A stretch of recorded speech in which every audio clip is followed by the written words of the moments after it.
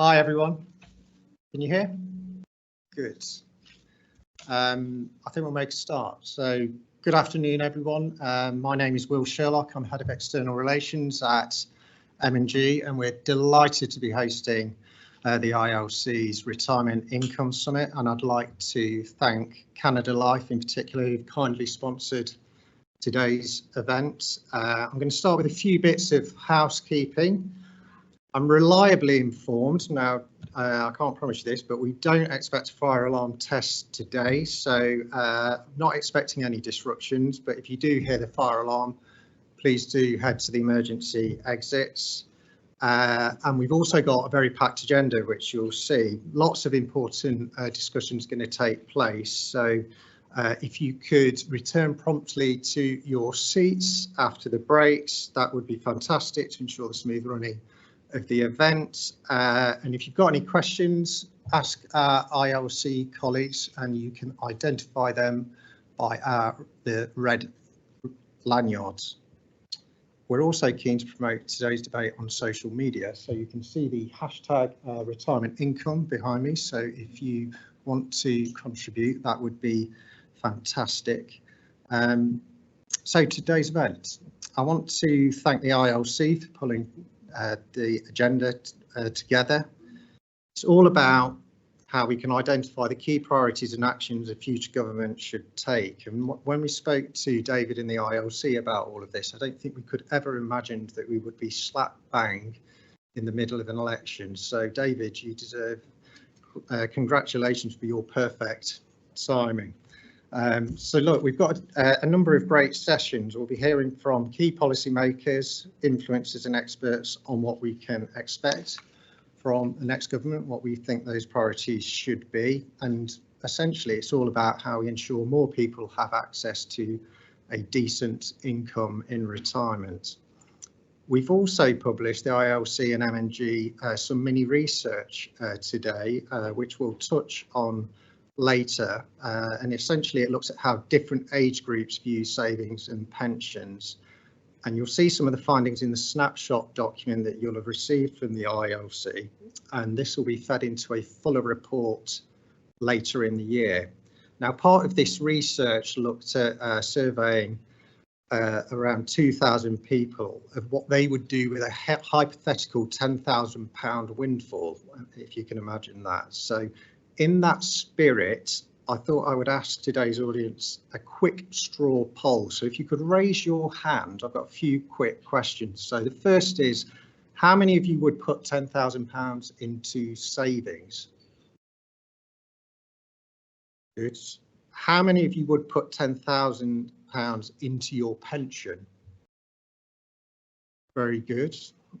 And a final question, which absolutely did not appear in the survey. How many of you would take £10,000 and place a bet in the nearest bookies on who will win the next election? One person. OK, so it's still in doubt. It's still in doubt. So look, without speculating on the outcome of the next election, look, an election always provides fresh energy for whoever forms the next government. And I think after the 4th of July, we can expect a whole new raft of MPs, and they're clearly going to be taking the decisions on pensions for the future. So we've got a lot of debate ahead, and I'm really hopeful that this afternoon will be a great session. It'll provide lots of insight and I'll give those MPs a lot to think about. So enjoy today, and with that I'm going to pass over to ILC's Head of Policy, Lily Parsi, who's going to be comparing today's event. Thank you.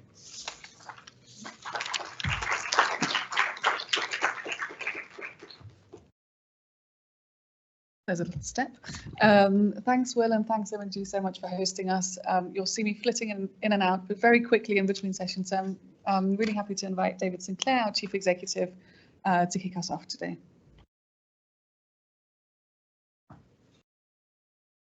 Morning. I could, of course, have put a bet on when the election was going to be. Actually, there was one point we wanted to do a project and never got funding for this around, understandably, around if we live longer, if we happen to have put a bet on our life expectancy, because I think there's something in there, because every now and again you see these stories of someone who's lived to a certain age and they say, well, I put a bet that I'd live to 100 and I did.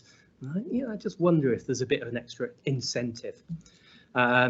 Anyway, 21 years ago, I ended up on Pentonville Road at the bottom of an office block, and there was someone at reception, but there'd been a power cut. So I had to find myself way to get I had a meeting on the 5th floor. I had an interview with Help the Aged to manage their money team and their communities team. So basically everything that wasn't health.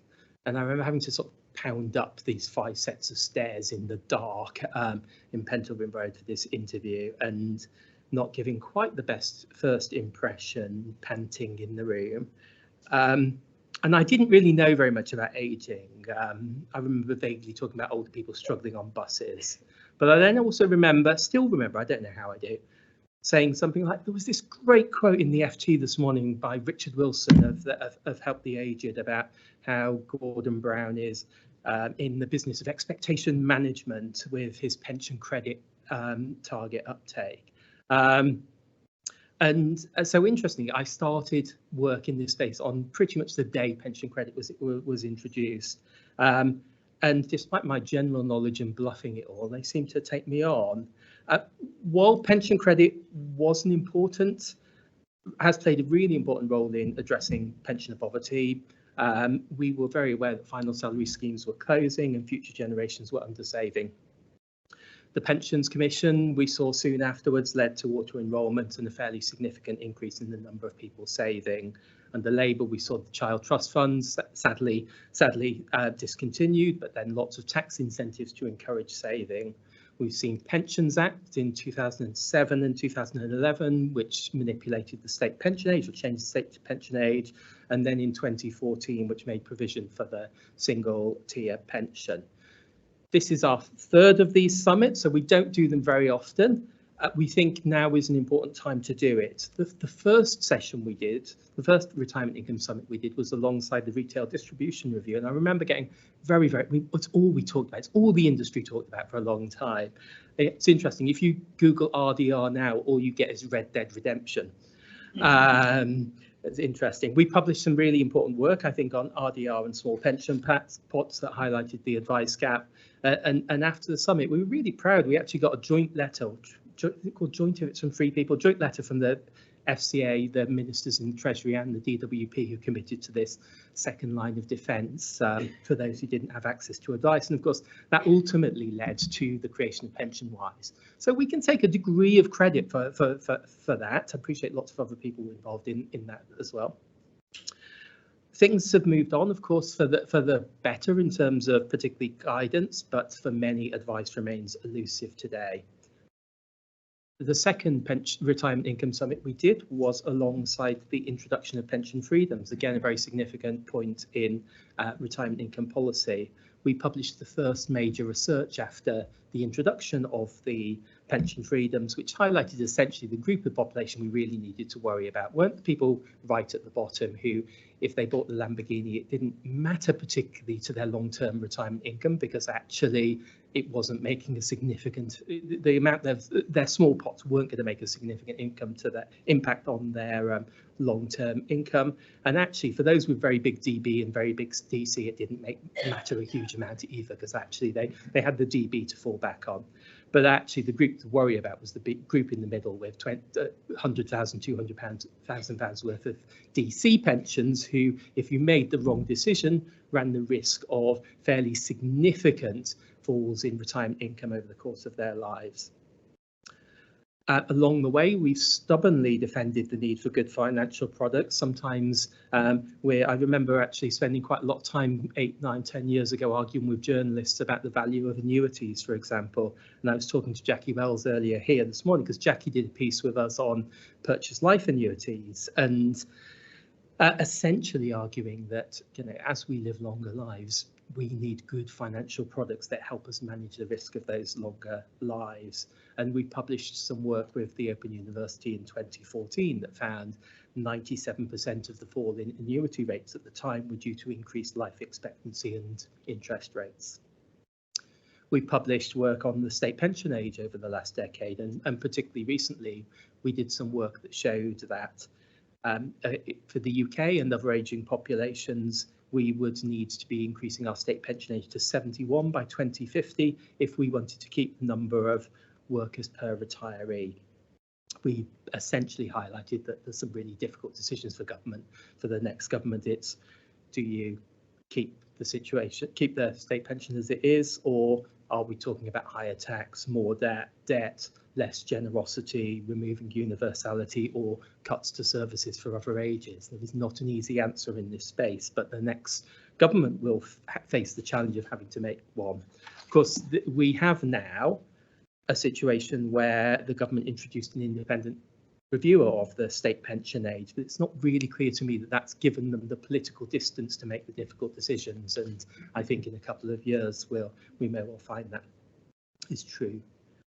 The government asked the incoming, so we've done lots of work on income accumulation. Most recently we did some work on Gen X and found that nearly a third of those who were Gen X consumers, individuals, were at risk of having inadequate incomes in retirement. And clearly, if it's bad for Gen X, it's almost certainly worse for millennials and the generations that follow them. Our work on the value of advice showed that essentially advice is valued and it has a financial value. We put some very specific numbers on what the value of advice is. So what does the future look like given this context? Dr. Burrows will be talking a bit later about some of the findings of the work we've been doing with M&G on intergenerational fairness. And this is important. It's important because 96% of wealth in the UK is now held by people aged over 40. In other words, retirement income policy, what we're talking about today, arguably needs to focus more on younger people than older people at the moment. We have seen real-term increases in wages, flat, stagnating and now flat, and despite auto-enrolment, Gen X and the generations behind them are saving far too little. And at the same time, at the other end, older consumers, older people are under-consuming and potentially over-saving, probably not taking the risks that they should. It's hard to underestimate the impact of scams. Last week, the government pointed out that that actually, if you excluded computer crime and scams, computer scams, crime has actually fallen over the course of the last government. Perhaps unsurprising, because half of all crime now is computer crime and fraud, and there is a loss of what, £2.5 billion a year to consumers due to this £2.5 billion a year coming out of people's retirement pots. And it strikes me that we aren't doing enough to address this very significant challenge for retirement income. And despite all of the technology we have, we still aren't making the most of it to support financial decision making. I just want to quickly move on to work, because clearly work is a really important part of retirement income, and over those 20 years things have changed a lot. In 2006, the Labour government introduced the default retirement age in response to EU legislation on age discrimination, and the coalition government then soon after that made it illegal to kick someone out of work because of their age. We were well ahead of most of the world. If you look across the world, 14 years on, countries as varied as Portugal and Japan still have relatively young mandatory retirement ages. And since the end of mandatory retirement, we've seen a whole range of initiatives by government, by the private sector to support longer working lives. In fact, Barclays introduced an older apprenticeships after an event we held with King Charles, Prince Charles at the time, and companies have been introducing midlife MOTs. Our analysis of Aviva's midlife MOT showed that it works, and subsequently the government's introduced its own pilot in the space. Today, health is a huge problem for us and a barrier in terms of long-term retirement income. A decade ago, we coined this phrase, the missing million. There were 1 million people between 50 and state pension age who'd fallen out of work involuntarily. Today, there's 1.65 million people out of work due to redundancy or ill health. We've got a huge challenge with health.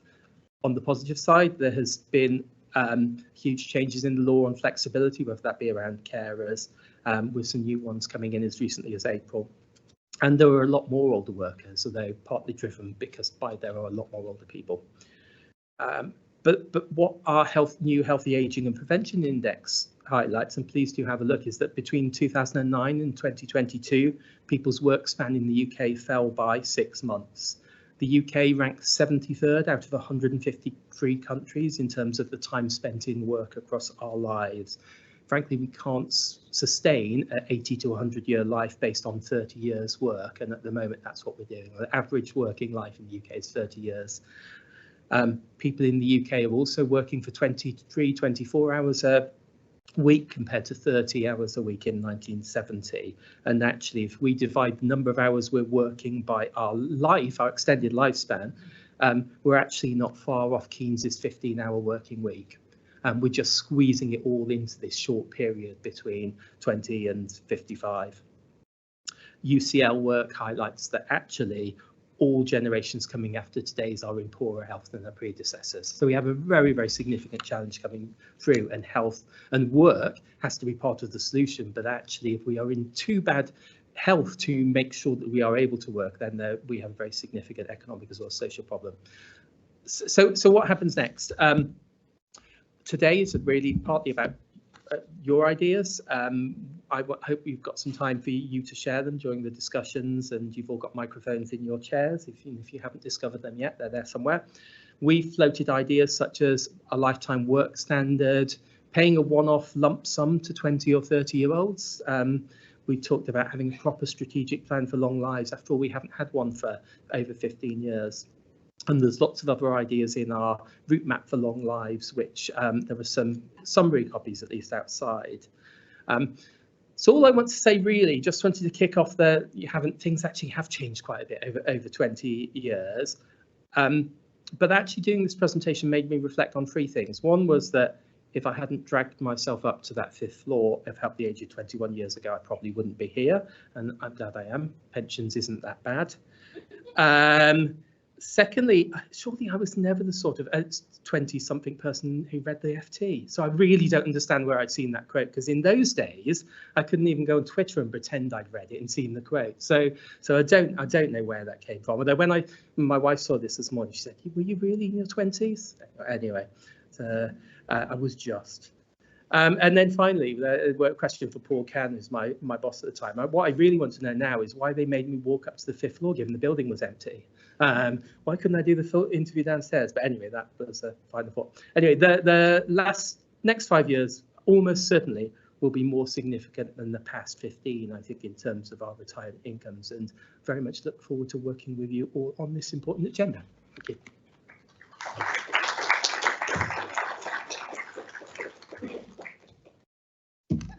Thanks, David, and I'd like to invite Stuart MacDonald to kick off our first session on the state pension.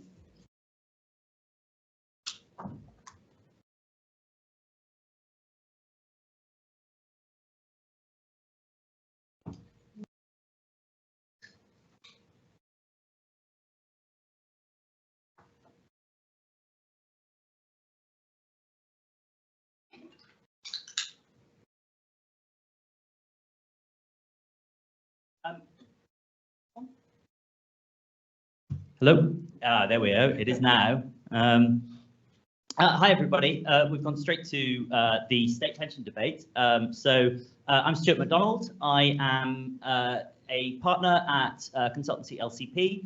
I'm an actuary, and the job title is Head of Longevity and Demographic Insights. And LCP, as you may know, we are a pensions consultancy. That's the sort of long-established business, and more recently, 4 years ago, we set up a health analytics business as well, and I work across both of those practices.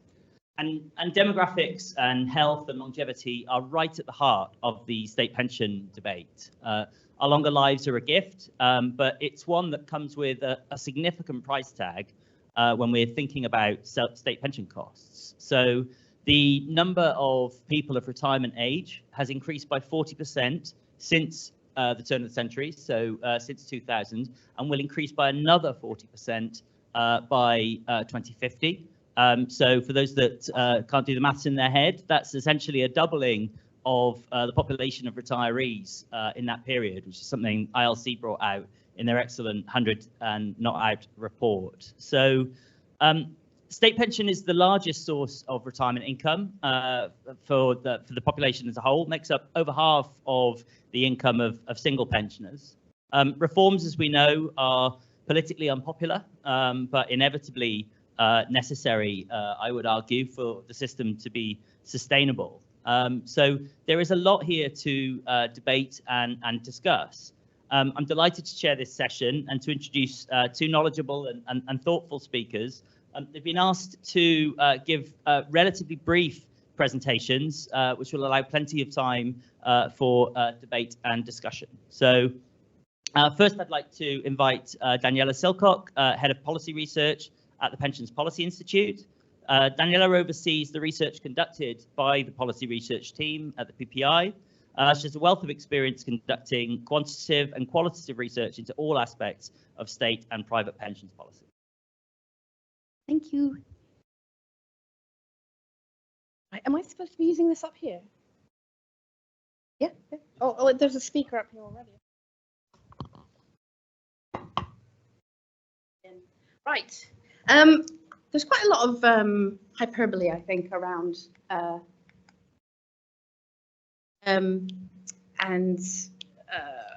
misinformation. That's quite a strong word, but we do hear a lot about it in the news, don't we? About how pensioners are rich and how the triple lock is unaffordable and all of that. And I'm not going to come out either for or against. I'm just going to talk about some stats that are maybe helpful for scene setting. So I think there's definitely a lot of news about how the triple lock makes the state pension unaffordable. So it's worth saying what is increasing the cost of the state pension at the moment is demographics. And there's a few things going on here. One, obviously, is that we've seen life expectancies increasing since 1980, and they've increased more quickly and at a more sustained rate than was expected. Obviously, there's been a bit of a blip with COVID, but overall the trend has been upwards, and it has surprised everybody, because I think in the beginning they thought, well, this just might be a short trend. But by the early 2000s, it was clear it was more than just a trend, and things short blip, and things were accelerating. We've also got lower fertility, which is a fancy way of just saying fewer people are having children. So we've got older people living longer, fewer people having children. If you look on the pyramid chart on the right, you also see on top of that a quite large generation. That's the baby boomers, who are in their 60s now, reaching retirement. So we've got people living longer, fewer people having children, and a large generation reaching retirement. And because the state pension is funded from today's income, tax income, and not from a fund, fewer younger people or shrinking generations underneath and larger generations on top increase the cost of the state pension. And obviously, when they live longer, that also increases the cost. That today line should be over a bit, so just pretend it's on 2024. So what's going on? As you can see from this chart, state pension age in 2010 was 65 for men, 60 for women, which it had been for decades. It really, really rapidly went up for women from 60 to 65 by 2018. I'm sure we're all aware of some of the controversy around that. It then went up again to 66 by 2020, and it's going up to 67 by 2028. Really, really rapid rises, which I think is part of the sort of tension around state pension at the moment. There's so much going on that's really affecting people. But a lot of this is about catching up with the fact that life expectancy has been increasing. What the government is trying to do is ensure that people spend a third of their adult life from age 20 in receipt of the state pension. So state pension age is going up. Does this decrease costs? A little bit. So we've plotted it here. You can see it's going from about 5% of GDP now to about 6% in 2050. We've put in state pension age rises, and they decrease the cost by about 0.1% or less than 0.1% of GDP. But this isn't all down to the triple lock. I'm going to say it again. This is about demographics. Triple lock has a role to play, but this is really about demographics. So the state pension is very expensive, and we can see that there are problems around the demographics and how it's funded. But we can't forget that it's also very low. If we look here at the state pension, and this is replacement rate, so how much of national average earnings you would get from your state pension, within OECD countries, we're in the bottom quarter here at around 22%. People today, on average, are getting about 22% of national average earnings from the state pension, which would be fine if we were getting another 45% or so from private pensions, but we're not, and people are unlikely to do so. I'm going to just skip on to my last slide now. That was very much a whistle-stop tour, so apologies for that. What does this all mean? It means we need to really take some time to stop and think, because so many people are affected by this. I want to briefly touch on the triple lock, even though that's sort of on the bottom to the right-hand side, and think about what it's done. People say, you know, it's made the state pension more generous. Yes, it has, but it's also in effect ensured the level of the new state pension today is actually equal to the level of new state pension, of basic state pension in 1977. So what we've really been doing so far is making up for the fact that the state pension was delinked from earnings towards the end of the 1970s. So in, I think it was 1978, it was delinked from earnings. At that point, basic state pension was worth 25% of national average earnings. The new state pension, when it was brought in 2016, was worth less than that at 24%. It's now worth 26% of national average earnings. So, and the basic state pension went from a low of 16% when the triple lock was introduced to about 20% today. So we're still sort of catching up from those losses. I'm going to take one more minute, if that's all right. I just want to touch on some other things really quickly, because there's so many adequacy issues around the state pension, and these are just a few stats that are worth thinking about. Older women, older single women receive around 65% of their income from the state pension and benefits. Women who are pensioners and are in the bottom 20% of the income distribution receive almost 90% of their income from the state pension. But beyond this, we've got a real tension between working age benefits and state pension and retirement benefits, and that's where issues around rises to state pension really come into play. Just a bit about life expectancy and healthy life expectancy here. People in the northeast of England, men in the northeast of England, have 6 years less of healthy life expectancy up to age 59 than men in the southeast, and these are people who will be experiencing this high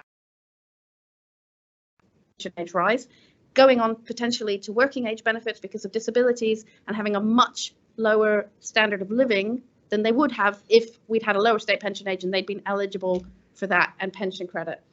So I've just thrown a bunch of things at you that I'm hoping will prompt some discussion, and I will sit down. Do you have slides? Do I need to click?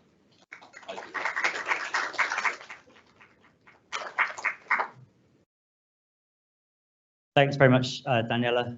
So I'm now going to introduce Jonathan Cribb of the Institute of Fiscal Studies. Jonathan is an Associate Director at the IFS and Head of the Retirement, Savings and Ageing sector. He's co-principal investigator of the English Longitudinal Study of Ageing and a director of the Pension Review, review of the UK pension system and the future of financial security in retirement.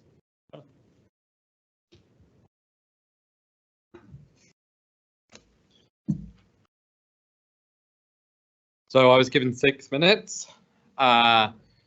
which is hard, I would say. Now, I think that a lot of my colleagues are known for their pessimism, so I want to start by being an optimist. I think there's lots to like about the UK state pension system.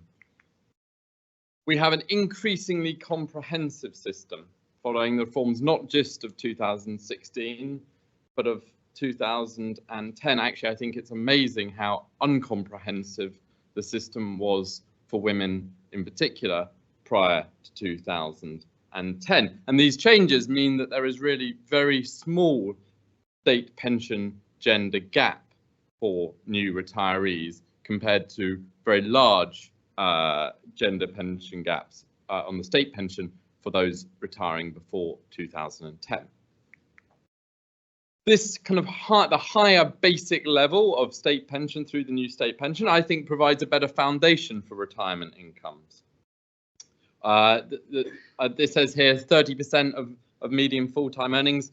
Danielle has, I think, used a mean. It shows you can say anything with statistics. But the point is that for people post-state pension age, with a full state pension, you should be avoiding poverty unless potentially you are a single private renter in high cost parts of the country where housing benefit does not adequately support your housing costs in retirement.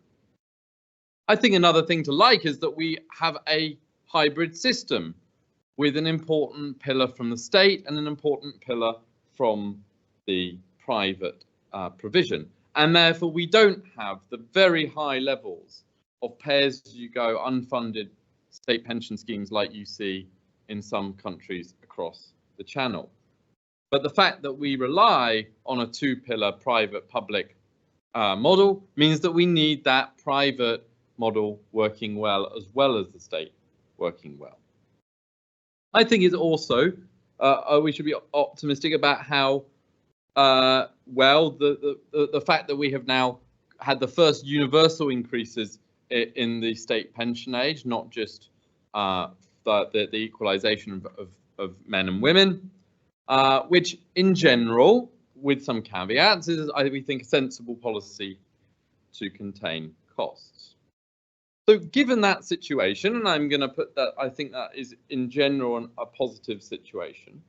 What do we want to think about for the future? Well, I think everything really then boils down to three things.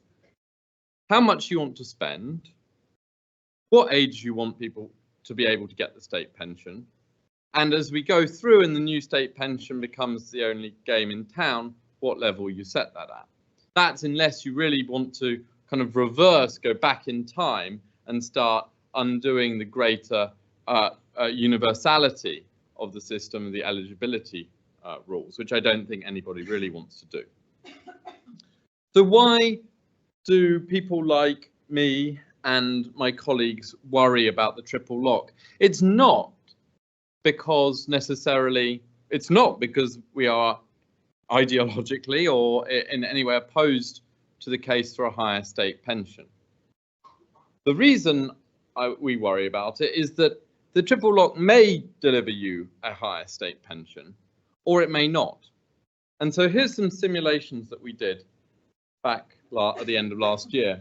So roughly at the moment, we are around at a point at which the new state pension is about 30% of median full-time earnings. And what you can do is you can take how inflation, earnings, and 2.5% have evolved over the last 30 years ago, going back to the 1990s once we started having inflation targeting. And you can simulate what the future might look like. Now, we don't know what it's going to look like, okay?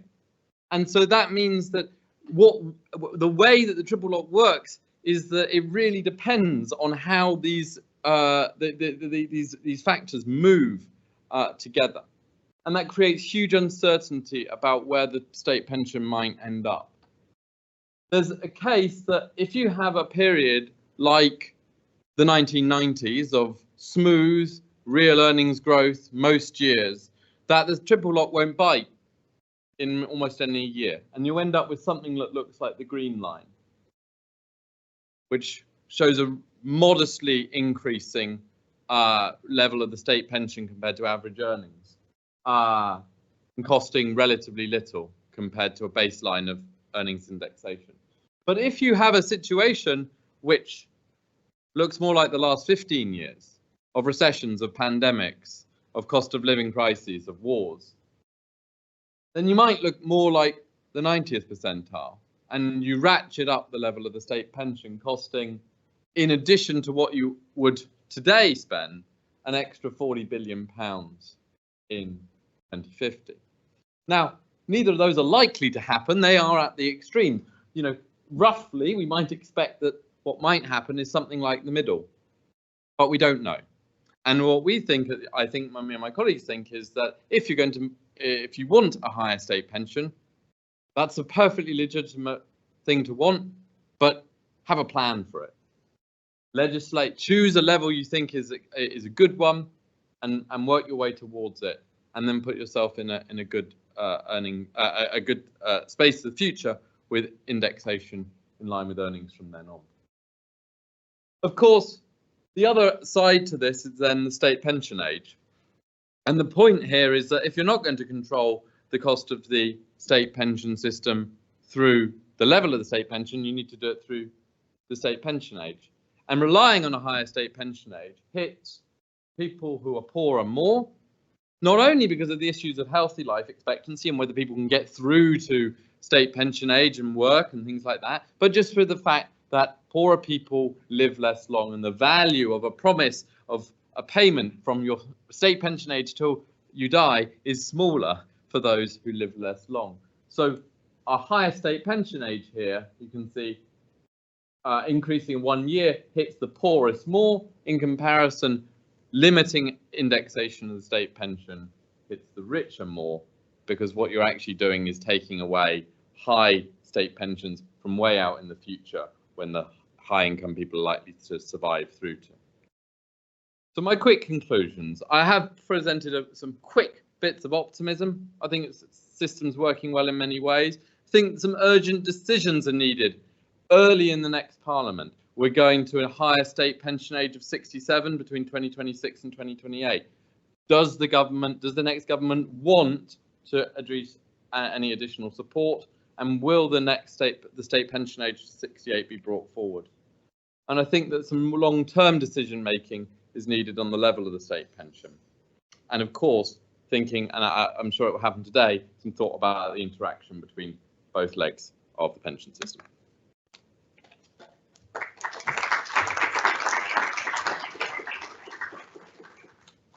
Well done, both. That was fantastic. It's a big ask, isn't it? State pension in 6 minutes. So both handled brilliantly, and loads of food for thought there around the interaction of the state and private legs of provision, uncertainties rising from the triple lock, inequalities in healthy life expectancy, total life expectancy, how we look compared to other countries, and the right level of the state pension relative to earnings, and the various levers around which to control costs. So hopefully that has provoked lots of thought and questions. As David mentioned earlier, you have microphones in your chairs.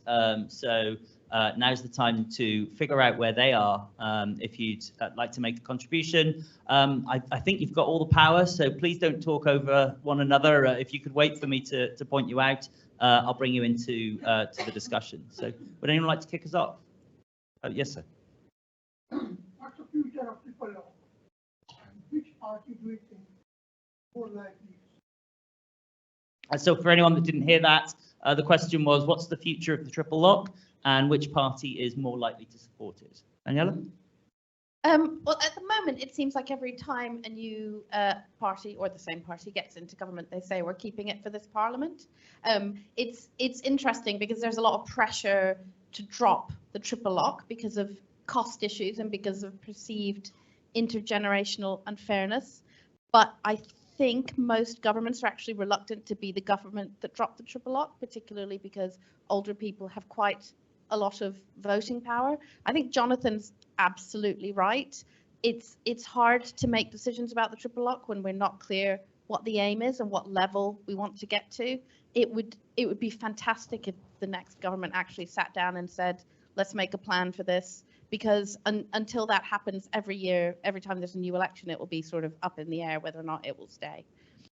I should declare an interest on this one, by the way. My LCP partner, Steve Webb, was the one that brought in the triple lock, but I think even he would say he's surprised pleasantly that it's still in place, and acknowledge the need for change in the future. Jonathan? I think that I think most politicians would hope that the triple lock isn't going to bite, personally. If the economy goes well over the next 5 years, it doesn't really matter very much. There's only a fairly small cost implicit in the OBR's current forecasts of the triple lock over the next 5 years. So I think one hope is that it won't be very important. I don't think we should necessarily plan on that. I don't know about when we will move away from it. I think at some point, probably at some point we will have to. I personally wonder whether, combined with the triple lock and inflation, whether we are going to get towards the point where the level of the weekly state pension will begin to sound quite big to people. It will not take that long until we have a £250 state pension, or indeed, if we wait long enough, a £300 a week state pension. And this is, it doesn't take that long you have to go back 20 years, and you had a £79 a week basic state pension. And I wonder whether some round numbers around what sounds to be high will start to change opinion there. Pressing my little button.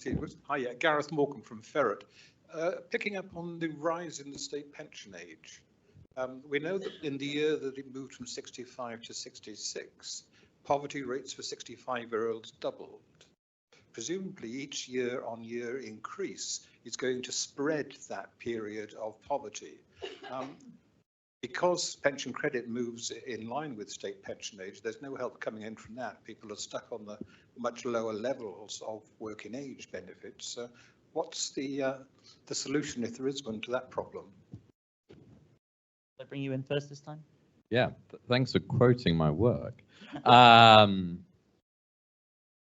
Look, I think this is why I would be surprised if in the long term we don't need to talk a bit more about the level of support from the working age benefit system below state pension age. We need to be careful about the balance between support and work incentives. I think that it's important to consider this really carefully in order to generate continued, if not support, kind of, not too much disagreement with the principle of higher state pension ages. I think that I would make the argument that over time there will be some additional support needed for 65-year-olds now or 66-year-olds in the future to support people and to keep the principle of pushing up the state pension age. So it's something to be concerned about, and that's why I said I think the next government will need to think about it carefully prior to 2026. So the solution, which was your question, what's the solution? The solution is people work longer, but that actually happening is going to be terrifically difficult, especially because, as we've talked about, healthy life expectancies mean it's hard for people to work up to older ages. And healthy life expectancy doesn't always keep up with increases in life expectancy, so you can have this quite difficult conundrum. There's a lot that can be done to support older working, and some of the things have been done. David talked about the lifting of the default retirement age. There's quite a lot of work that can be done in workplaces. There's quite a lot of work that can be done around helping people to reskill. I think we've all had this discussion in more flexible workplaces, but some people just won't be able to work up until older ages. I think what we're starting to see is a bit of a trend of almost deferred poverty. I think we probably have all heard that there's an increase in economic inactivity under state pension age. So we are seeing people leave work, not return, and accessing their private pension savings to support themselves. So they're almost ensuring that they're going to have a lower income in retirement in order to bridge that gap. So, I mean, personally, I obviously agree with everything Jonathan said, and I think some serious consideration needs to be put into how we fill that gap and how we support people not to jeopardize their later retirement by filling that gap, especially because right now most pensioners, or a lot of pensioners, have access to some DB entitlement, but that's not going to be the case in 10, 20, 30 years. So people will be very dependent on that DC savings. And if they're using it to fill the gap, then we'll see that sort of poverty issue deferred until later life. a really good point about that increasing use of private provision as a bridge rather than retirement saving. Question over there in the middle. Could I ask a question? Is it me? Sorry, I was. But you Chris Jeffrey, Men in the Gap. Actually, carrying on from what Daniela said, isn't it with to avoid help the millions juggling work and care? Shouldn't it be paid carers leave to allow, as you say, to remain in employment to help with their future financial situation? So yeah, there's a real issue around carers allowance. It's incredibly low. I don't know the exact stats, and you have to be not earning very much other money at all to be getting onto carers allowance. But I think this goes back to the issues that Jonathan was talking about, is where do we draw the line between incentives to work and support? I don't think we've got that line right at the moment. And, you know, Rishi Sunak was saying yesterday, I think on Radio 4, that they'd make more money by reducing welfare spending even more. It'll be really interesting to see what the next government does. But basically, I think what you're talking about is the fact that we are seeing this increasing gap between working age benefits and benefits for older people. And that becomes starker and starker as we see more older people in the working age category, and particularly carers and people with disabilities are being affected by that. On this I just think the other thing here is that these effects, whether it to be due to care of a spouse, care to a little bit less extent care of parents, ability to work, all of these get harder the higher you push the state pension age up. And that's one reason why the poverty impacts that you see are much higher when we went from 65 to 66 than when we went for women from, say, 60 to 62 or 3. Because all of that dependence, either you can see it on both sides of the coin, ability or choice of people to earn / dependence on the state, you know, those are changing through people's 60s, and it makes it harder to continue to push it up. Every marginal year gets that little bit harder. Oh, I just remembered John Cridlin in the State Pension Age Review previous to the last one suggested allowing early access to pension credit a few years before state pension age, specifically for carers. I don't know how seriously any of the governments have been considering that proposal, but that is one potential option. That would be terrifically expensive, though, because in essence, that's giving almost a full new state pension to carers a few years before state pension age. But it is an option. In the centre. Hello, my name's Taylor Weeks from Schroders. I've got a couple of questions. Firstly, on joint households versus single households. A lot of other countries in their state pension actually have a distinction between the two and offer a discount. I mean, well, depending on which way you look at it, they give more per person for single households. And then the other thing is there was an idea in the Social Market Foundation paper published earlier this week on the senior citizens pension. Personally, I quite like the idea of changing the narrative around what the state pension is and maybe think of it more as a long kind of pooled longevity hedge that's access to everyone. But I'd be interested to see your thoughts on that idea. Yeah, I have flicked through that paper, which is very interesting. I mean, it would be and I think in case the rest of the room hasn't looked at that, I think the basic principle is a kind of more substantial state pension provided from a much higher age, and people using private wealth mainly to get through to that. My instinct is I really wonder how well that works with the only semi-mandatory kind of private pension system that we've got. You know, that would involve I think you would probably want to head much closer to an Australian style system of mandatory saving for people to provide for themselves in their say 60s or early 70s. Yeah, I mean, it feels like a step that's a bit out there compared to the evolution of our system to date. And I've thought so much about that, I forgot your first half. Join. Yeah, Yes, I mean, instinctively, I think there is something that is nice about the system that we have. We have an individual tax system, we have an individual state pension system, but I can see that there are some difficulties for single people as it is. I'm not certain that the kind of the single person top up is the way to go, but I can see people making a good case for it. I'm going to sort of answer that with a bit of a side point, which is, I think the elephant in the room here is the fact that we don't allow early access to the state pension. So you're saying, why not raise the state pension and make it a more generous level? Obviously, the answer to that is, yeah, that would be great, except for the people who can't work up until state pension and don't have anything to support themselves with. So early access to state pension, if you're a carer or if you're disabled, would help solve a lot of these issues. The problem is our state pension level is quite low. It's just above the level of means tested benefits. If we allowed early access, generally what you do is you have an actuarial discount and you say, okay, you can access it early, but you get a lower rate just to make it fair to everyone else. That would bring people below the level of the means tested benefits in retirement. They'd get topped up by pension credit and they'd be at the same level they were anyway. So I think if you're going to try to continue raising it, then we need to look potentially at a way of making early access work, because otherwise there will be a lot of people who fall through the cracks.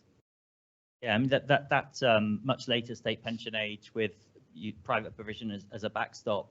It's a lovely idea, I think, in theory, but in practice, the life expectancy inequalities we see would really bite. You've got a 27-year life expectancy difference between places like Kensington and Chelsea at 95 down to parts of Blackpool at 68. So if you start telling larger, areas that they're just not going to live long enough to claim the pension at all, it feels like a very difficult message. We've got a few minutes left, maybe a couple of quick fire questions. The lady there in green.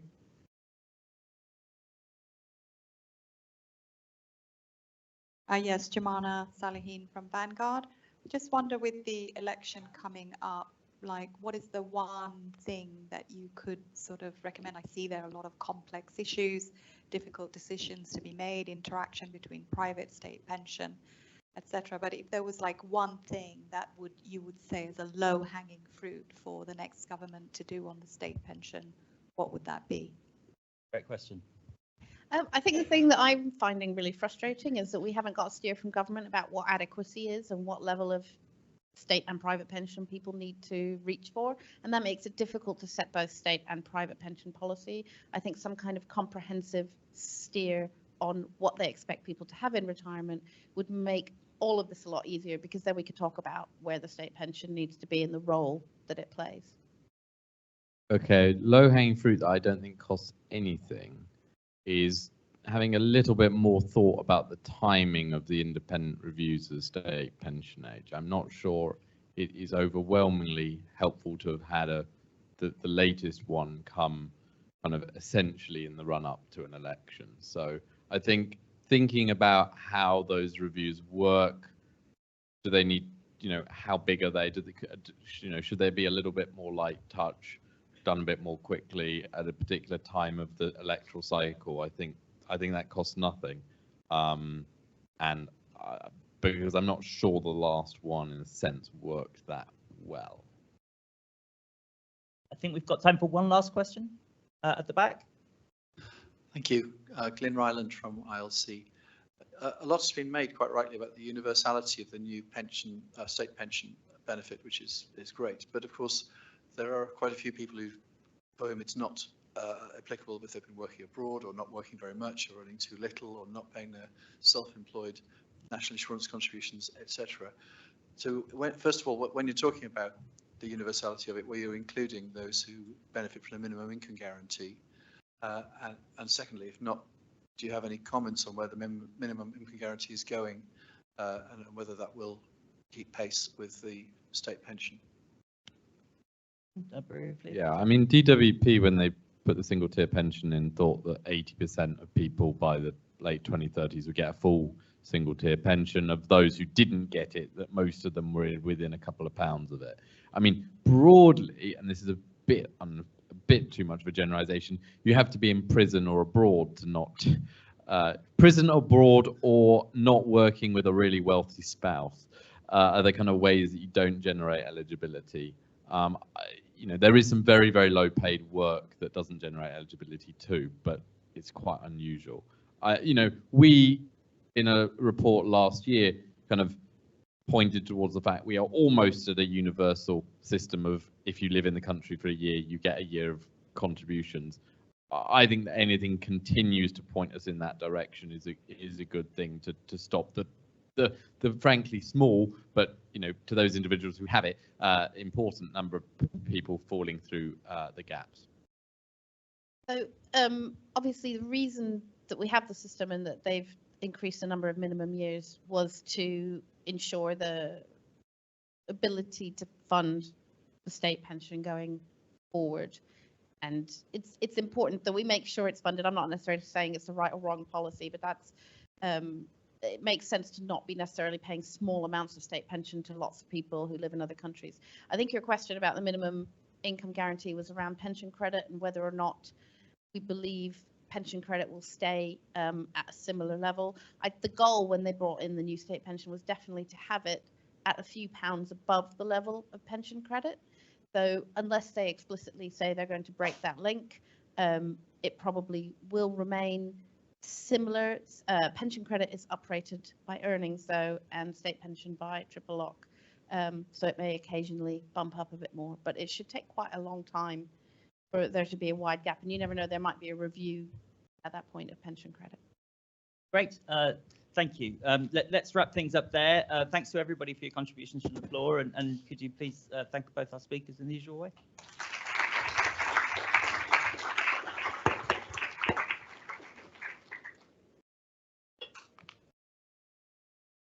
Thank you, Stuart, Daniela, and Jonathan. I'm really excited to introduce our next session where we have the Right Honourable Sir Stephen Timms joining us, interviewed by our trustee, Sue Lewis. So please come up.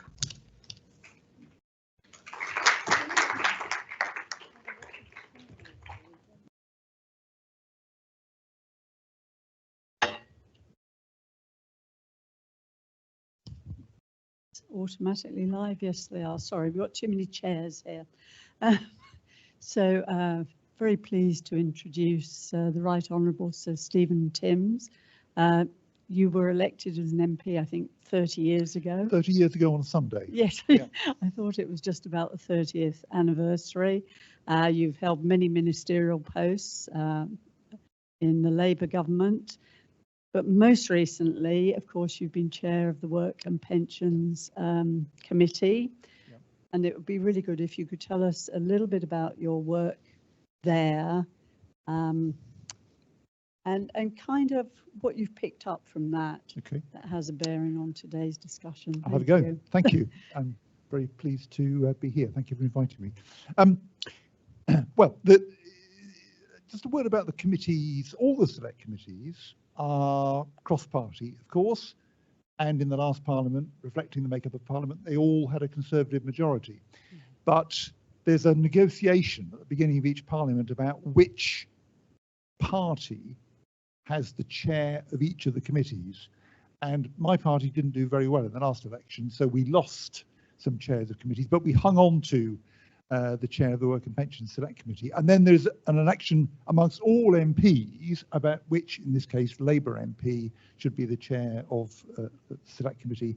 And that was when I was elected in January 2020. But it is quite an interesting setup that it's a Conservative majority committee. We had 6 Conservatives, 4 Labour, including me, 1 SNP, but with a Labour chair. And the only way you can do anything worthwhile in such a setup is to work on the basis of consensus. So all the recommendations we made, I'm pleased to say, you can't always manage this, but we did manage it all the way through the last 4 years, was that everything was unanimous. All the recommendations we made were unanimous. And we focus on everything that the Department of Work and Pensions does, including the work of the Health and Safety Executive, which people don't often think of being part of the DWP, but it is. Working age benefits, which were mentioned a bit in the last session, but of course pensions. And I mean, I think the big impression for me in the work that we did in pensions is a recognition that auto-enrolment has been a great success, but we're not saving enough. We've got to increase the level of pension savings if we are to avoid a real retirement incomes crisis in not very far into the future. Now, people sort of 40-ish at the moment who very likely haven't got much, if anything, in the way of a defined benefit pension, but haven't built up a large amount of savings under auto-enrolment. You know, that particular group is at serious risk, I think, when they get to retirement age in 2 or 3 decades' time. Yeah, it's interesting you say, I mean, this should not in a way be a party political issue, should it? No. Except for a few bits around the edges, really, because we're all we all want the same thing. Yeah. That decent income in retirement. And I mean, I think by definition, good pensions policy has to be cross-party because it has to be long-term. And that was the great thing about auto-enrolment. It was devised under a Labour government, legislated for under the coalition, implemented by the Conservatives. And that, I think that the breadth of support for it, political support, is one of the reasons why it's done a good job. And it has indeed been successful. Yeah. You mentioned that people aren't saving enough, notwithstanding auto-enrolment. Quite a difficult thing for any government to increase the contributions. Yes. And you mentioned also 40-year-olds, same age as my children, coincidentally. Yeah. So where do we go from here on both of those? Well, what the committee has recommended, and which I very strongly support, is that we need a plan. We've been through a cost of living crisis. I completely agree that that is not the time to try and increase people's pension contributions.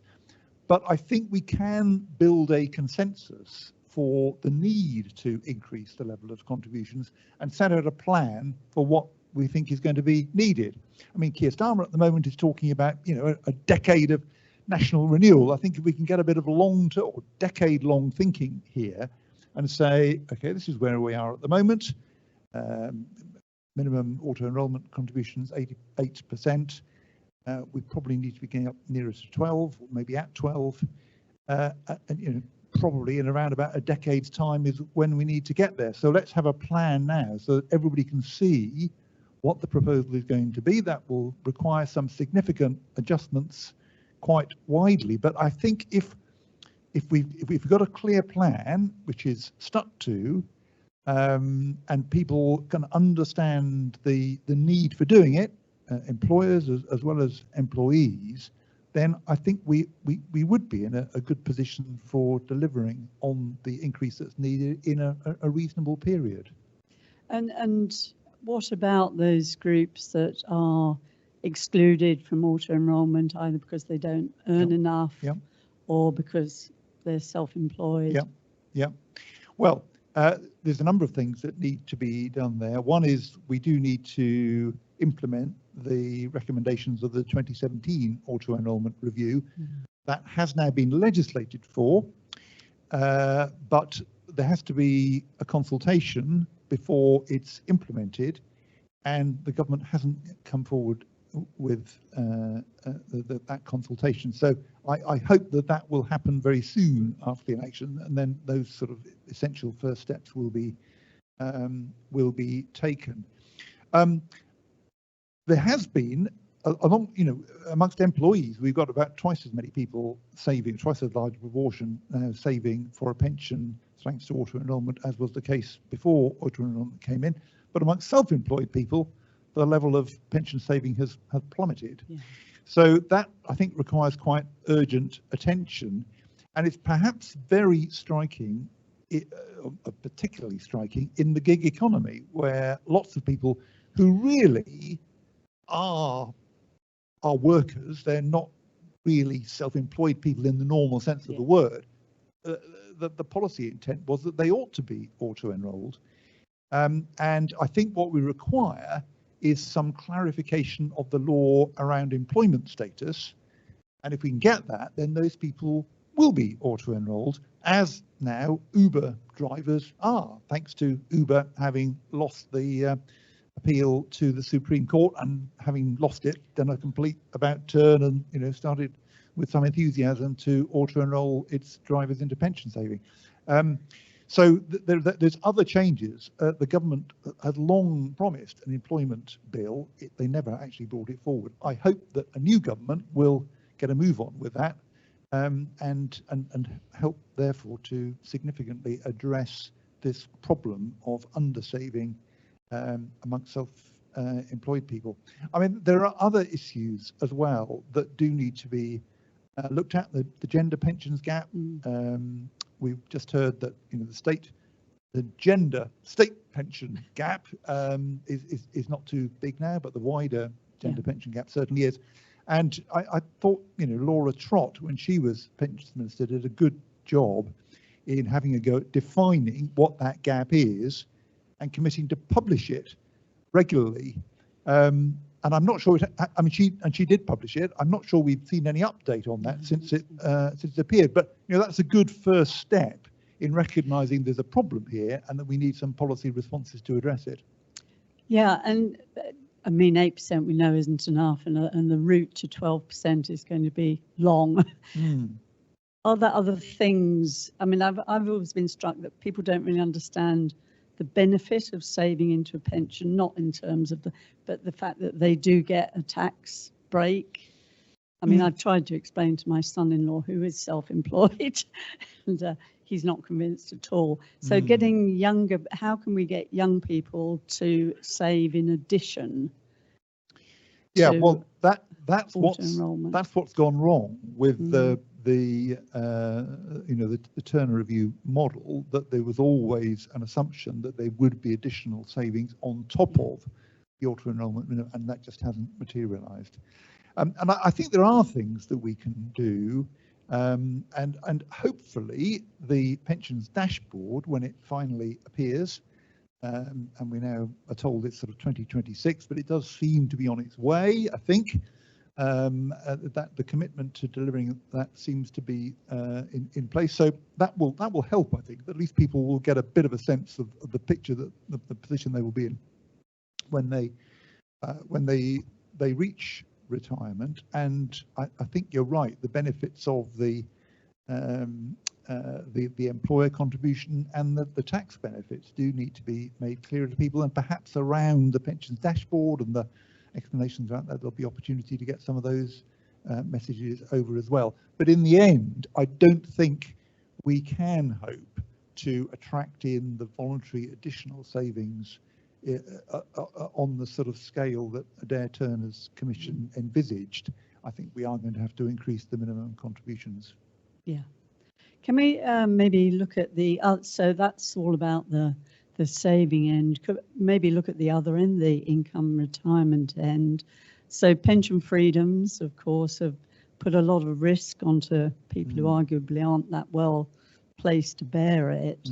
So who should be doing what to help people when they reach that at retirement point and they want to start taking money out of their savings? Because and somebody, I think David mentioned earlier, there's a lot of scams about at the moment. There are. So it's all a little bit of a minefield. Yeah, a huge amount of pension saving has been scammed. We had, in fact, I think our first pensions inquiry was about scams. Yeah. And there have been some improvements since then. The pension legislation has addressed some of the worst of the problems. The online safety bill has helped as well, but there's still a serious problem there. But I think, when George Osborne introduced his pension freedoms, and I was one of those who was rather sceptical about what he's, I don't think anyone now thinks we should go back to things as they were before the pension freedoms. But he did promise a guidance guarantee, was his phrase. What we've ended up with is the Pension Wise service delivered now on behalf of the Money and Pension Service, which is a very good service as far as all the feedback suggests, but it's very little taken up, a very low level of take up. And I think if we could increase that take up, and in fact my committee did suggest at one stage that people ought to be auto-enrolled into a pension-wise appointment, so the default is you will get a pension-wise guidance session. then that will help. I think we do, these are huge decisions that people are making about their pension savings. And if they make the wrong decision, it's bad for them, but it's bad for everybody. It's bad for the economy as well. So I think it is worth making sure that we have a significantly higher level of take-up for pension-wise, and it continues to be a good service. I think we're missing an opportunity there at the moment. Yeah, I think people have said it's when you log on to it, they want you to commit to an hour's appointment or something. I think it's quite clunky and not, it needs to be more digital for a lot of people, not everybody, but a lot of people. Yeah. Someone was meant to tell me when we were going to open up to the audience, but how am I doing? We've got 17 minutes, I can see there. Oh, I can't see. You can see that. I can't. It's time to open up to the audience, if we may. Thank you very much for all those questions. So we might pick up a couple. Your mics are in your seats. When you finish speaking, turn it off. Otherwise, we're going to have simultaneous questions. So there's a gentleman at the back there. 1, 2, Nigel, and 3. Shall we take little groups for now? Hi, yes. It's Adrian Boulding from the RSA CDC Forum. Stephen, I very much agree with your analysis that DC pensions are not going to deliver people the level of income in retirement that they want. I find the gradient of your increase in contributions a bit frightening, going from 8% to 12%. That's a 50% increase in contributions. Is there more that we can do that would, slacken off that severity, that increase, by things like better investment, and the Mansion House reforms were an attempt to get higher levels of investment return, or by introducing the new CDC pensions, the collective defined contribution pensions, that actually say will deliver 30 to 50% higher levels of pensions for the same contribution? So can we do something other than just paying more money into the system? Yeah, a very good point. And I'm sure the answer is yes, we can. I think the Mansion House reforms, and I'm quite sure that changes along those lines will continue. There's a change of government on the 4th of July, will be helpful, a bit on the margin, but I think that they should help. CDCs, I think, are a big opportunity, and I've sort of lost track a little bit of what's happened to the Royal Mail one. I mean, I think it's still coming along. I don't think it's actually started yet, but one thing that I've always been interested in is the idea of sector-wide CDCs, for example, in somewhere like the care sector or parts of the economy like that, where there are lots of self-employed people at the moment who are not, in many cases, saving for a pension. So I think there are things that can be done and should be done, but I think we are going to have to kind of grasp the nettle of increasing the auto-enrollment minimum contributions. I mean, I'm not saying that by the end of the decade that I've talked about, we necessarily already need to be at the 12% level, but we certainly must be well on the way to it.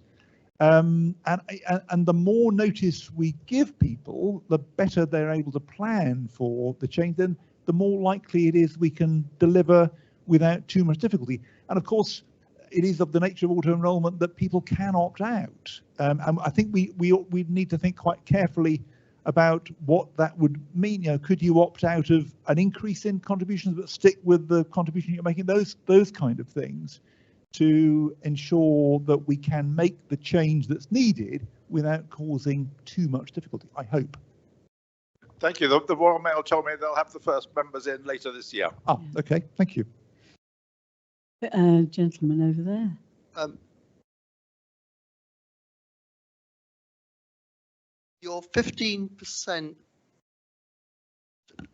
I find rather inadequate. 15% is what generally Nest or the pensions industry talks about as a target, and the contributions come from different formed from different sides, the employers, the employees, tax breaks, and in addition, presumably your committee and hopefully the DWP are considering the implementation of sidecar savings, which should make it easier for potentially the lower earners who are contributing to an auto-enrolment scheme to have some rainy day savings so that they can more easily navigate the path towards higher contributions. Yes, well, I mean, Adrian made the point that 12% is frighteningly high. You've making the point we ought to be going to 15, and you know this is a good debate, I think, for us to have. I think, by the way, for those on the lowest incomes, there is a question about whether we actually need to go up to 12, because I think for quite a lot of people, actually, that may not be appropriate. If you're on a really low income at the moment, then you may be better advised to stick with the kind of level of contributions we've got at the moment. But on top of the auto-enrolment minimum, we do need to encourage people to save further. Sidecar savings models are one model for doing that. But I don't think that's a case for going to raising the minimum level of auto-enrolment contributions up to 15%.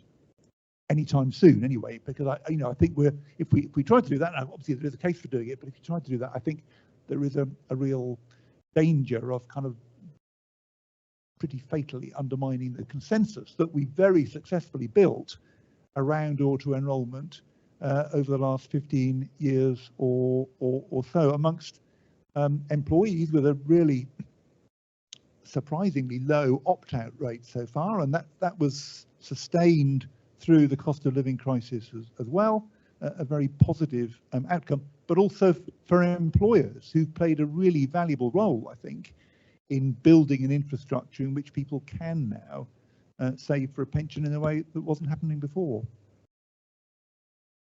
Got quite a lot of it. Sorry, Nigel, I missed you out last time. Okay, this is working. Stephen, good to see you again. Nice to see you, Nigel. Nigel Waterson, Chair of the ILC Trustees and a former colleague of Stephen's. Stephen, you rightly pointed out that our time together in pensions was largely based on a consensus between the political parties. And also the Turner Commission had the effect of, as it were, sanitizing some of the politically difficult stuff like putting up the state pension age. So that made life very difficult. The parallel issue, which cries out for long-term planning and long-term political consensus, is of course social care. And it looks like we may be heading into a general election towards the end of a general election campaign where neither major party has put forward a detailed plan for social care. The politics has been toxic with the so-called dementia tax Theresa May tried to put forward, and so on. Can you explain how we've ended up in such a different situation with two incredibly similar big long-term challenges, which ought to be proceeding on consensual bases, ideally, and if there's anything we can actually do about social care? Well, I'm pleased to say social care is outside the remit of my committee or my former committee, and I'm not sure I've got any better explanation for why we ended up where we are than you would have. I mean, we did, of course, have a rather similar model, the Dilnot proposals, which were kind of roughly the same sort of time, weren't they? I think as the Turner Commission report, but they were never taken forward for the reasons that you've said, I think. Although my sense is that we may well end up actually going back to pretty much what Andrew Dilnot did recommend all of those years ago, when we eventually somebody grasps the nettle and decides what to do. Yeah, why is it not worked when the Turner Commission did? I don't know. I suppose in social care there's always been an opportunity for somebody to see a political advantage in denouncing whatever the other lot was proposing, and that's kind of effectively scuppered progress for all of this time. But it does have to be grasped and resolved. Thank you. Right, I'm going to come to this side of the room because we haven't been this side yet. And I've got two more at the back we'll pick up in a minute. Good afternoon. It's Tim Middleton from the PMI here. The Labour Party manifesto today talks about a reform to ensure improved retirement outcomes for savers. And I wonder what your views are on a review of George Osborne's freedom and choice agenda. Right, I thought I just read what the party manifesto says about this. It doesn't say a great deal, so it's a rather. I mean, Labour, as you say, Labour will also act to increase investment from pension funds in UK markets.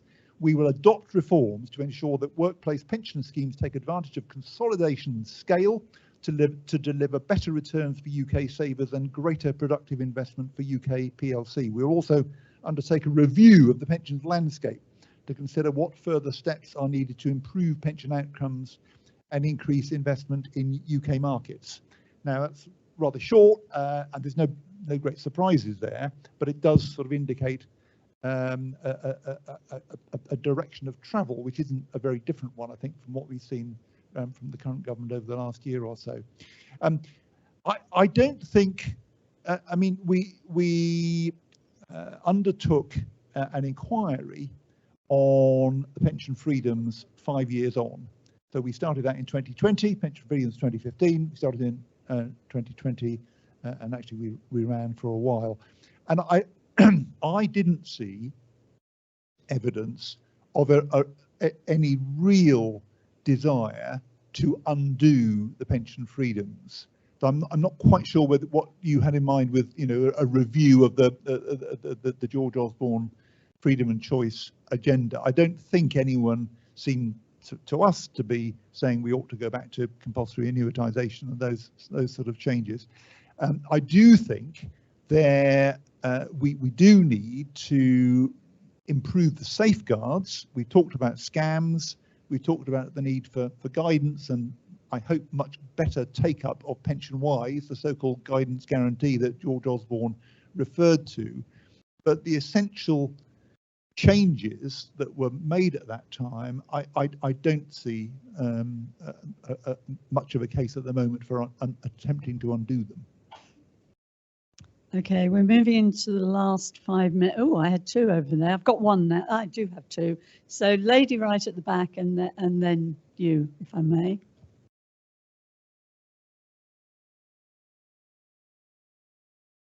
Hello, yes, it's Isabella Moore from the Olderpreneur Alliance.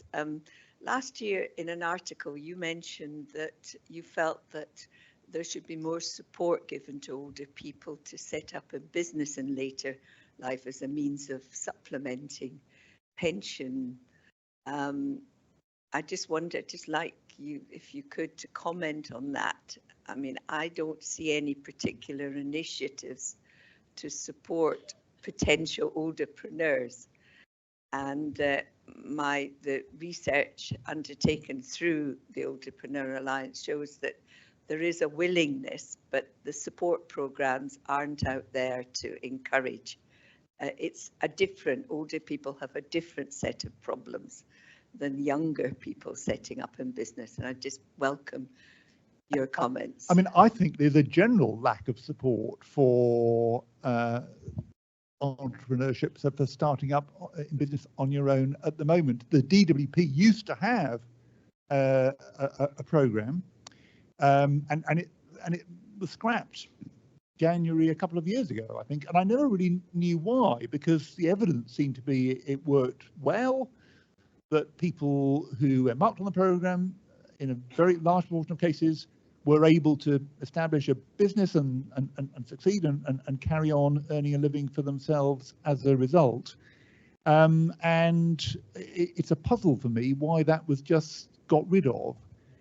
So I'd certainly like to see an initiative along those lines brought back. There is some good support available kind of privately around for people, and some of it commissioned by the DWP as part of its employment support work, but there isn't the consistent allowance that there has been in the past, which is certainly potentially a benefit for older people, but equally for young people. I'd like to see more support for people to set up in business for themselves, because I think for quite a lot of people in a whole variety of situations, it's the best way into being able to support themselves through work. I think I had two hands over there. Oh no, this gentleman. Sorry, I nearly forgot you. And then I've got two more over there, and then that'll be it, I'm afraid. Thank you. I'm easily forgettable. Gareth Morgan from Ferret. Back to auto-enrolment, but particularly to opting out of auto-enrolment. I'm hearing stories about people who are low paid, receiving benefits in work, opting out of making their pension contributions because of financial pressures. And they're doing so without realizing that, you know, every £10 you put into a pension while you're getting universal credit is returned in hard cash terms as £5.50 in the following month. Now that's never been used as a marketing plan for persuading people to actually put more money into their pensions, and it's certainly not being used to warn people against the effects of opting out. And how do you know, is there a way of making that clearer to people, of warning them, you know, either officially or just through some sort of, you know, marketing process? I think you make a very good point. I mean, I would say that the overall level of opting out has been strikingly low all the way through the experience of auto-enrolment. I mean, we did wonder when the cost of living crisis hit whether we were going to see a large scale opting out, and we really didn't. There was a bit, but then that's what auto-enrolment is supposed to allow. So the overall level of opting out has remained low, and I think also I'm not, you know, for some people on very low incomes, actually it might be the right thing to opt out in order to make sure that you have the maximum amount of cash that you can, bearing in mind that you know, very likely to be claiming means tested benefits in retirement anyway. So, but you make an important point, and you know, I think if we did start to see a significant level of opting out, for example, if we are successful in raising the level of contributions, then this might start to be a significantly bigger issue. Then we definitely will need to point out to people what they are losing if they opt out. Okay, so those two there, very, very, very quick. I'll take both questions and then invite you to reply and any remarks you want to make. Thank you, Sue. Hi, Sir Stephen. We've had 5 years now, just about, of the Money and Pension Service. Have you got any observations you can share on the organisation's impact on its objectives towards pensions understanding in that time, and perhaps tell us a bit about how important that organisation might be if Labour carry the next election? Okay, and then there was someone over there. Yes, if I can take that one. And I'm just wondering where you think the financial burden should be to improve pension incomes. If you increase the amount going into auto-enrolment, should that be on the individual responsible, or should it perhaps be on the employer? If you want lower charges on the funds, are you expecting product providers to cut their profit margins? And if you want better outcomes from the pension-wise service, I mean, the people I see go to see these guys and then actually still want individual advice. So are you prepared to pay for proper cash flow planning and proper advice from a financial advisor? Okay, two quite big questions. Right, there yeah, well, the Money and Pension Service, Ben's question, I mean, I think is a very important institution. It was formed by a merger a few years ago. I think it's had some difficulties in sort of sorting itself out. They've got a new chief executive now, just come from the Pension Protection Fund, and I've met him. The committee will certainly want to keep a close eye on how things go, but I think potentially it is a very, very important institution, and if we're able to make sure that it does its job well, it can do a great deal of good. I made the point that the pension-wise service, which I know you're a big fan of, is very well regarded by those who are able to benefit from it. I think the challenge there is just making sure that more people are able to benefit. And I think it's, you know, it also does quite a lot of work amongst money advice, and I think it's kind of getting itself sorted out on that front as well. So I think that the potential there for it to do a really positive and good job is definitely there. On where is the extra pension income going to come from? I mean, I'm certainly not, and the committee isn't pressing for a reduction in costs. We've made a lot of progress in reducing pension costs in the last sort of 10, 20 years. I think there's now more of a switch to looking at value for money in the pensions offering rather than simply headline costs. And I think that makes sense. And there's been a government consultation on that. And, you know, let's see what the outcome is. But I think that is an appropriate change of emphasis, given the progress that's been that's been made. I mean, you know, we need to have a thriving UK economy. We need to have investments that are making a good return. I think there is scope for more pension saving into the UK economy. Someone in the British Venture Capital Association told me the other week that they get more investment from Swedish pension funds into UK venture capital than from UK pension funds, which kind of doesn't seem right.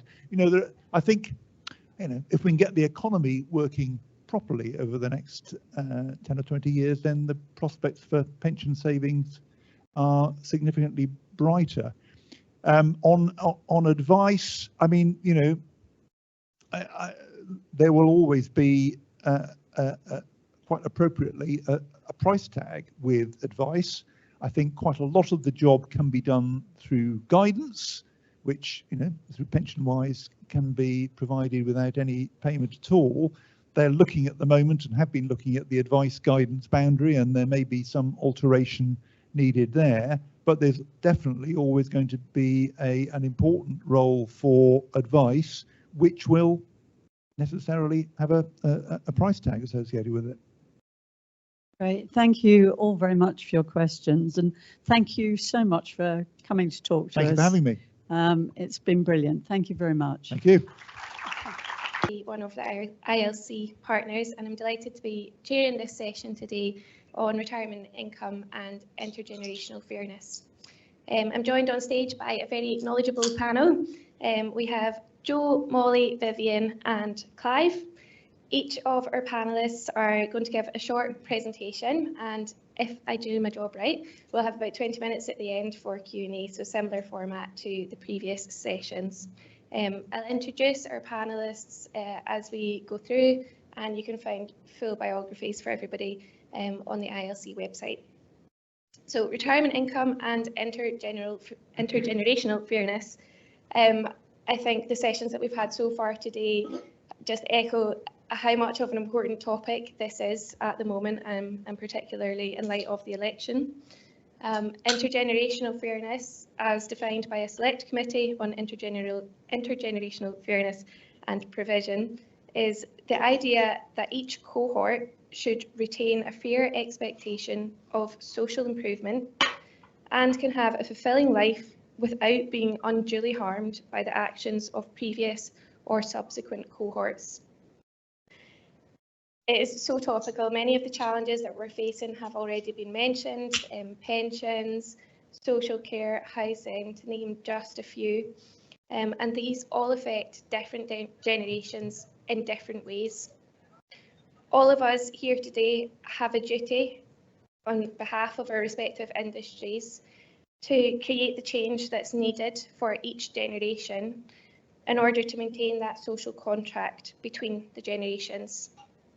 To help us focus our efforts there, the ILC, as we've already mentioned today, have released their Investing in Intergenerational Fairness report, and we'll cover some of the insights from that in today's session.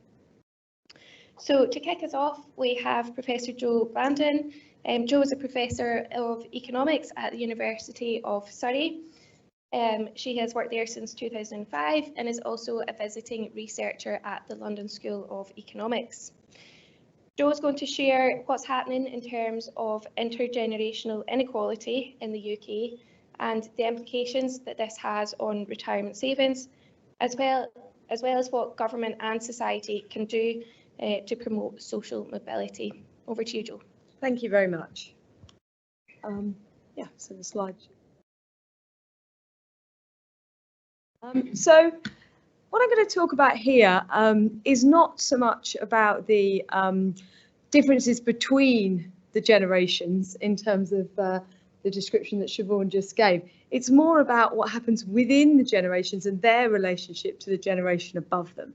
So it's a slightly different twist. But if we think about the conversations we've had so far about pensions and the importance of wealth for ensuring that your pension is adequate, it's really important to think about where that wealth comes from and the factors that may influence that, and whether indeed we're comfortable with all of them. So I want to talk to you about some of that. So my research that I've been doing for quite a long time now, some of it is about social mobility, and social mobility and intergenerational persistence are kind of flip sides of the same coin. So when we talk about intergenerational persistence, we're usually thinking about the strength of the relationship between family background and children's later economic success. Now, generally, social scientists have been quite interested and concerned with how you get on in the labour market. And that's been really important. And that's been linked, of course, to your educational achievements, and your educational achievements, as we all know. And in fact, it's quite amusing to be talking about this today in light of some of the discussion yesterday in the election, are very much influenced by your parents and the investments that your parents make in you. So that's been a big sort of conversation in terms of intergenerational persistence and social mobility for many years. But what's becoming more obvious is that actually your well-being is increasingly influenced by things other than how much you earn in the labour market, influenced by non-labour income, much of which comes from wealth, of course. And how you accumulate that wealth is going to be very important for your well-being. And therefore, we need to think about that when we're thinking about intergenerational persistence, its extent, and whether or not it's fair or not. Now, we don't have great data on intergenerational wealth correlations, but I'm going to tell you a little bit about what we do know. And I'm slightly embarrassed that Jonathan Cribb is here because I'm shamelessly stealing some of his material. So some of this is from IFS, and some of this is stuff that's been put together by myself and others. So what are our key questions when we think about the intergenerational persistence of wealth? Well, how big is it? How has it changed? And what drives it? And of course, when we think about what drives it, that's when we can begin to think about policy questions. So shamelessly stolen, as I'm sure you recognise this. This is plotting where you are in terms of the percentile of the wealth rank along the side here compared to where your parents are. So every dot here is the average percentile you are in the parents rank, and where the children of those people are in terms of their percentile in their own rank. Okay, so what we can see is that there's a positive relationship. Well, that's not shocking. Okay, what is kind of somewhat more interesting about this is how the magnitude of it that compares to the if you did a similar exercise for earned income. Okay, and so we're thinking about, is there something going on with wealth which is over and above what we already know about income? And actually, you know, there is. So if we think about the slope of this line, it's about 0.37, and the slope of a similar line based on income would be about 0.3. So it looks like there's something going on in wealth which is kind of exacerbating intergenerational inequality that isn't there for income. And when we think about how this compares to other countries, you know, these figures in the US and UK are higher for those for Scandinavia. We don't have like a huge amount of information on this, but what we can see implies that this is quite strong in the UK. So how has this changed? And this is where things get really difficult. It was hard enough to create that figure that you've just seen, as I'm sure colleagues at IFS would attest. To do it over time is really difficult, but we probably want to know about that is this something that's getting better or worse? So one thing that I've done with colleagues is think about this in terms of, well, is the intergenerational correlation of home ownership getting stronger or weaker? And our findings are very much indicating that it has got stronger. So what's actually happened is that home ownership has fallen among people in their 30s and 40s, but it's fallen the most for people whose parents don't own their own homes. Again, it's not, this is not entirely unexpected, but it's worth pointing out because it's something that people perhaps don't think about all the time. So here's some figures on this, and I know there's actually new figures for the left-hand graph out recently, but we're really focusing on our analysis period up to about 2016, which it turns out was the kind of low point of home ownership for people in their up to their 30s. And what we can see here is that the rate of people owning their own homes declined very steeply, particularly in the last few periods here up to 2016. It's now sort of leveled off, but it's not like it's back up to levels around about 2000 or before by any means. Okay, and what we can see on the right here is this is data picked from just two of the data sources that we use, and it's showing on the left-hand bar of the two panels that actually you can see a distinct fall in home ownership rates among parents themselves, among those whose parents were renters. So what's driving this? So we've seen a picture where actually there's something going on with wealth, which is over and above what's going on with income. This isn't just about people with wealthy parents having good educations and getting good jobs. There's something else, okay? And when we look into this, you can see that even among individuals with the same earnings, wealthier parents have wealthier children. And those with richer parents are also more likely to invest in riskier assets, even if they've got the same income. So there's something direct going on here. But actually, this differences in investment patterns are not the largest part of this extra relationship. That's really coming from gifts and inheritances. Inheritances tend to come when people are a bit older. So when we look at these data, we're probably not even seeing the full effect of inheritances. And we also think that the gifts, of course, are strongly contributing to these differences in the housing access to the housing market we've seen. People with graduate homeowner parents are much more likely to receive a gift from their parents when they buy their own, to enable them to buy a home, and it's much larger. Okay. Again, it's not shocking news, but when we're thinking about future generations and how they're approaching their retirement, we need to realise that the playing fields are not equal and that these things matter. Okay. Thank you very much. Thank you very much. Next up, we have Molly Broom, an economist at the Resolution Foundation. Molly joined the Resolution Foundation in February 2022, and her work focuses on intergenerational fairness and wealth inequality. Molly's going to take us through the impact that various pension reforms have had on different generations and how pension policy needs to change to better support intergenerational fairness. Great, thank you very much. So each year the Resolution Foundation produces an intergenerational audit where we look at tracking the economic outcomes of different generations over time. And last year we did a deep dive into pension savings where we try to estimate the private pension savings people might accumulate by the time they reach retirement. And we were interested in this question because the private pension savings that people have is indicative of the living standards that they might achieve throughout retirement. So I thought I'd just use the next 5 minutes or so to take you through some of the key findings from that research. So this first chart shows the average defined benefit pension wealth of employees at age 60 across different age cohorts. The dark blue bars show the reported defined benefit pension wealth of different cohorts at the ages of 58 to 62 based on data from the ONS's Wealth and Asset Survey. And the lighter bars shows the anticipated defined benefit pension wealth for future cohorts at the age of 60 based on our modelling. And as you can see from this chart, younger generations are expected to retire with less DB pension wealth than their predecessors. And one reason for this is that defined benefit pension schemes are less available than they once were. For instance, in 1997, 46% of employees had a workplace pension that was a defined benefit pension scheme, but by 2021 this had fallen to around 28%.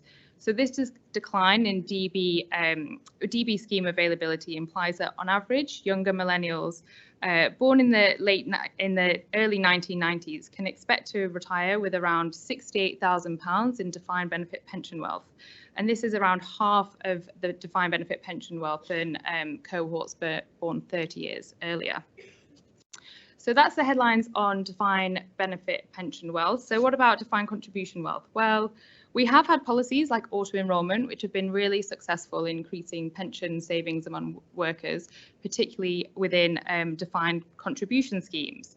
This is a similar chart to the previous one. In the darker bars show the reported defined contribution pension pots of different cohorts at the ages of 58 to 62, and the lighter bars, shows the results of our modelling. And what you can see here is that younger cohorts are generally, on average, expected to retire with more defined contribution pension wealth. The introduction of auto-enrolment has improved the outlook for pension saving among younger cohorts, but the outlook has actually improved again in the past couple of years because of the return of a higher interest rate environment, which has boosted the returns to pension savings. This will come as welcome news because despite the default contribution rates increasing to 8%, as we've heard in previous sessions, there's been growing concern about the adequacy of pension savings among younger cohorts. This chart shows that if interest rates stabilise at around 3%, rather than falling back to their average that we saw post-financial crisis, then younger generations will experience a significant boost in their private pension savings. For example, their eldest millennials, so born in 1981 to 85, could expect to retire with an additional £10,000 more in private pension wealth on average. And as you can see, the gains are even greater still for younger generations, with the younger millennials born in the early 1990s expected to be approximately £18,000 better off in this if we stay in this higher interest rate world that we find ourselves in. So what does the overall picture look like if we combine our analysis of defined benefit pension wealth and defined contribution wealth across cohorts? Well, the key message from this chart is that younger generations are on track to reach retirement with smaller pension pots than the generations that came before them. Our modelling indicates that even with this higher interest rate environment, even with the good news, of the higher interest rate environment, it's not enough to outweigh the decline in the availability of defined benefit schemes, which tend to be much more generous than defined contribution schemes. In fact, even in this higher interest rate world, millennials born in the early 1980s could reach the age of 60 with around £45,000 less in private pension wealth than the youngest baby boomers born in the early 1960s. And overall, this points to lower living standards in retirement among younger generations, unless the saving behaviour of younger generations increases substantially to make up for this shortfall in defined benefit pension wealth.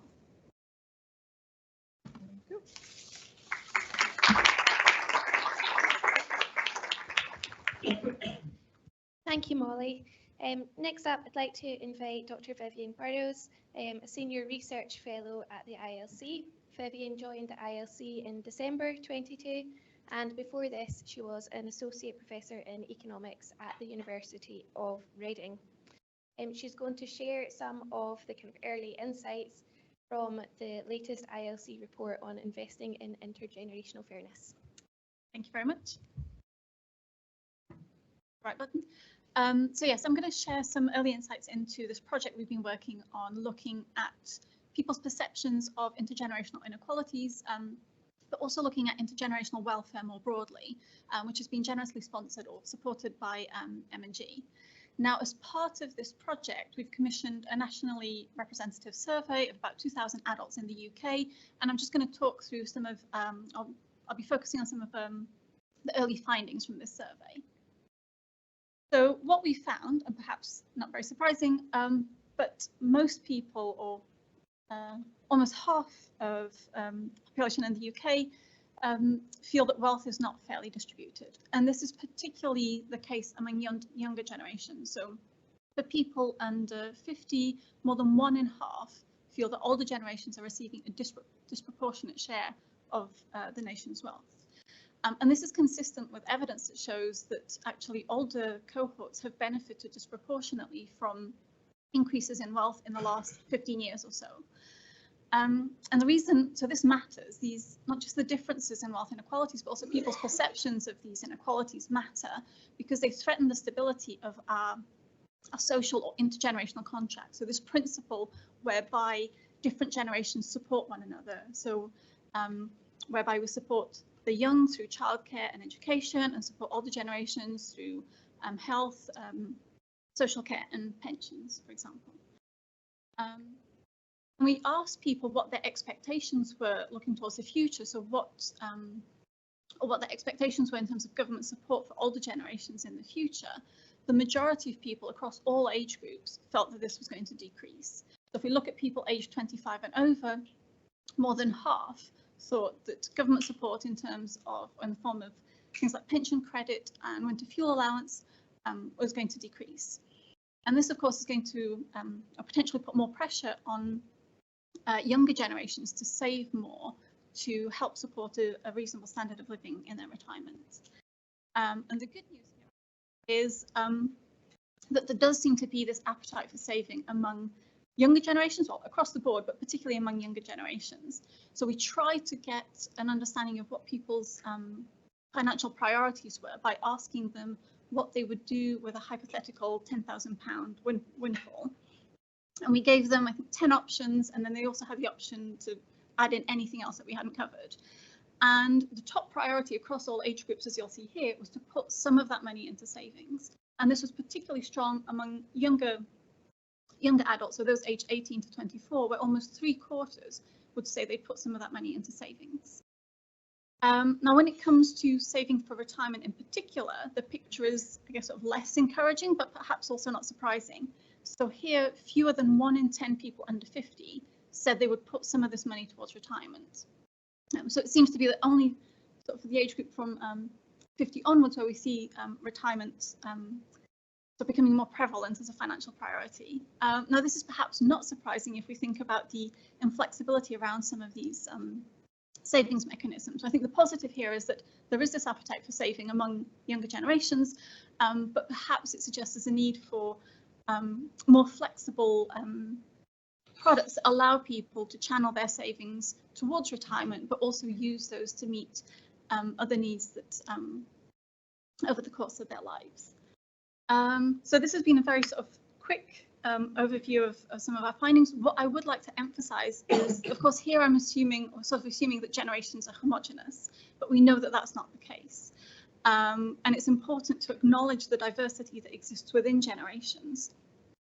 So, for example, whereas evidence does show that older cohorts have benefited disproportionately from increases in wealth, we also know that poverty among people aged 65 and over has been increasing. And this is something that we're going to be delving into in more detail in sort of later stages of this project. But I think I'll stop there and hand over to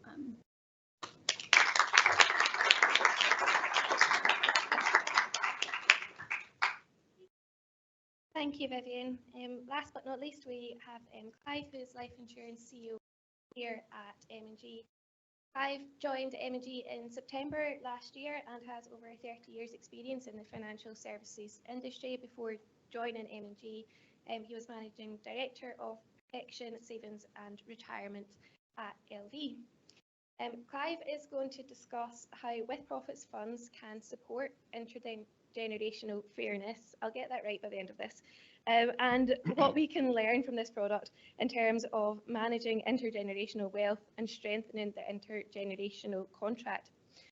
Just briefly before I pass over to Clive, I was going to give a quick overview of what a with-profits fund is. Apologies to those who already know this, but I know it will be new for some people in the room. So a with-profits fund is a type of pooled investment where an individual contributes their money along with other members into a fund. The money from the individual and the other members is then collectively invested in various different assets, so stocks, shares, bonds, equities, a range of different risk profiles. It's unlikely to be a product that someone is going to look for if they want to achieve maximum investment returns, but the benefit of these funds is in what we call the smoothing. So smoothing aims to reduce the impact of market fluctuations and volatility so that an individual is less exposed to market movements than they would be if they were investing on their own. And that's really helpful when you're looking to use the funds at a particular point in time where you don't then have the ability to ride out any market fluctuations. So over to you, Clive. Brilliant. Thanks, Yvonne. Thanks for that explanation. I think I might have learned a bit as well. So I'd like to say thank you to Vivian for outlining the headlines of the ILC report. And just to say the reason why M&G feels so passionately about this project is because the intergenerational contract is part of our DNA. Our business, in our business, we have one of the largest with-profit funds in Europe, 120 billion pounds, last published figures, with its origins going back over 75 years. And part of the debate around the intergenerational contract is making sure that everybody who pays in, whatever their age and whatever their life stage, feels confident that they will benefit.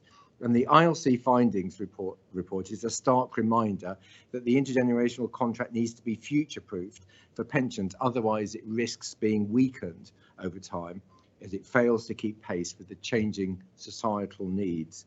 Just to recap on what Vivi has just said, older generations have disproportionately benefited from the wealth increases in the recent decades, and more than half of over 25s believe that government support will decrease by the time they reach retirement.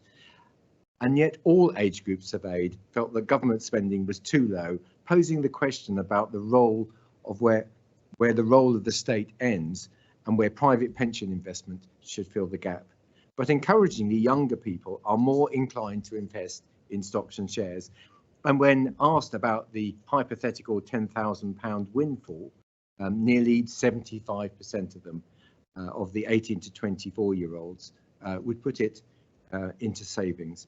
So there is a strong savings habit amongst this group, busting the myth that younger generations are spenders but not savers.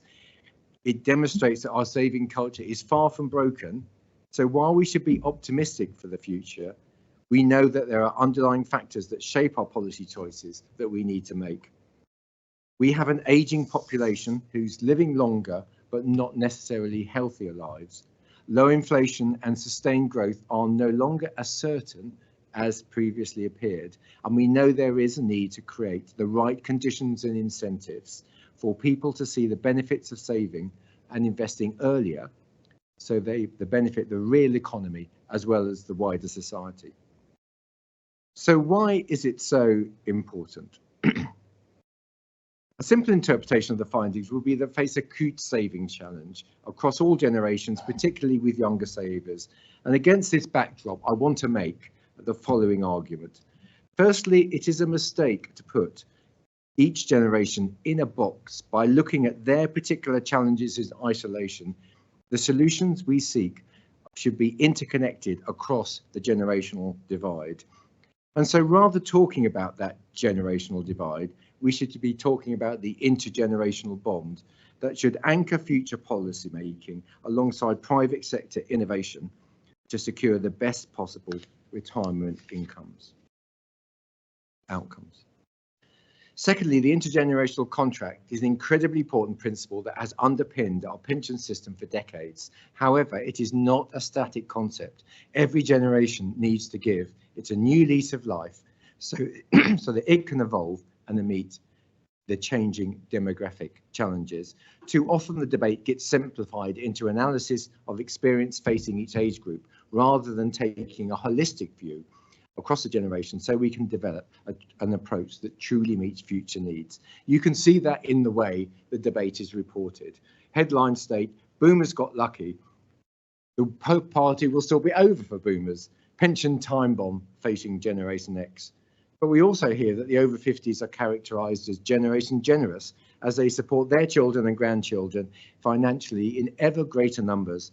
And if you look at the experience of the boomer generation, you get an interesting picture. This age group benefited from DB pension schemes, as we've just seen. They've lived through a far more benign economic conditions than people do today, principally led by growth and house price inflation in the 1990s. Though we have to remember that this was never preordained, and in fact this age group suffered a decade of stagflation in the 70s, including long-term wage deflation. So whilst they may have benefited, we also see them dispersing wealth through direct financial support and indirectly through long-term investments that benefit the real economy enjoyed by all, including younger savers. This point is critical. The experience of a generation is arguably a model of how intergenerational contract is dispersing wealth.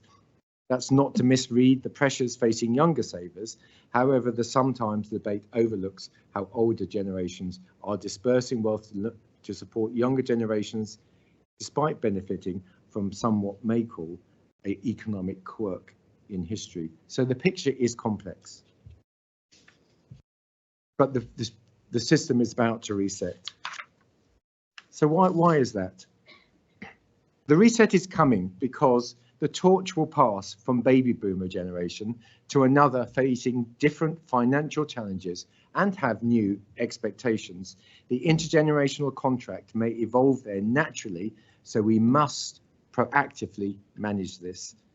Many of the challenges are well known but worth repeating. Younger people are taking longer to get on the housing ladder. Cost of living pressures are squeezing household budgets, and an aging population means families are facing complex social care costs. In reality, comparing what an individual will need in 40 years' time compared to what pensioners enjoy today will be very different. And it means that policymakers, companies, and the wider society will need to adapt their thinking to come up with new solutions. The intergenerational contract should continue to guide our policy making in the next Parliament. And when it comes to pensions, we've got to consistently explain how all generations pay in, while the level of the savings may change as an individual goes through a life stage. It's the collaborative effort that brings benefits. This generational bond is not readily understood today as it should be, and too often we put age groups in a box and leave it at that. Yet if you think about it, this intergenerational contract has been the staple of British life for over 100 years. And I only have to look at our with-profit fund offering a smoothing mechanism, as Siobhan had explained, that navigates the ups and downs of the economy. It works on the principle that each generation of policyholders defers some of their bonuses to invest for the future generations, as they themselves benefited from previous generations investing in them. The aim is a virtuous circle. The intergenerational contract is therefore analogous to with-profit funds, and there is the potential for cross-fertilisation of ideas between these two concepts. To put the intergenerational contract on the map, we've got to build a compelling case as to why it works for all age groups and proactively respond to today's financial pressures. I offer these three thoughts in terms of how do we need to develop our thinking.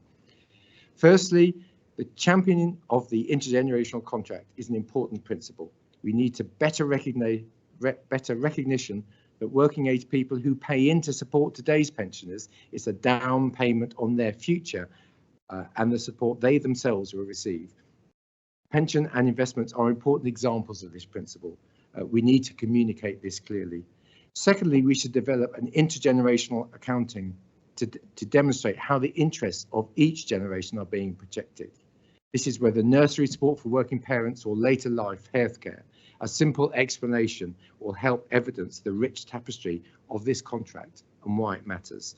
And thirdly, the intergenerational contract requires dynamic support. As the baby boomer influence fades, a natural reset will occur, and we need Gen Z to have more of an influence over how this contract should evolve as we enter the new cycle.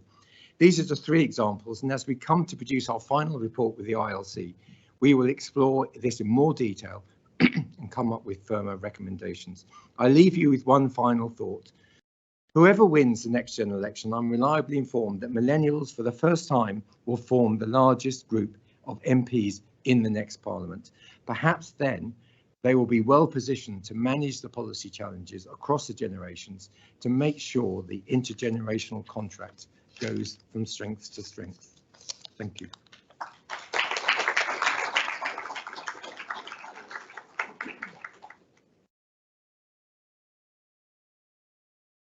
Thank you, Clive. So we have about 10 minutes or so now for some Q&A, follow the same format as before, and just given the number of panelists we have, if you can please state who you would like to answer your question.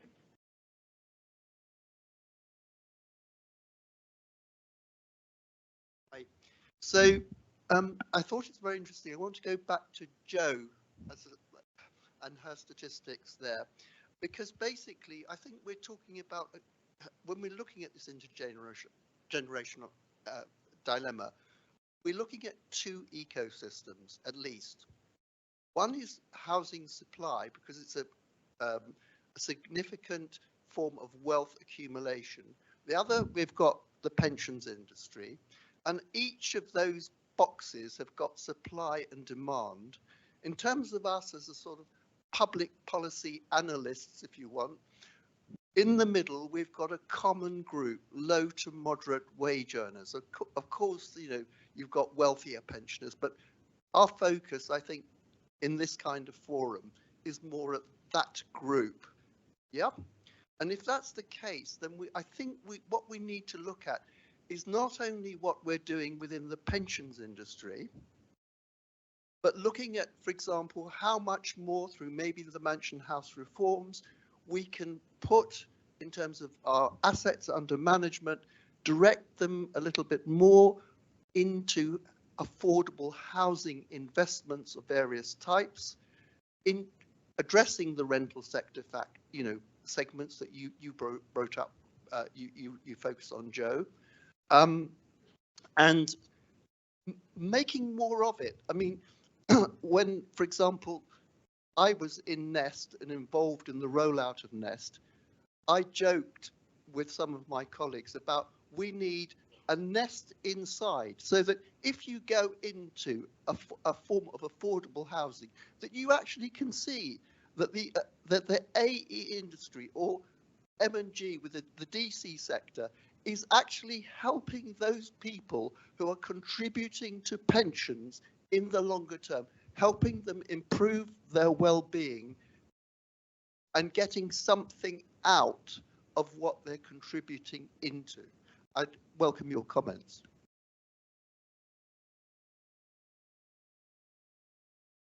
I really have anything to add. I think it's a very interesting idea. I was thinking about what if people say to me, which they always do, well, okay, this all sounds terrible, what should you do about it? Then I was thinking, I think, you know, reforms to housing and more affordable housing is going to be one of the main things, because while we've got a large share of people shut out of that substantial wealth accumulation, and also because of the restrictions of supply mean that it just gets, you know, a more important asset, then I think that, you know, these issues are going to continue. Thank you. Probably time for just one more question, so we can get ourselves back on track. So go over up. Yeah.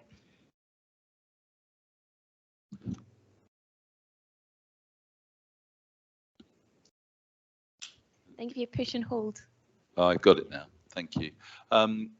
Amongst your slides, and thanks to all the panel for the presentation, probably the one that struck me most was the little pink box on one of the slides from our penultimate speaker, the figure that less than 1 in 10 of the under 50s would put money away from retirement.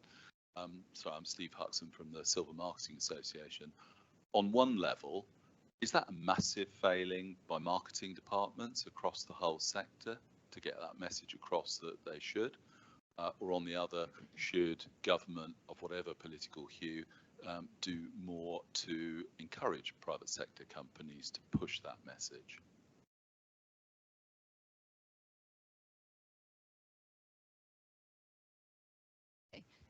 Does that work? Sorry. I think that's a really good question, and I think it's a bit of both. So I think the lack of an awareness is around the importance of retirement saving, particularly among younger cohorts, is an issue. But it's not just about that, I think, and this is where I think we're hoping to find out more as the project progresses. But I think there is also the issue around the sorts of products that are available for people to save. So if you're thinking of someone in their early 20s, even if they appreciate the importance of saving for retirement, it's not going to be the #1 priority. I guess you've still got maybe the house or just building up a sort of safety net. So I think that's why it's useful to think about designing products that have that flexibility built in, so that you can be saving towards retirement, but also have sort of be building up that safety net to meet other challenges along the way, I guess. Great, thanks, Vivian.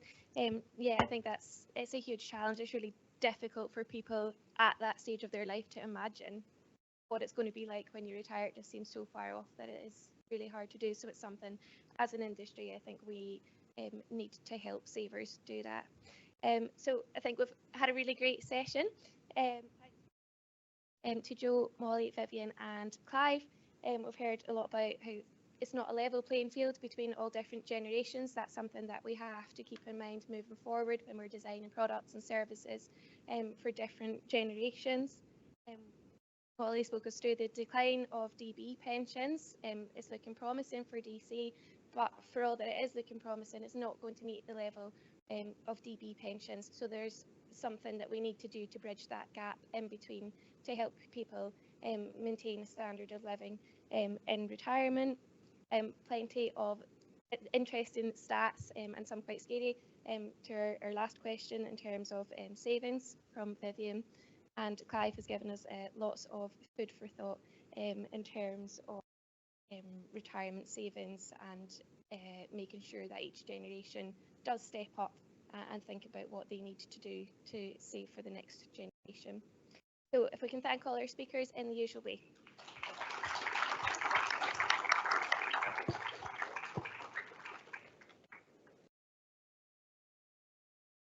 Thanks so much to everyone in that session, and we'll continue in quite a similar vein, actually. So I'd like to welcome Nigel Waterson, who's our Chair of Trustees at ILC, also a former Conservative MP and Shadow Pensions Minister, who's going to lead this next session where we look really at how we can boost work and saving for retirement, which I think answers lots of the questions we've started in this session. Thanks.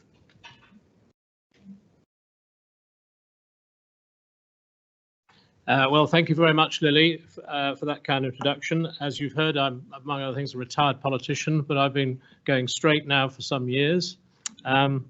I'm also, I have to confess, a fully paid up member of the baby boomer generation. I'm one of the people who's ripping everybody else off. And I dare say if I was true to the caricature and I received this mythical £10,000 windfall, I'd probably spend it on a Saga cruise. But anyway, we've got, I think, an interesting lineup for you today in yet another session, which is really pertinent to where we are.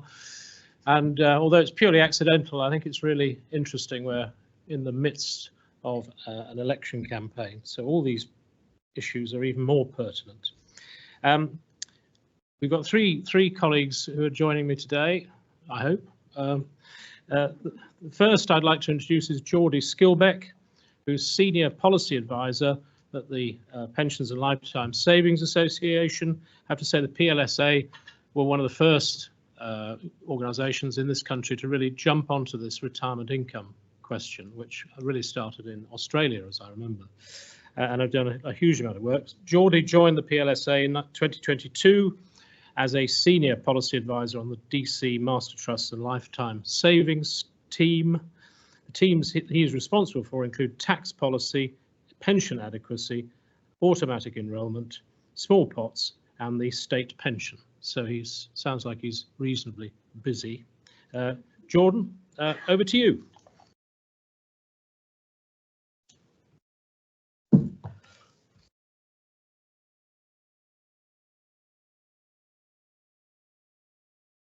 Okay, so today in my presentation, I'm covering three main areas: what the current situation is, what the PLSA recommends could change and how we could improve the current situation, and then I'll move on to a little bit in regards to kind of the current general election campaign. So as you can see up there, according to our research, more than 50% of savers will fail to meet the retirement income targets set by the 2005 Pension Commission. And then if you look over at the graph on the other side, it shows the different levels corresponding to the 3 different retirement living standards and basically the percentage of the population, both total population, working population, and active DC population, on target to meet the different levels. And this has been revised following the uplift in state pension in April 2024. What I'd say to this is many people are still missing even the most minimum level, and that equates to 6.3 million households in the UK. So there is a stark saving problem. This is what we're recommending to do to change it. So I'm going to read off my paper for half a second because it fills in a bit more detail to kind of this lovely graph that we've put together. So number 1, set new goals for the UK pensions framework. It needs to be adequate, affordable and fair.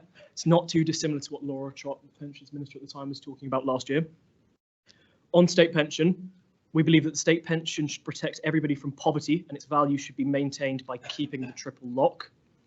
Number 3, and so it's come up in some questions so far today on contribution rates. We have a 7-year plan at the PLSA and we would advise the government implement it as soon as possible. And this would bring contribution rates up to 12%. It would initially start with an uplift from employer contributions, and then later down the line, you would get employee contributions to rise as well. We believe that fairness should be baked into the system, as set out in the first point up there. So we believe employers and employees should pay the same. We believe the disparity at the moment between 5 and 3% isn't fair, and we believe that both parties could pay 6% once the 7-year plan has finished. There are other areas which need to improve as well. So additional help should be given to the under-pension groups, such as women, the self-employed, gig economy workers and others. Some of these will require changes to automatic enrolment or other interventions. I'll come on to this further in a minute in terms of what that actually means, because I know that statement I made just doesn't really say much. Number 5, the pensions industry and employers should take action to help people engage with their pensions, receive higher contributions, or get better pension outcomes. I believe this comes to the final question we had of the last session. What does that look like? Then I would answer that by saying the industries come together, including the PLSA, and launch the Pay Your Pension Some Attention campaign. Oh, my mouth's going a bit dry, actually. I'm going to take a bit of water. There we go, I shouldn't trip up. So it's the Pay Your Pension Some Attention campaign. In terms of targeting younger people, I'm not allowed to say who it is, the celebrity we've got this time round, but I'm sure they definitely will target younger people. And please, when that comes out, please read Pensions Age and you'll see exactly who that is. And also the Retirement Living Standards. The Retirement Living Standards offers a tangible outlook as to what retirement income you may need and at different levels and the lifestyle that corresponds to that. I understand, obviously, there's been quite a large uplift in the different levels of the Retirement Living Standard in recent months, and that's raised some controversy. If you refer to PLSA Chair's statement at yesterday's PLSA Local Government Pension Conference, she puts a bit more explanation of our plans with that going forward. So, what I've just been mentioning, the different policy recommendations, what does that actually look like in practice? Here's your answer. So these are different rates of income, twice median, median and half median, split by gender. And so I'll probably, these ones focus on this median earners, that's kind of easy to understand. With the policy recommendations of set out previously, each year you would get a £2,689 increase for the median male and a £2,420 increase for the median female. Obviously, there's still a gender disparity between that, but we do believe it slightly marginally closes the gap. Now there's a lot going on in this slide, I admit. So basically, the point of low earners and what the impact of changes to automatic enrolment would have on them. We've got a population of roughly 3.17 million low earners. I'd like to give a shout out to PPI as well, who helped us put this together. If you go by the different brackets, as you go along the graph of different types of low earners, or how low earners could fall under, you can see a reduction in harm. That's what those bars are. So by the time you get to 9.48%, they are the low earners who are at risk of harm or detriment from changing the 10K trigger down to 0. So that's one of the policy recommendations. So basically the vast majority of those of low earners would benefit from such a policy change. Now, the general election. The PLSA published its 100 days manifesto, asks of government. And in that, we published a range of things on DB pensions, local government pension schemes, and on the DC side. These relate to what we're saying on DC. And the first two have been covered earlier in the session. I'd like to go to the final one. It builds on what Stephen Tim said earlier. An employment bill is just needed. It is desperately needed to bring in millions of people into the automatic enrolment space. Thank you.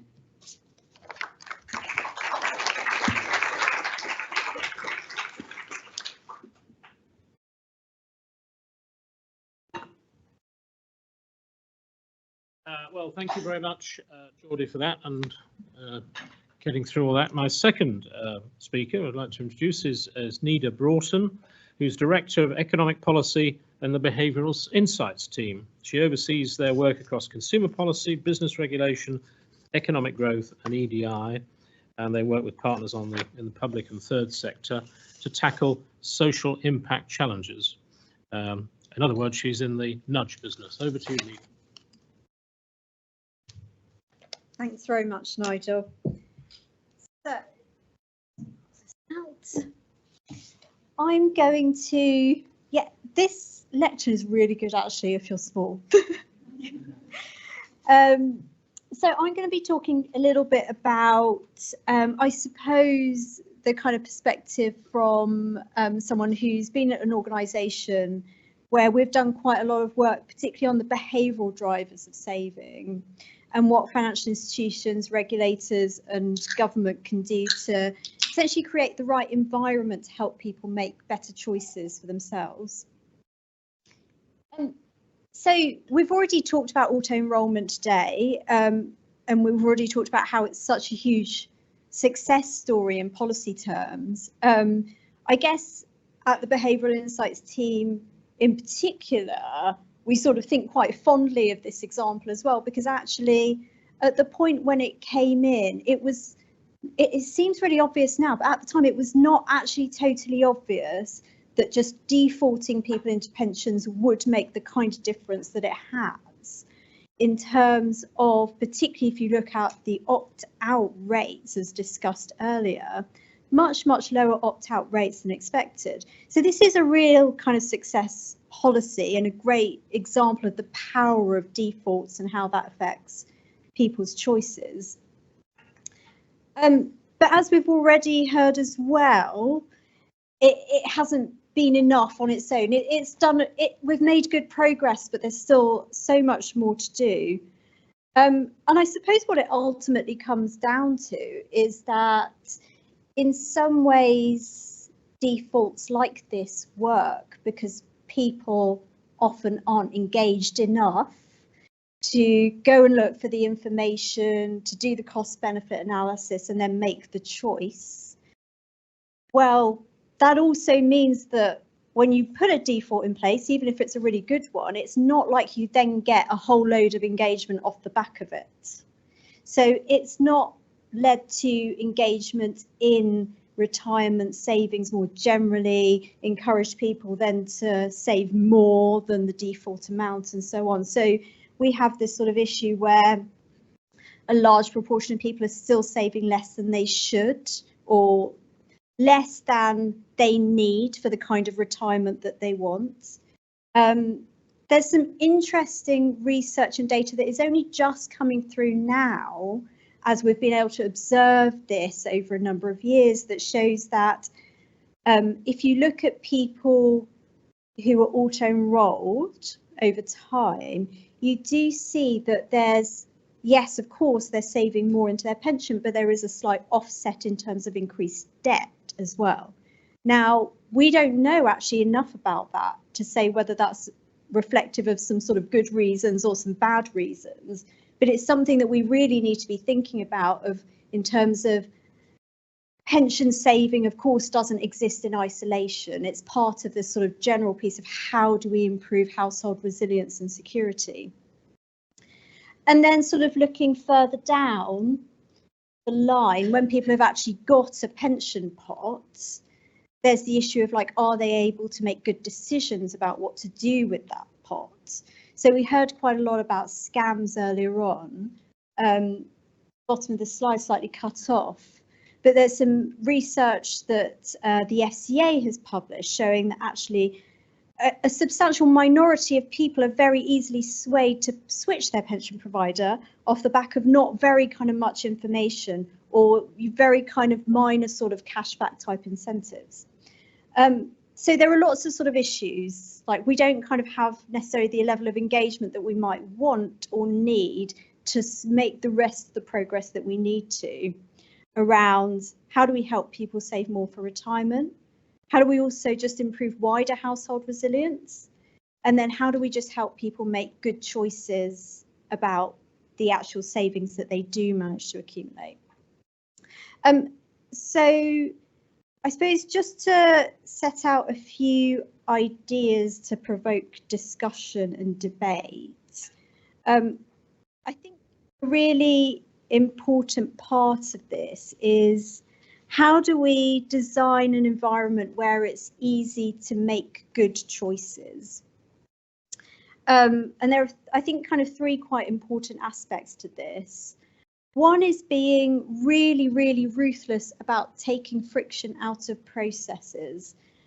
It's really underestimated the extent to which very small frictions in processes really put people off from actually doing the process. Disproportionate effects you can get. So, like, good example here is some work that we did with the Money and Pension Service and several pension providers, looking at how can we get more people to take up pension-wise appointments. And particularly what we evaluated was the impact of when you're on the phone to your pension provider, them making effectively what we called a warm transfer, but essentially they'd either make the pension-wise appointment for you or they'd hand you over to pension-wise so you can make an appointment straight away. And we found that that had a very kind of substantial effect on the number of people taking up appointments within 6 weeks of the call. So that's just one example of how we can sort of make it easy to make the right choice. Tons of other examples in that space, you know, things that, for example, employers can do to help people make the right choices around savings as well. Designing the information environment, incredibly important as well. I mean, that's, you know, a question about what information should be there to help you make good choices.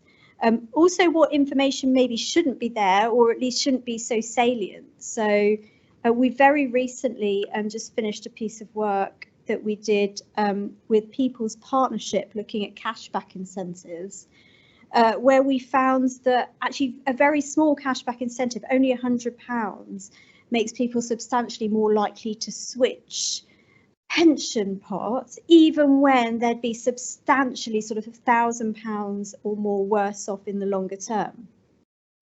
And we kind of shouldn't be that surprised by this, right? Because it's really hard to compare value for money across different types of pension funds and providers. So it's kind of not a surprise that actually, surprisingly, salient things like cashback incentives have such a big effect. And I guess one thing it's worth saying is that those first two boxes on the slide that I've talked about kind of work for people who are engaged, right? So for those who are engaged, let's make it as easy as possible for them to make the right choices for them. Of course, we can't forget that there are a huge number of people who just aren't engaged at all. And there we really need to think about how do we design the choice architecture to avoid the worst outcomes, and so that consumers are more likely to end up with outcomes that are in their best interest. And I think this is very much the thrust of regulation like the consumer duty, for example. Auto-enrolment, of course, a very kind of classic thing, but, you know, the science, the evidence has really kind of moved on since then. And we can also think about going beyond defaults, thinking about things that help people almost sort of nudge themselves in a way. So I think a great example is the Save More Tomorrow scheme, where effectively people can opt into increasing their contribution as their salary rises in future. Now, not everyone will be in that kind of happy position, but for those who are, it's a tremendously effective what we call commitment device. And I think there are loads of other examples in that area of how we can sort of change that choice environment to help people who are not necessarily that engaged make good choices for themselves. Okay, just very last thing I want to say, these are just some tools and approaches to design of the whole environment in which we make choices. But I think it really is for sort of regulators and policymakers to be shaping the market so that this is indeed the good choice environment that people face to help them make the choices they need to around future savings and investments. I will stop there. Thank you very much.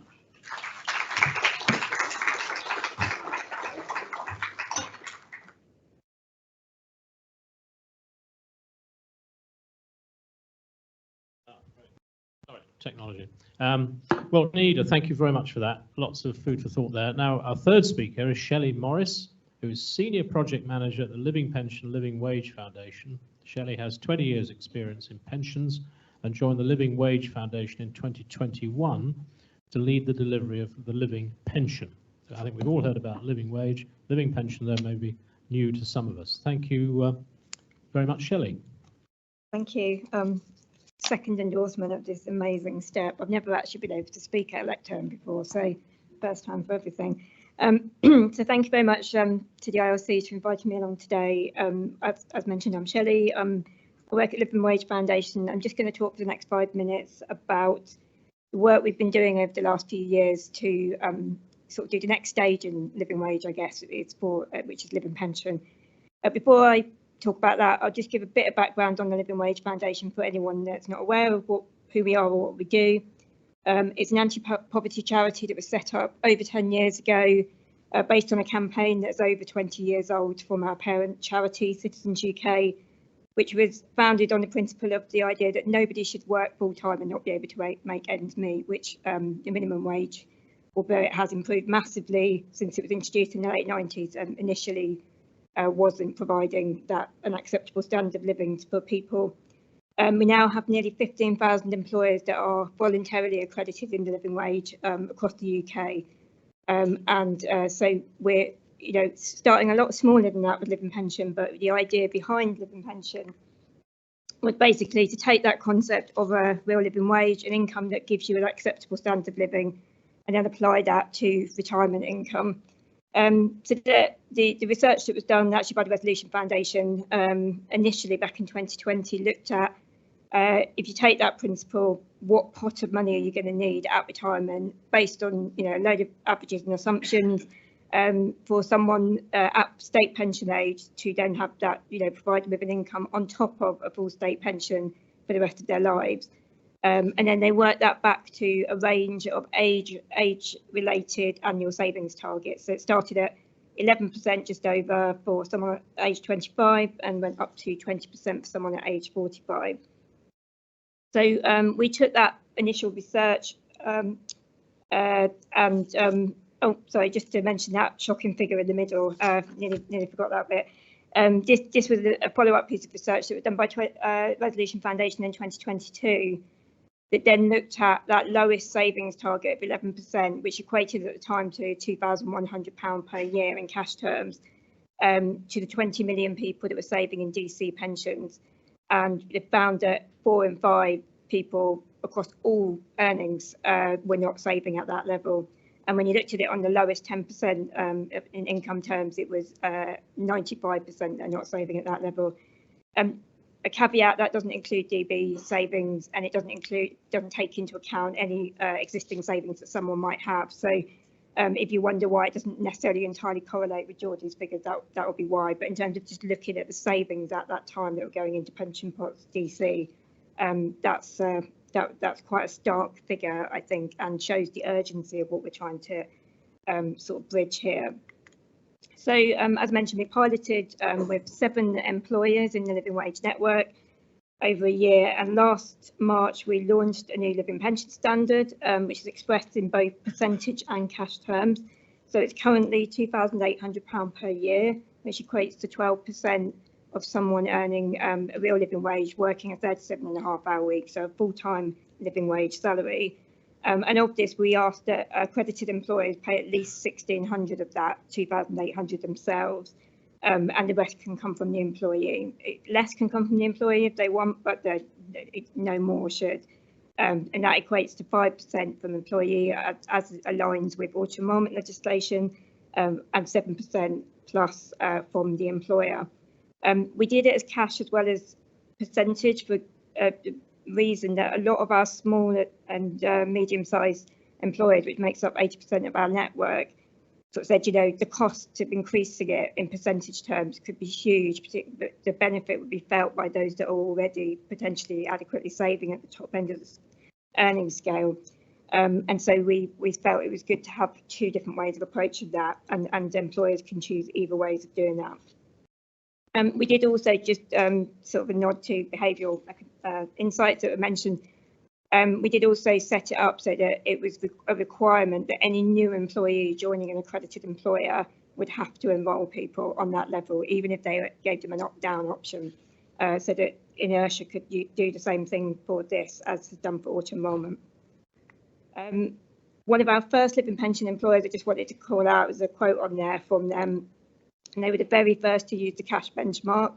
There's still only about half a dozen of the 40 accredited employers we've got now that are using the cash benchmark. But they're a housing association in Cornwall with about 350 employees.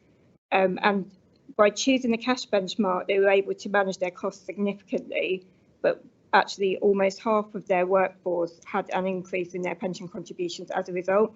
And because they were extremely generous, went a step further and made it non-contributory. Actually 50 people were brought into savings that weren't even in the pension before, and so, you know, they've massively increased the impact there, and they've also reported an increase in engagement from their employees in pensions and in financial well-being generally.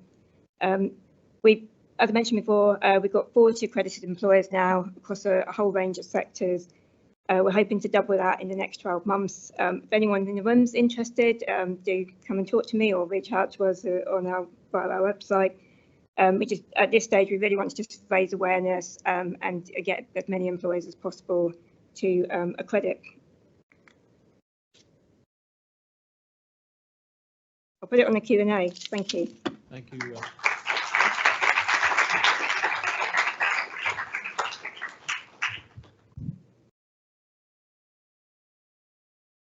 Thank you very much, Shelley. Well, lots of food for thought there, and no doubt there'll be a tsunami of questions following all that. Who'd like to kick off? Yes. Over there.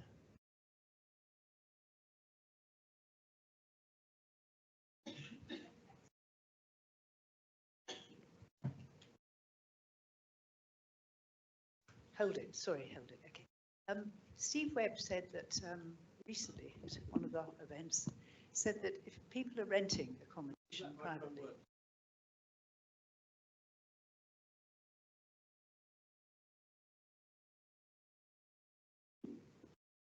Steve Webb said that if people are renting privately, they should save for a deposit for a house before they invest in their pensions. So I'd welcome the views on that. And also, of course, many young people have parents or know people whose pension investments have been disastrous. They've lost an awful lot of money.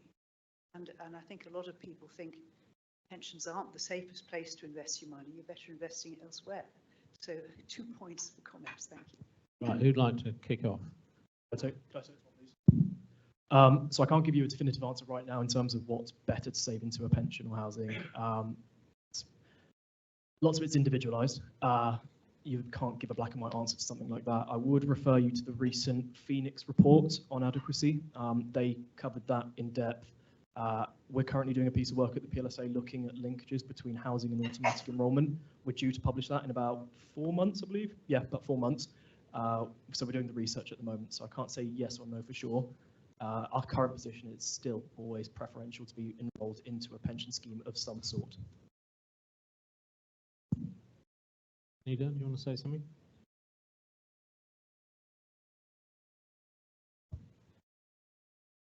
Oh, this is on already. No, I think that's a really interesting question. So I don't know the details of that, and similarly, I mean, I'd be interested to see the numbers on it. But I think it does go to this sort of bigger point of how do we improve household resilience and long-term security generally? And there are like a range of, there are short, medium, long-term types of savings, assets that need to be part of that mix. And I think there is certainly a danger of focusing on one of them in isolation, not least that sort of study that I mentioned during my sort of opening remarks around, you know, you've got this group of people for whom increase in debt seems to have been an offsetting effect, a partially offsetting effect from the increase in pension savings. So I think there is definitely a need to look at sort of savings in the round as part of the next stage of reforms. Shelley. Yep. I think on the second point, completely understand that, you know, having worked in the pensions industry before, I know that there is a bit of distrust around that. I think a lot of people have had good outcomes as well, so hopefully those are discussed with younger generations too. But I think, you know, I think hopefully some of the work around value for money that was mentioned earlier, you know, that's where that really comes into play, and it's really important that investments deliver. That's not my area, but I think I'll probably focus a little bit on the housing point. I think what I would say is when we designed the living pension, we made it flexible so that we worked within the structure that already exists. So it's about improving the amount going in, and therefore, you know, it should follow that there would be more savings, more adequacy around that. But people do have the option of opting out, and that's not precluded in, you know, being in the accreditation. Obviously, the law around auto-enrolment legislation ensures that people are re-enrolled. The example I gave, coastline housing, they are absolutely passionate because they do shared ownership as part of their offering, as well as homeless shelters and care homes. And they introduced a lifetime ISA for their under 40s as part of the benefits review that they did at the same time as accrediting a living pension. So some of those people that were brought into savings actually had the option of directing both the employer and employee contributions, obviously up to the maximum of 4,000 into a lifetime ISA. So I think definitely there's a lot more innovation can be done around product development and policy as well around, you know, enabling people to combine short-term and long-term savings. Because obviously, if you could get yourself in a position of owning your own home, you've massively reduced your costs in retirement as well. Thank you very much. Right, next question.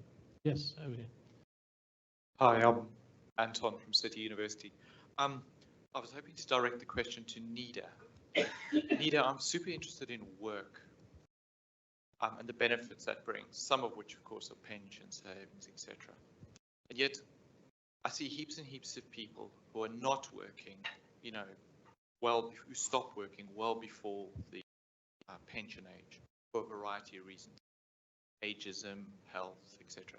And I was wondering if the behavioral insights team had looked into nudges, choice architects, motivations, either from the individual or the organizational perspective in this space. So is the question basically around basically this issue of like labour market inactivity? Yes. Essentially, yeah. But not the political slant of it. We're not just trying to get all the slackers back to work. Sure. Yeah.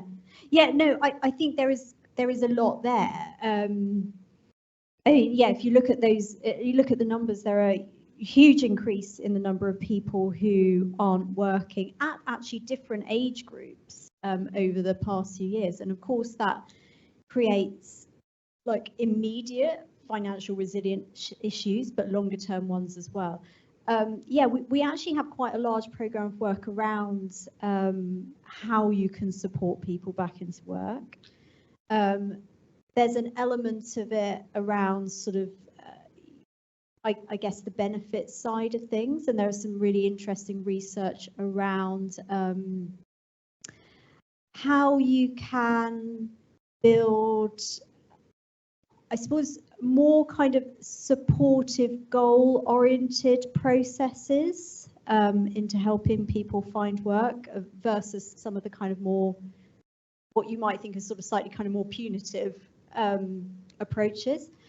There's lots of really interesting stuff also in the employer space. So what employers can be doing And, the last year or so, of course, it's been quite a tight labour market. So we've seen quite a lot of interest actually from employers themselves trying to figure out what might they be able to do to better design their workplaces, encourage people to apply. So, for instance, we've done quite a lot of work around flexible working, what employers can do to improve flexible working, but also some really interesting work around what large job platforms like Indeed, for example, can do to reshape the whole market. And it turns out that relatively simple things, like, for example, Indeed, we did a trial with Indeed where they essentially had a prompt to employers who were putting up jobs listings to say,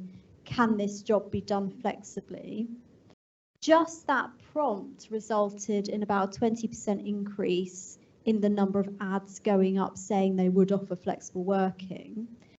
And the really nice thing about it is that those jobs then saw a 30% increase in applicants versus other jobs that didn't say that they offered flexible working. So I think that's just sort of one nice example of how you can sort of think about applying behavioural science to try and sort of reshape markets to, I guess, like better equilibrium. Thank you. Right, next question. Right at the back, gentleman right at the back. I'm just wondering if there's a marketing nudge or campaign that ought to be launched by the pensions industry, perhaps, to counter this notion that pensions are a poor way of saving, a poor way of investing money. The figures I've seen suggest that over the last 10 years, the average return on the pension fund in the UK has been around about 11% a year, about 8% a year for the last 5 years. So the last 5 years has been a bit difficult. We all know that with the performance of gilts and bonds in 2022. So is it actually the fault of the industry or the profession as a whole that we're not actually countering this and coming back with a stronger positive message? Geordie, do you want to? Yeah, that's fair enough. So I think you're referring to the headlines a couple of weeks ago in terms of they compared looked at like an index-linked fund and the performance of that over time. I'll be perfectly honest, it was a bit of a cheap headline. It was a bit of a cheap article. Like you said, there was much more nuance to it. The industry is already doing things at the moment to get savers engaged. Could the industry be doing more to explain to savers about what the industry is doing with its money? For sure. But as part of that process of the Pay Your Pension Summer campaign, that would initially get savers brought into the idea of engaging with their schemes. And then from that, many schemes have resources that explain like kind of fact sheets and whatnot that explain what they're then doing with that money.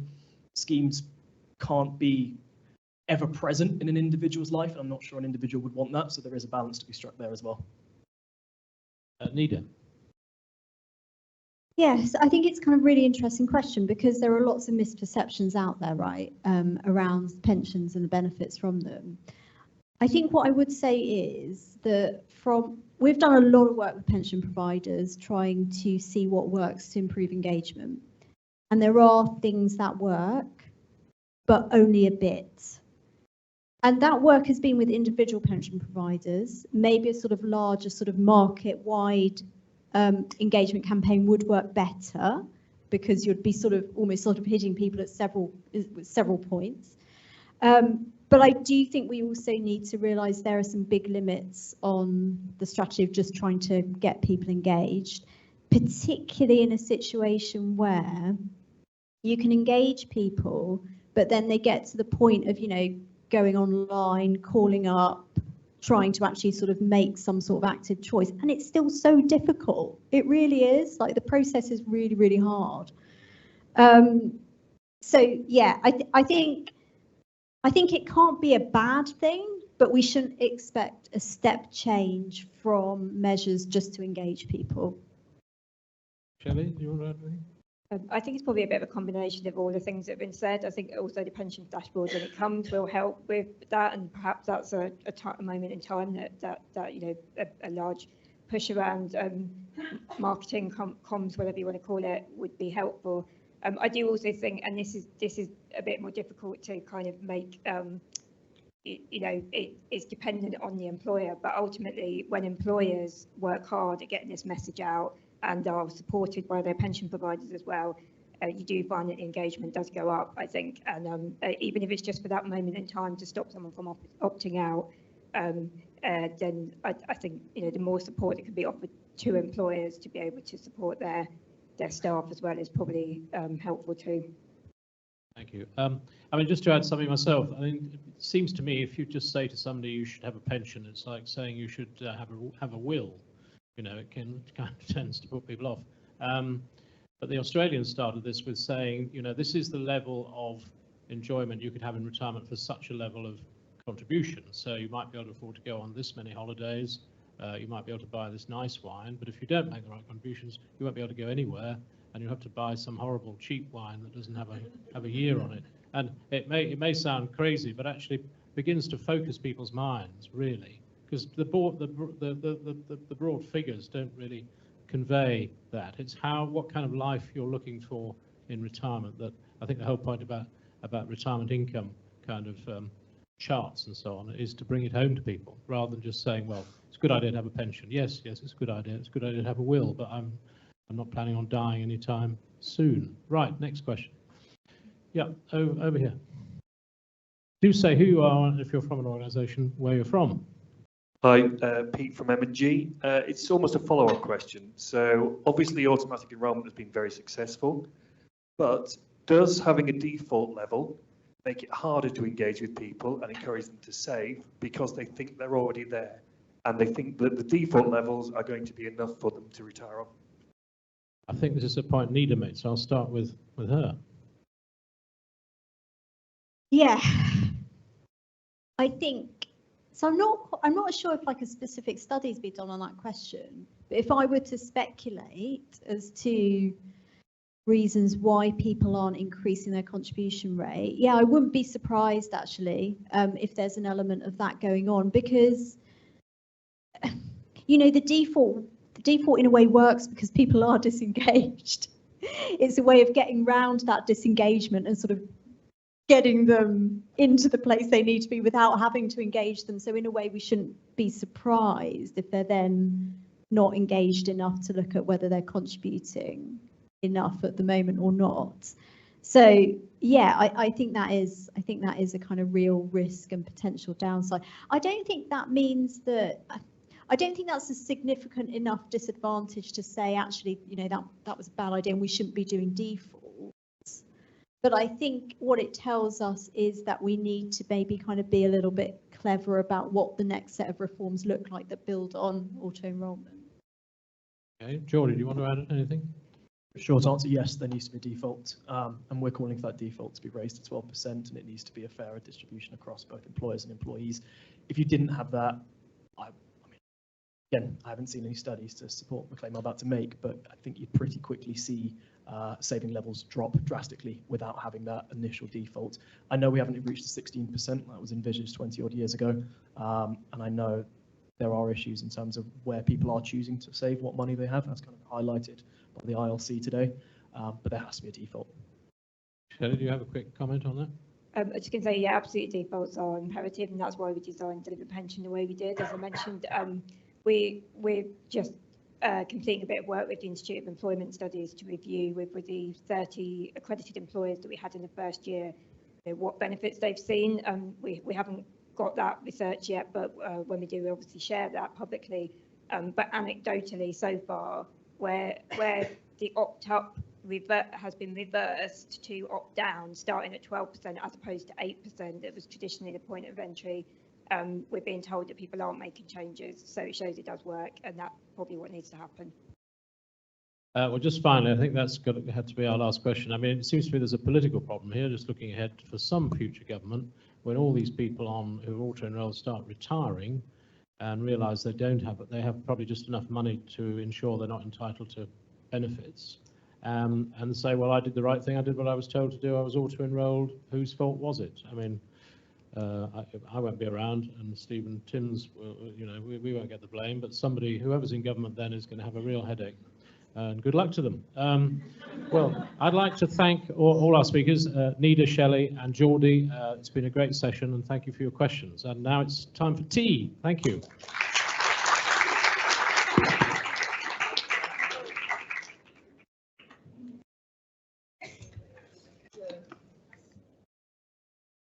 Just to add to that we'll be back at 4:10. Thanks, everyone.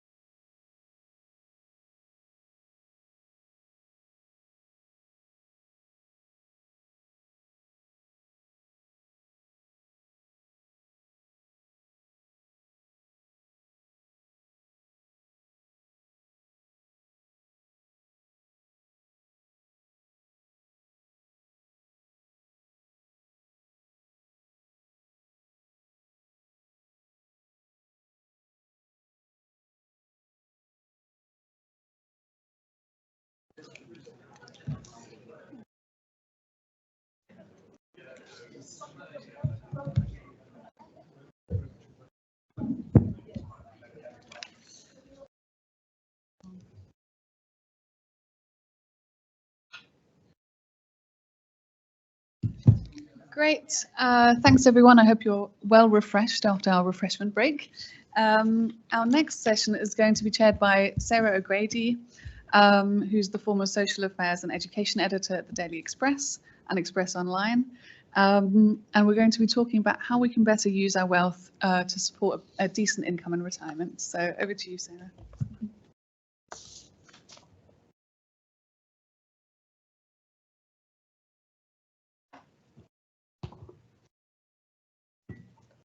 Hello everyone, welcome to being here today.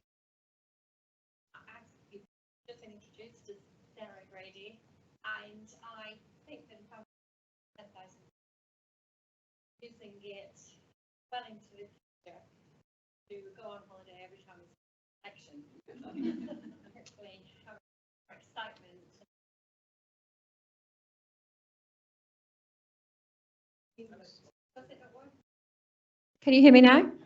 Okay, do I have to repeat the line about the general election? Can we all just agree that it's not a very interesting campaign at the moment and we're better off using our 10 grand to get out of the country and have a decent holiday? I'm going to invite our panel up here. The first one is Tom Evans, Managing Director, Retirement, Canada Life. Canada Life have also helped with the presentation of this event today. Tom was appointed MD of Retirement in May 2023 after a highly successful tenure as Managing Director of Home Finance, and he's played a key role in bringing together individual annuity and home finance into one retirement business. The floor is yours, Tom.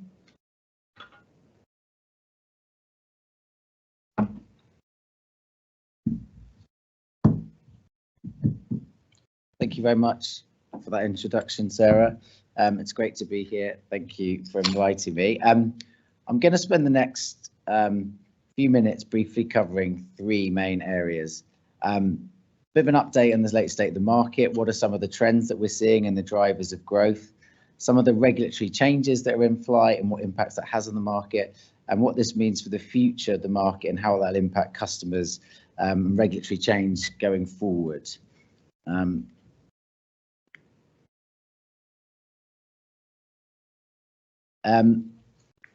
We just start with just a brief bit of history. I used to run our lifetime mortgage business for about 10 years. It grew quite a lot in that time, and I interviewed for the role to run individual annuities about 2 years ago. My boss Lindsay, and she said, "Oh, what makes you excited about running the annuity business?" And I said, "Well, it's a bit of a unique time in the history of planet Earth, Lindsay, for this product." She said, "Why is that?" I said, "Well, it's the first time ever anyone's actually wanted to buy an annuity." She said, "What? How so?" And I said, "Well, prior to pension freedoms in 2015, everyone had to buy an annuity because the tax position was so punitive if you didn't. And after pension freedoms, the interest rates have been so low, people have only really used it as a product of last resort.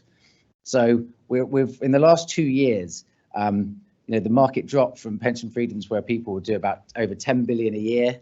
Now, the market fell to about 2-3 billion. Last year, it grew to over 5 billion, grew over 50%. Gilt rates have increased significantly, so the market's gone up a lot. Let me just show you a case study to illustrate exactly how that happened. So as of 2022, if you had £100,000, which is not exactly the average, but it's a pretty typical pension pot, you'd be able to get about £4,540 guaranteed per year for life. The same pension pot would now get you about £7,000 guaranteed for life. So an increase of nearly £50,000 over the expected life of the policy. I think you need to add into that as well some non-financial factors. So what's happened since 2022 and 2024? Because I think Nita's touched on it before, the behavioural factors that also impact stuff is really important. So since then, we've had the war in Ukraine, we've had the pandemic and the after effects of the pandemic on this cohort of customers. The average annuitant is about 66, doesn't really change much. And what's happened to those people's psyche and thoughts about risk. And we've had the cost of living crisis, which is all very real and very tangible. It's classic economic theory that in times of economic uncertainty, the value customers place on predictability and stability in relation to their finances goes up. So you've got a genuine increase in the value of the product. You also got to look at the substitute products that you could be buying. So if you look over that time, people typically have been in drawdown. There have been pockets of growth in certain bits of drawdown, but also things that haven't done as well. So, I don't want to predict the future on this particular area, but, hopefully we're about to go into a decade of national renewal with growth, low stability, no geopolitical uncertainties, and some of these behaviours might change, but I'm not quite sure that's necessarily going to happen. So,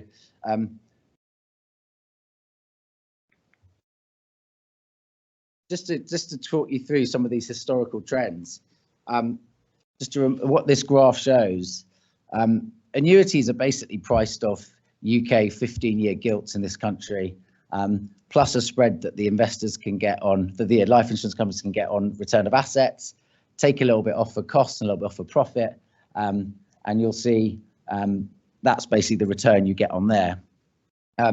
You look at 15-year gilts over since pension freedoms really, and in the sort of low interest rate environment, they sort of steadily went down and down, driven in part by low base Bank of England base rates and also by quantitative easing.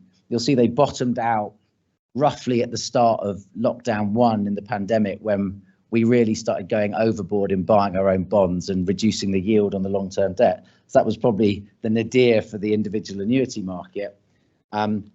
And then since then, they've been coming steadily increasing. The eagle-eyed of you will be able to spot the Liz Truss premiership, the line going up, perfectly negatively correlated to her polling, which was probably the point where the step change in the market really took place. Now, I think going forward, you look at that, they've gone down, they've kind of been bouncing around these sorts of levels for probably since that time. If you go back 50 years, because I think this is important, because I think there's an expectation. We're going through something which I call like the great de-anchoring from the zero interest rate period, where interest rates were very low for a long time, as were long-term gilt rates. But we're still getting over that. So people are now buying annuities because they want to lock in these rates while they can, while they're still up. And people are trying to lock in annuity rates before base rates go down. The thing that's probably likely to happen is that when Bank of England base rates go down, gilt rates aren't likely to follow them down. So you'll still be able to go rate on annuity. If you look at the annuity, the gilt rates going back 50 years, they've traded between 3.5 and 5.5 since before, since for a very long time. So our expectation is that these gilt rates will stay at similar levels in the medium term, and so the conditions for annuities are likely to remain strong. In terms of the regulatory environment, probably worth mentioning all these different regulatory factors probably all are tailwinds at the moment. So consumer duty, which is obviously all about addressing consumer outcomes from financial services firms. It's all about the outcomes customers achieve. If you look at the impact of consumer duty on various different firms, people that have really put people in drawdown a lot have had quite a lot of scrutiny on that. So it's more likely that people are going to recommend more annuities. The FCA thematic review on retirement income advice, I think if you look in broad terms, what that's saying is we want to make sure that customers have got their kind of immediate needs covered through some sort of guaranteed income, rather than putting it all in drawdown and having the risk of that sort of come undone. So again, that is encouraging people to put more people into guaranteed income products.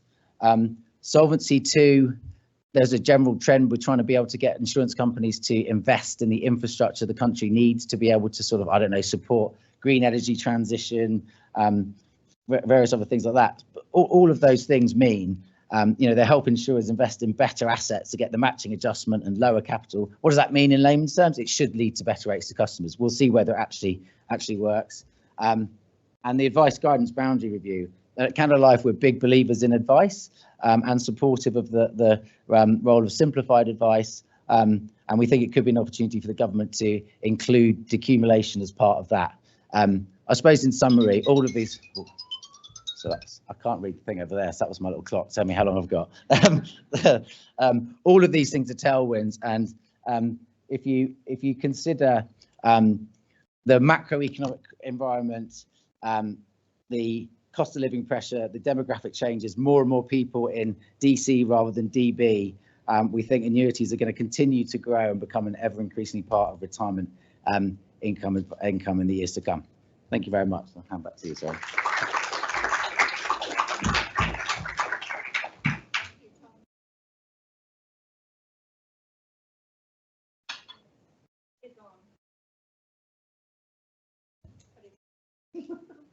Hello, there you go, that's better. Thank you, Tom.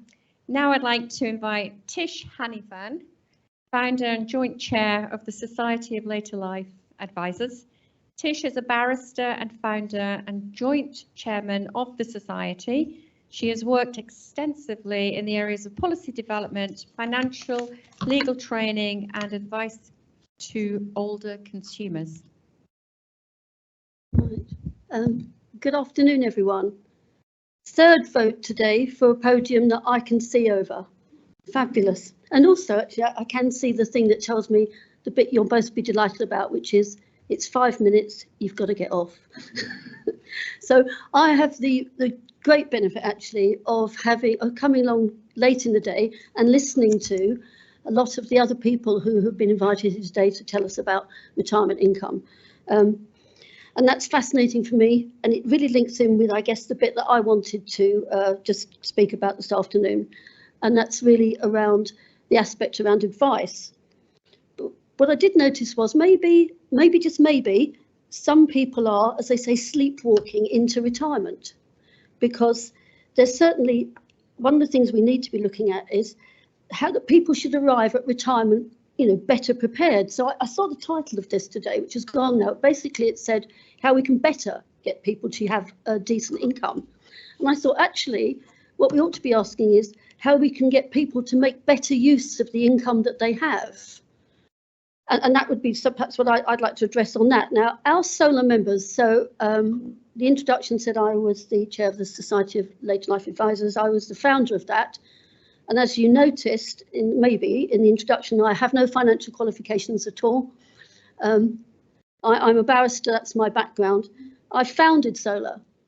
And I founded Solar because through the work I do in law in relation to older people, I realise that there's a lot of inequalities in this world, and one of them still persists. And one of them is the difference between those who have access to the right advice at the right time and those that don't. That's a huge inequality. And Solar exists it's a consumer organisation for consumers to find accredited later life advisors. So our advisors will see a lot of people who they are discussing later life with. And I think our advisors would say they fall into two categories, really. There's two categories are those who seek advice before retirement, and then those who haven't taken any advice, and they will often, if they come for advice, they will come because they've got a perceived problem. So there's something that's an issue to them that brought them in. Ideally, obviously, with those, when our advisors meet people who are part of their general advice process, the ideal thing is to be talking about advice issues earlier on in the day. But as I say, those sometimes turn up and they've just got a problem. And if they turn up with just a problem, no matter what their wealth or income situation is, the outcomes for them are more limited than if they were to come earlier. Now, I'm not here today either to discuss advice, guidance. I'm glad to come later in the day because I can see that people have alluded to the advice and guidance boundary. I don't know if AI, all the different means by which advice could be delivered. And I'm not really going to comment on that, save to say that I was involved with the FCA when it was the FSA, when I helped them write years ago the generic financial advice standards, which actually was exactly what you said there. It's a boundary between advice and guidance. I actually haven't seen a big difference in the consumer outcome for that. So there's been an awful lot of talking. I'm glad people are talking about it, but I don't see that there's been a big change in that. But so I'm not going to discuss which of those there are, but what I do see is whether it's advice, guidance, simplified AI, whatever it is, information, anything, those people that lack it will always have poorer outcomes. There's just no way around that. And I loved hearing about all the nudges and things like which were fantastic. It was really good to listen to the last session. But the fact is, people have to engage, they also have to know why it matters. Why does it matter? And then you can nudge them towards the way they want to be. I guess what I'm saying is, in any situation, knowledge is power, particularly in decision making. So I just want to very briefly, I've got a minute, I've got knowledge of what? Okay, so I'm going to do two. One, people underestimate longevity. So apparently the statistics show that people assume they're going to live 8 years less than they actually do. That means that when they look at what their pension pot is, they may, or their overall savings, their scenario, they probably feel it's brighter than it is. And the other, because I'm pretty short of time, is to say the impact of morbidity. In other words, we have more years, but we buy them with the aspect of them being in poor health. And that's why the final bit I want to mention is care costs. It's great to say to get people to take pensions, you tell them what a sunny outcome their retirement will be. I absolutely agree about that. But there is no way of denying that if people need care, it will have a financial implication, which if they do not address it, will massively affect the lifestyle they actually have at that time. And those lovely holidays they so advertise will be a distant dream while they are probably unable to have the lifestyle they want.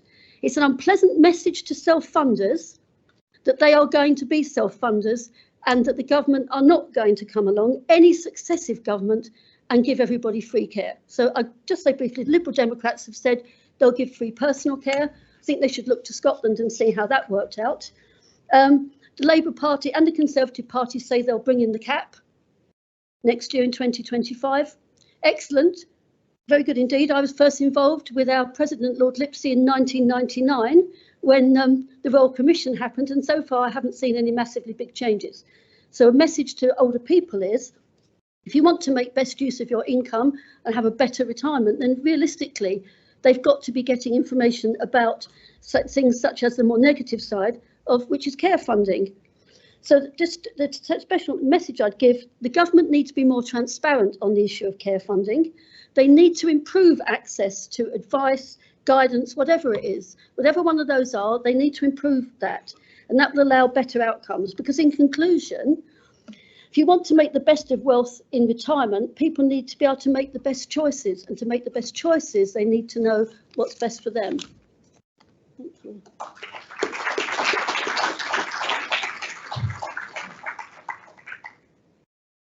Thank you, Tish. I'd now like to invite Jim Boyd up to this lovely lectern. Jim was appointed Chief Executive Officer of the Equity Release Council in June 2018. He joined from the Reform think tank. He's also advised the Department for Work and Pensions on welfare reform. Thank you very much. Just to say, the Equity Release Council is the standard setter in our particular area. So this is grandly titled The Death of Final Salary Pensions, and I'm sure there's nothing here which is going to be a surprise to anyone here. I mean, in effect, it says that final salaries have all but died out in the private sector. The impact on income from a DC to a DB scheme are obviously huge. The figures there at the time actually did come from 2022, so if you'd just seen what Tom had said, then you could obviously expect more than £150 annually. But the point is that the income that one can expect from the DC scheme compared to the final salary is markedly lower, whatever. And actually, it amplifies the fact that a lot of the risk has been loaded onto the individual. So there's going to be a shortfall, and that really has to be addressed somehow. And it's a shortfall in the near future. This is actually happening to people now.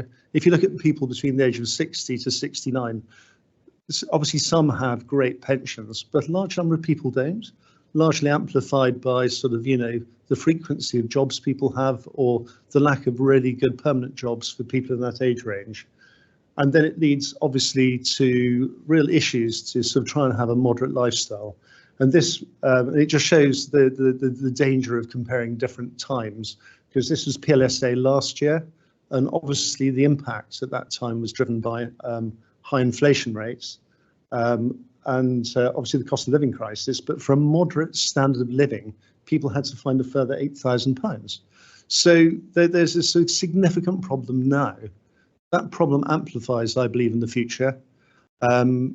When actually final salary pensions do disappear, and the nature of retirement changes too. And I look very much at sort of women as a cohort, and everybody knows that women have really bad savings outcomes when it comes to pensions. And we really have to start looking very seriously about our entire society. Consider that 1 in 5 women approaching retirement who is born in the mid-60s will not have children. And when we're looking at care, they're not going to benefit from the voluntary care system that the government relies on to subsidise a lot of the care funding for that generation. So it does rely on hard choices, and really the hard choices are threefold. The first thing is that you pay obviously increasingly more amounts of money to look after our welfare state, and that's really important. And it's critical that actually we do track that. But it's important that we actually explain where that comes from, and to recognise that it's going to pose lots of challenges politically and fiscally.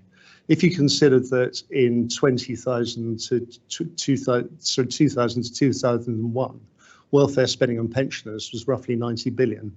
It's going to be estimated this year to be 138 billion. It talks about the scale of that. Now, it's important that we look after people in old age. We just have to make sure that we're very clear about where that spending comes from, because if it's unfunded and it's deferred payment to separate generations, then that places quite a lot of risk in how we have a cohesive society.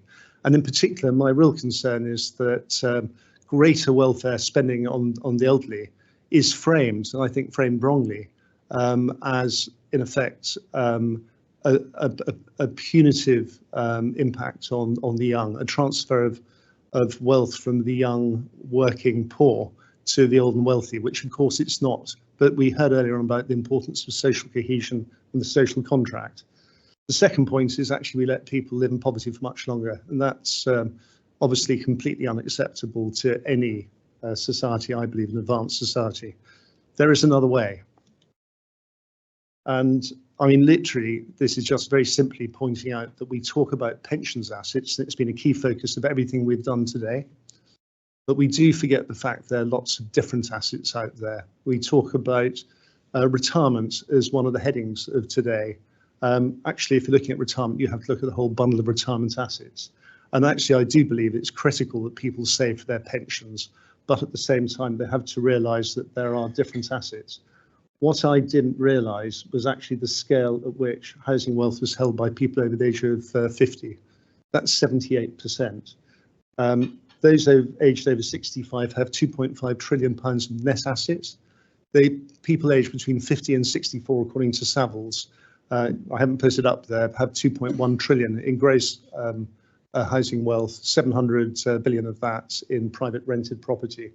So there's this huge source of additional income, which really has to be looked at if we're going to address that funding gap and actually to help people over longer lives.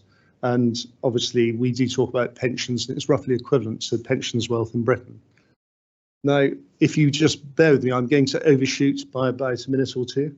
That's very kind. Just saying that there are barriers clearly to this market. The first one is trust.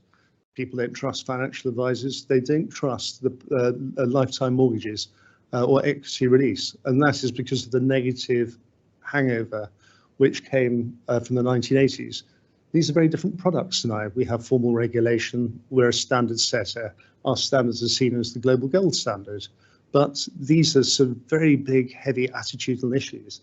And one, of course, is the major attitude that people, certainly in the older cohorts, believe this clearly looking at your property in later life is a sign of failure. Why on earth would you spend all your life paying off your mortgage just to actually take out the equivalent of another mortgage in later life? And of course, there's this profound sense of guilt about sort of holding on to an asset that you want to transfer as a form of inheritance to your children. Bizarrely, for equity release, 1 in 4 transfers involves some sort of payment to your children, typically to help them with the housing ladder. Those attitudes are changing, and they're changing quickly. We do something called the Home Advantage, a piece of work called Home Advantage, which Canada Life is very kindly sponsored. And we've noticed that as people's housing wealth increases in value, increasingly homeowners are looking at releasing their money from that, particularly the younger age groups. And they've got a very different attitude towards mortgages. Mortgages for them are a way of accessing property. And property for them is a way of avoiding rent. And it's a very important asset for them. And the more it increases in value, the more they see it as playing a valuable role in their long retirements with inadequate retirement savings through pensions. There are regulatory silos, there's very poor awareness. And so, spoiler alert, what would I ask government for? There's no vision for property wealth at the moment for later life. People have worked incredibly hard to develop a vision for pensions wealth, but if we could sit down to work out a narrative, then I believe that would play a sort of huge role in helping consumers consider their options. And I think that would help an awful lot of people consider, again, as I said, as women approach that point of retirement, then the research we've shown is women are the most anxious about their lives in retirement, but they're also the people who are least likely to shop around to look for different assets, even though their pension savings are likely to be very poor. And if we don't make sure that women have that option, certainly if you look at pensions wise, they don't consider that option there. And certainly, if you look to the future, it's not just 1 in 5 women who are going to be entering retirement childless without that additional support. In 15 years' time, it'll be 1 in 4. So we're going to serve those vulnerable people very badly if we don't look at retirement in its broadest and fullest. I apologise for going over for a few minutes. Thank you, Jim.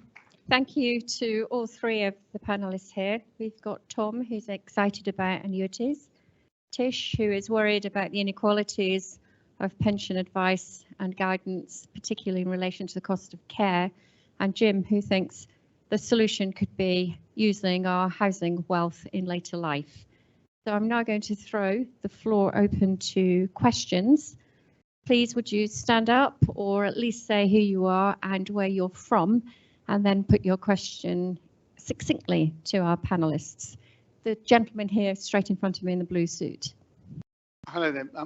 My name is Peter Barnett. I've worked alongside Tish to help her with solar. My question really is, it's Carers Week, and carers often, instead of working and paying into pensions, they don't work rather, and instead of paying into their pensions or savings, they can use their housing assets. There's confusion from politicians, even this election. I think the message coming out of all the manifestos is going to be on your own more and more. Where do people go then to get this guidance and advice, and who's going to pay for it?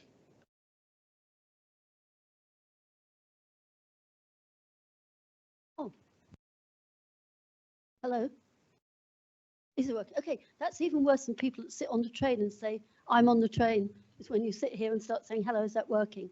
I guess that's coming down to me. That's an interesting question, Peter. It's important to as well emphasise it is Carers Week. Where's it going to go? Where are people going to go to get advice? I think, haven't we heard here today several conversations that have said, in the end, it comes down to money, that you will only get financial advice of a certain level if you pay for it. That's true. So where will they go? Well, there is a very good sector of financial advisors of different, independent, restricted, whatever. There are financial advisors, but the real reality is they have to pay for it. And to decide they have to pay for it, they have to see the benefit of it. And I think that's where the sector can step in to try more to encourage people to take advice. But we can't get away from the fact they are going to have to pay for advice. No matter what you say about guidance, guidance is a great way to get people where they need to be. But in the end, for things such as care, it comes down to very, very personalised choices around all the individual assets they have that are different for everybody else. I think the point you made about carers as well there, Peter, which is sort of slightly tangential to this, but is important, is what's lost out with carers, because I know Jim made reference to it. The care system is underpinned by the government, while saying they will help carers, recognising that actually they save the country a huge amount of money by doing the work that otherwise has to be paid for. And just to say that quietly, this is why it's important for advisors for people to understand the care system. Very quietly but inexorably, the criteria for when you are liable to be funded by the local authority has become more and more strict. What that really means then is that carers are asking to do more and more. That also means that they are, for a much longer rate of time, removed from the job market, which has implications for them, not least of which I would say for the fact, as you mentioned, they don't have pensions. So I noticed the Labour Party have talked about a national care structure. They've got National Care Society, they call it, but there's no reference in there to where you go for advice on how to fund care, none at all.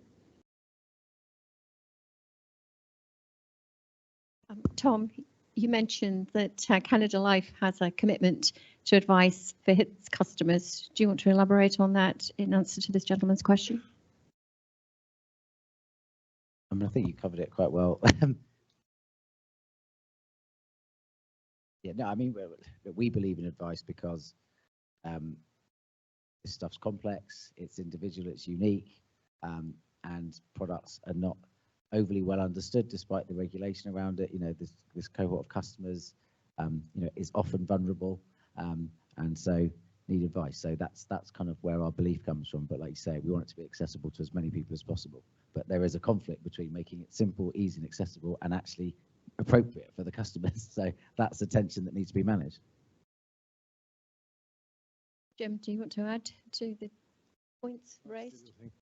No, I think the point's been made ably. I mean, the general rule of thumb is people who take advice tend to get better outcomes. So anything to support that has to be positive. Another question from the gentleman at the back there on the aisle. I thought rather than the question, I just thought I'd add to the answers, if that's okay. Well, please, if you've got a minute. I'm a chartered financial planner. My name's Chris, and I'm a member of Solar. And I would say that people coming to see me or phoning me up get an awful lot of time for free.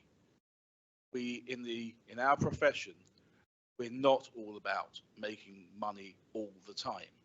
There's a huge commitment being a member of Solar, and part of that is learning to talk and understand and appreciate the needs and the ways that you communicate with people of a different age.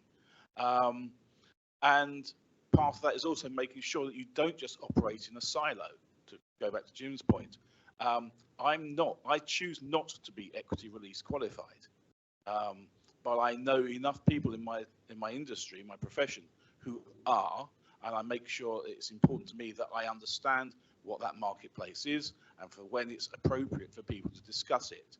And I think we need to make sure that as a profession we work together to make sure that's understood, and not to shy away from giving people guidance when they're not going to go through any other service, so they can understand when it's appropriate to come and see us for full advice and when we could just point them in the direction with some nudges, to go back to a previous speaker. Thank you. And so on. Any other questions? Gentleman there in the middle of the row. I'll try. Have I done this? Yes. We've heard a lot, and this is not just for these three people, but for all of the speakers today. We've heard seen a lot of graphs saying this is the position for people aged X, this is the position for people aged Y, that kind of thing. I think possibly there needs to be a slightly greater focus on heterogeneity within age groups and within groups of people. We talked about people having so much defined benefit pension rights in certain age groups, whereas that would be very unevenly spread, perhaps between people who'd had long careers in the public sector and other people. We've heard about people having so much property wealth, and that might be very unevenly distributed, where a terraced home in the north of England might be worth £80,000 and a suburban semi in London could be worth £1 million. Thinking now of the equity release proposition, I suspect that equity release is perhaps of most interest to a comparatively small subset of older people who have lots of property wealth, but either small pensions or possibly small non-pension assets. And I just wondered whether, generally speaking, you could have more focus on subsets of subgroups within the broad age groups that may be relevant. Thank you. A very good point. In our reports, we were putting out actually the regional variations. I'm afraid I was just knocking that out last week, but I think that's really important because people have different needs for property wealth based on basically the value of their property, what they have in terms of pensions. Typically, we were seeing as interest rates were low, the more people are engaging with equity release, there was a mixture between needs-based and actually increasingly amongst wealthy customers who are looking at it to amplify their retirement and to actually help with their wealth planning. So it's not just regional variations. It also, the impact of actually the changing economy has a huge impact on consumers and what they want those incomes for. The big thing, certainly for equity release, is stability and the lack of and insecurity tends to be an impediment for people making big long-term decisions. Oh, right. First of all, as you probably all noticed, you didn't get a lot of graphs from me.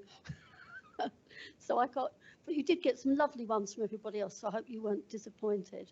I completely agree with you. And, you know, as I was watching the 5-minute marker go down to 0 seconds, obviously today all we can do is highlight the things that people have in common. But you're absolutely right. When it comes down to actual advice, the generalities mean nothing, do they? And that's, in many ways, underpins the point I think we were all making here around advice, that it is a very personalised matter. And it's not just about the silos, as Jim mentioned quite rightly. The personalised bit is around the different subsects. One of the things that each people within a subsect will have in common might be the priority with which they decumulated their wealth, for example. So you're talking about using property equity, you're talking about from their pensions, you're talking about from savings. There are tax implications for that. There are succession implications for that.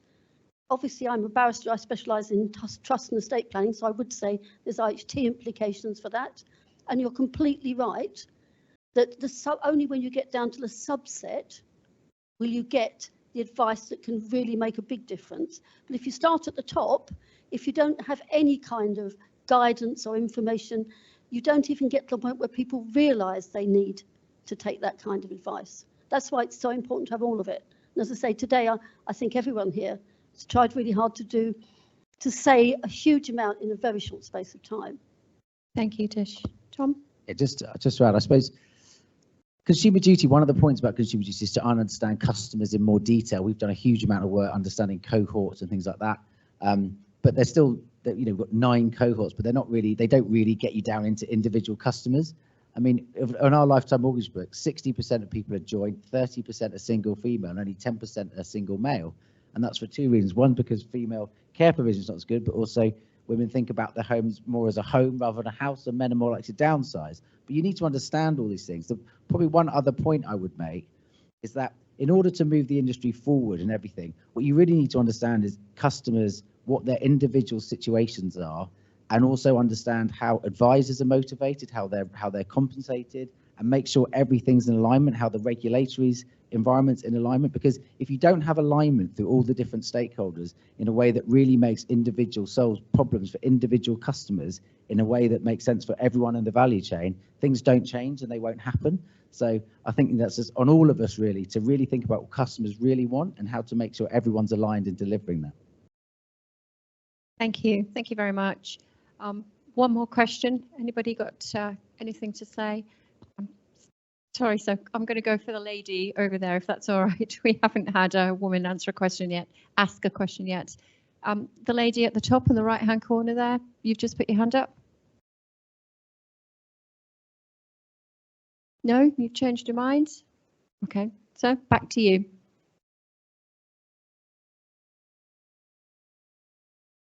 Sorry, it's Gareth Wall from Ferret again. Tish and others have all said that advice has to be paid for. And I understand and I recognise that that's true. Doesn't necessarily have to be paid for by the person who receives the advice, though. The area that I work in, which is much more involved around kind of lower income people who will never, ever go to a financial advisor, will never be able to afford to pay for advice themselves, are facing a kind of advice desert as well, because local authorities are reducing funding for those kind of generalist and money advice services. But those are also people who may not have the big pots, may not have the housing wealth, who are going to be, you know, the recipients, or they're going to have small DC savings pots, are going to have small amounts of money, and they need advice, but they will probably not be able to afford or find anybody else to pay for the individualized, personal, detailed study of their financial needs and advice. So how does the kind of the financial services industry contribute towards the kind of advice that those people need when they can't get it from, you know, their own paid services, and when the people who traditionally funded advice services are withdrawing funding for that? Tish? I think that's a very good question.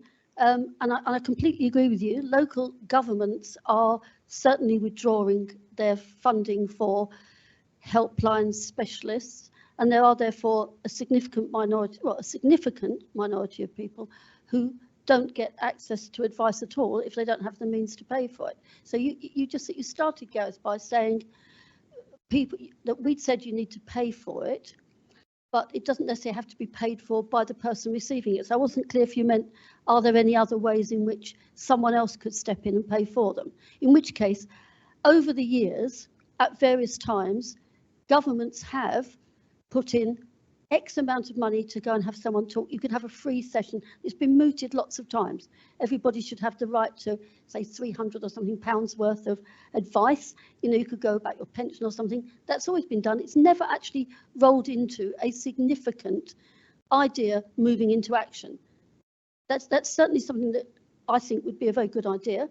Controversially, you'd say, well, who actually will pay for it? Because let's say realistically, a lot of people are already not actually in alignment with any of these parties that say they're going to be able to do all these things and not raise any more money. So I think the idea that the government will have more money to do that is probably unrealistic. So I'll throw it out there.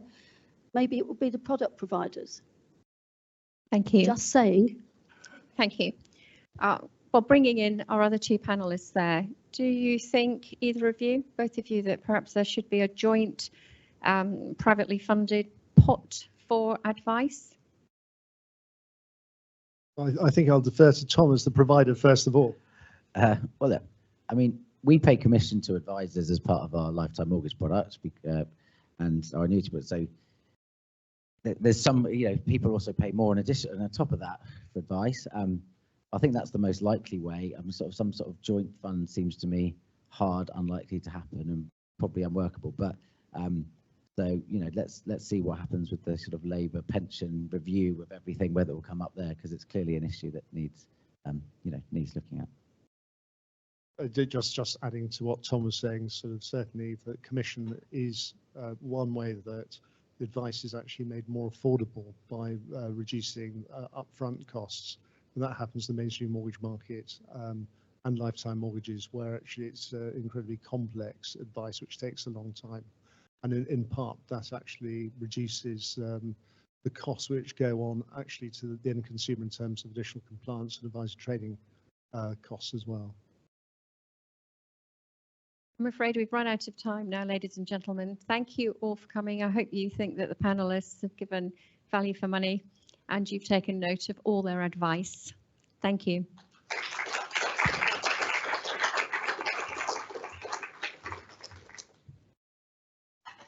Thanks. I'll move straight on to our final session of the day before we close, which will be chaired by Jackie Wells, who's worked with us in a number of ways already, but as a strategy and policy consultant. And I think we've spoken a bit already about the priorities for the next government, but that will be the topic for this session.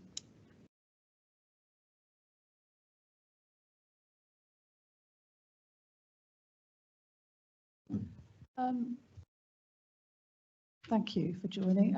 Is Steve here? Third.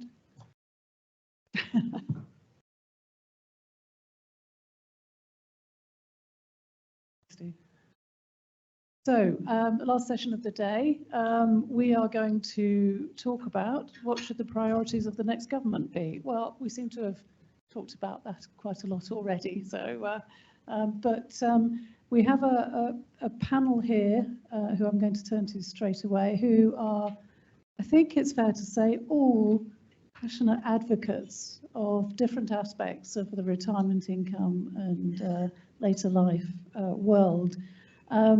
We've got Joanna Elson, who's currently Chief Executive of Independent Age, and I'm putting words in your mouth, but I think passionate about the issues of poverty and later life.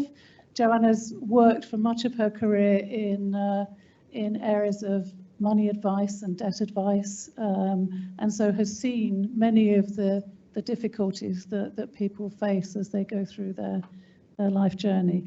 I'm going to ask Joanna to speak first because she does need to leave because she has a very important older person's event to go to this evening. So over to you, Joanna.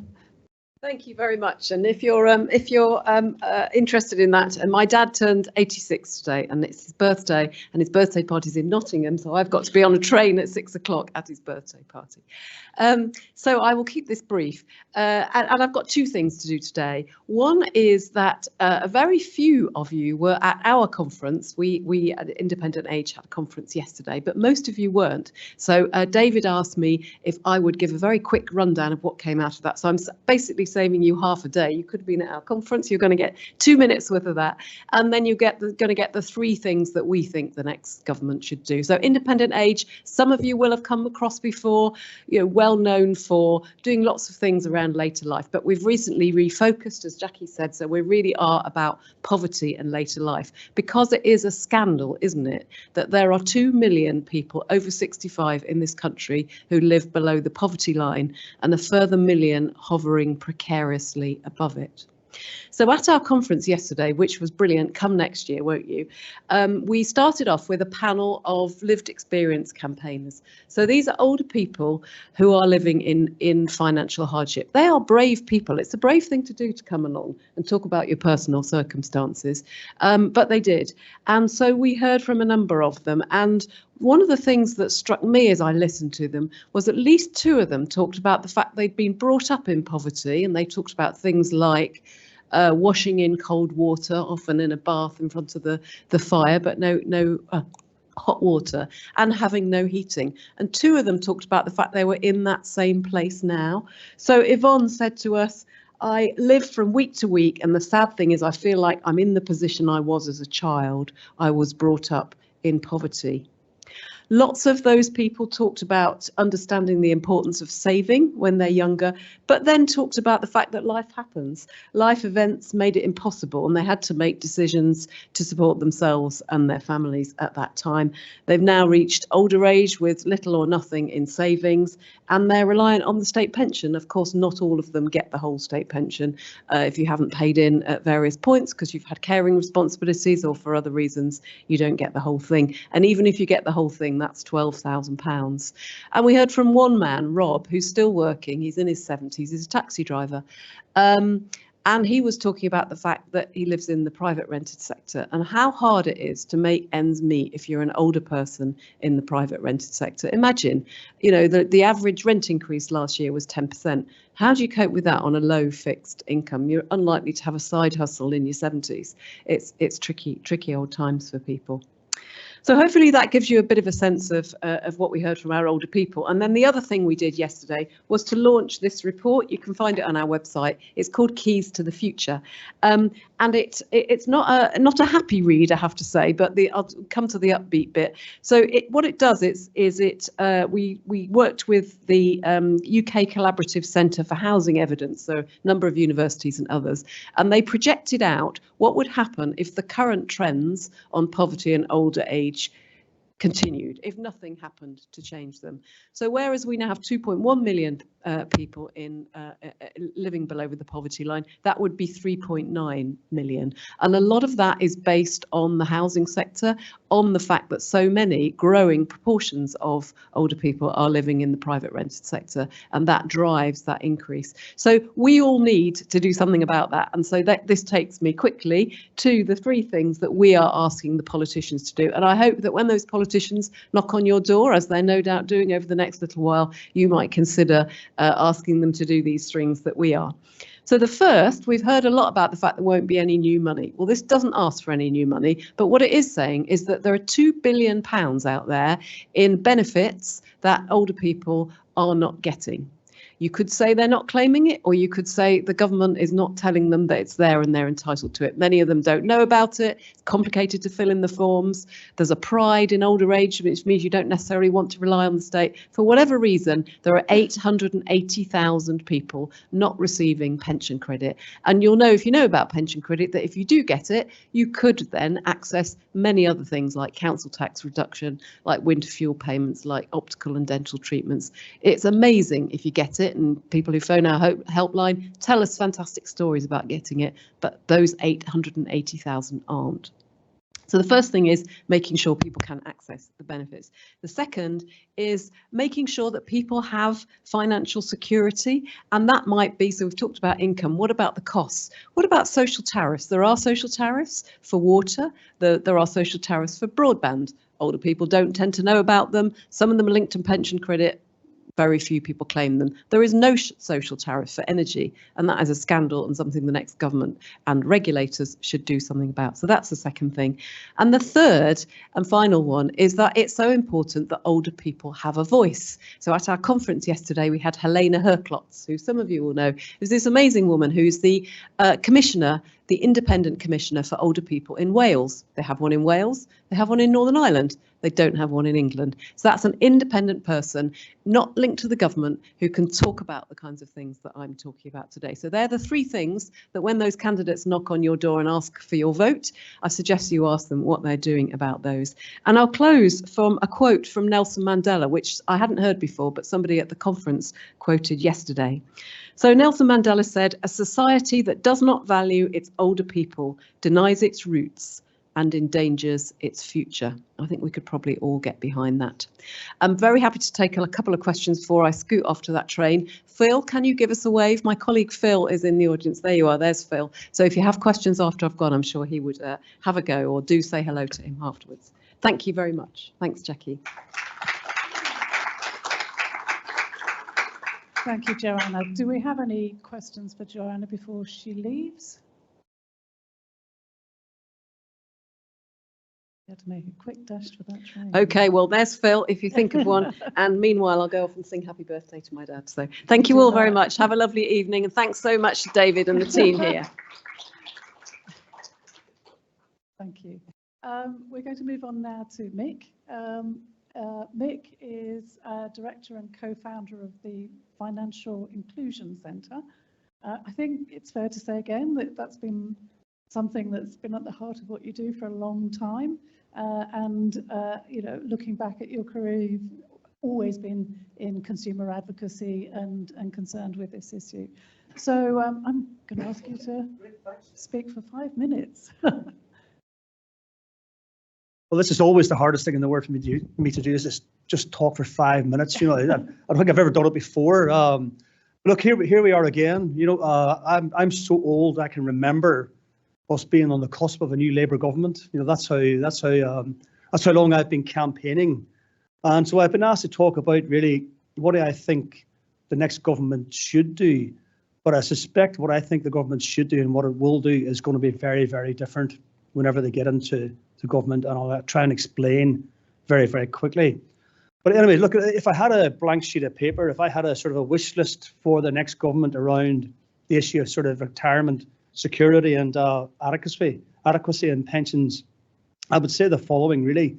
I think the first thing we have to do before we even think about retirement planning is to make sure that people have a decent income in life throughout their life, never mind in retirement, because without that foundational income, it is very, very difficult for people to plan for anything, never mind retirement. Now, don't forget, you know, since the financial crisis in this country, we have made no progress on financial inclusion. Something like 14 million adults in this country have got less than £100 in discretionary savings, accessible savings. 14 million have less than £100. So the reality for a lot of people in this country of a comfortable retirement is just way off. And the idea of using housing assets, I'm afraid, you know, just for most of the population isn't actually a realistic solution for people that we care about at the Financial Inclusion Centre. Nevertheless, you know, there are some things we can build on. The first one is that, you know, if there is to be, and it looks to be, there will be some kind of review of pension savings in the next government. I think the first one is to make sure that we have adequate pension savings for all. Now, I think automatic enrolment was one of the few public policy successes of the past few decades. But look, I mean, it was business left unfinished. You know, there's still major pension gaps in the country. There's still serious levels of under-provision.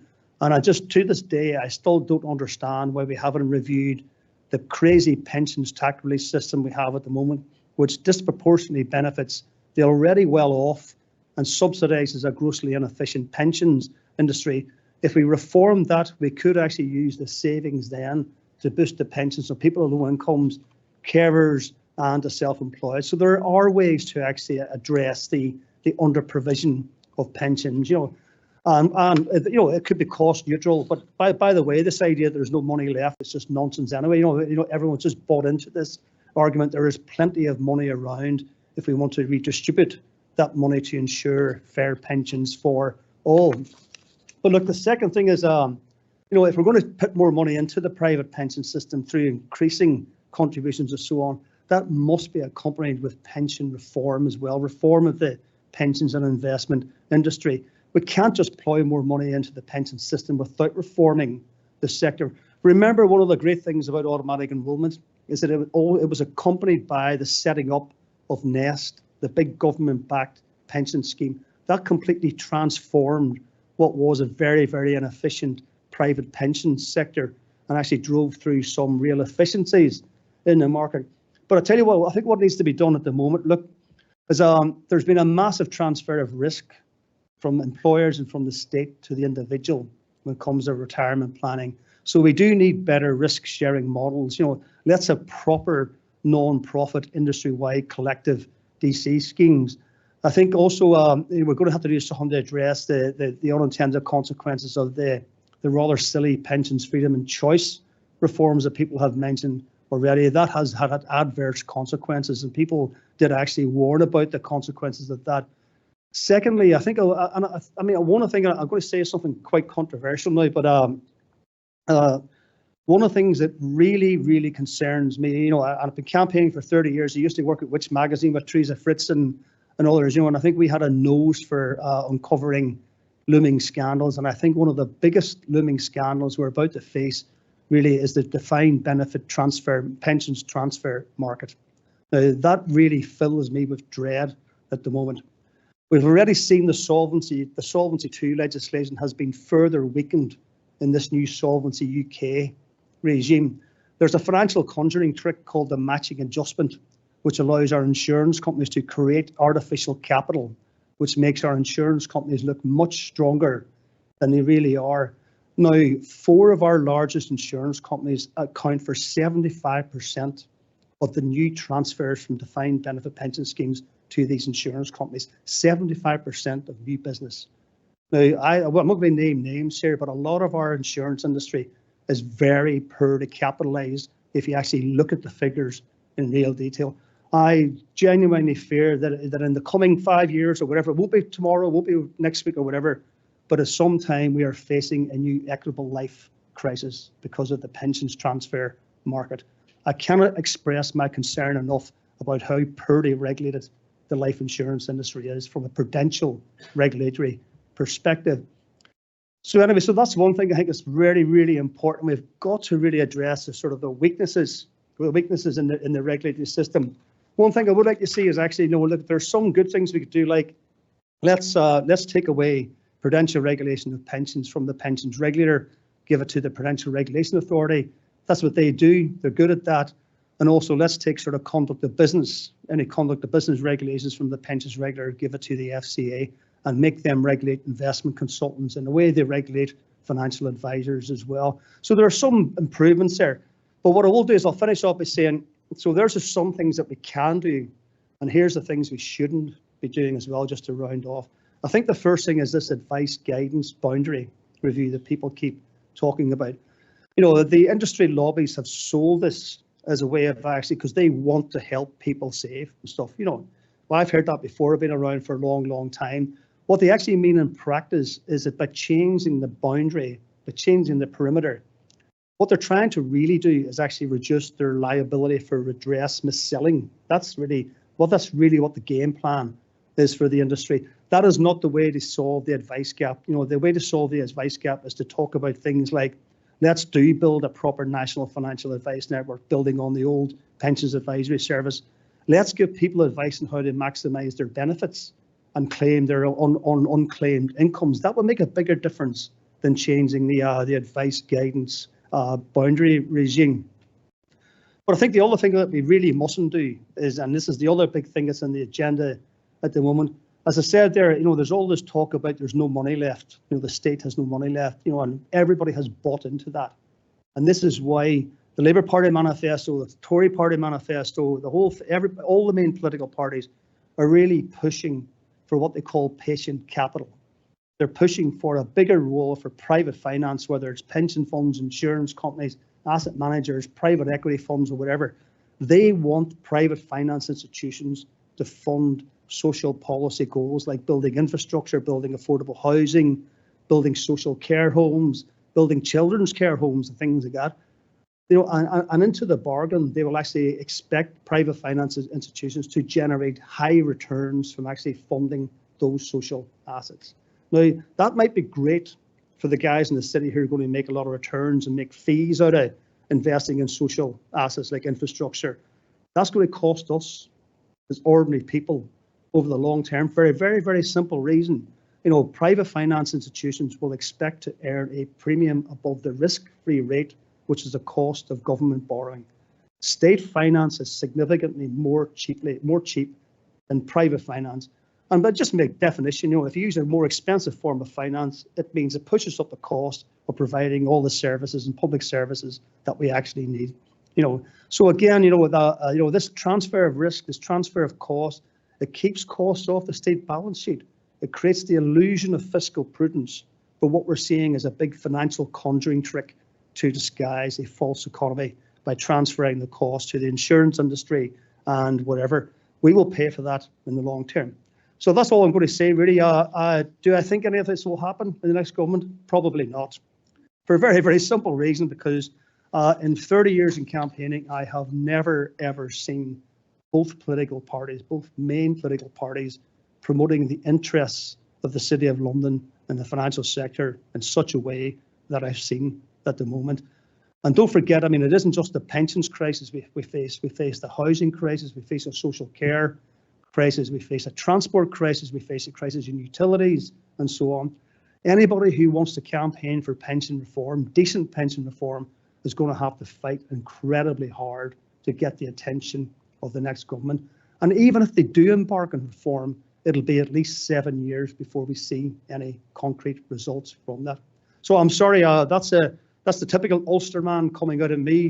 You know, whenever I see a silver lining, I look for the clouds. That's just the way I'm built, you know. So, but that's my more than 5 minutes. I apologise for running over. Yeah.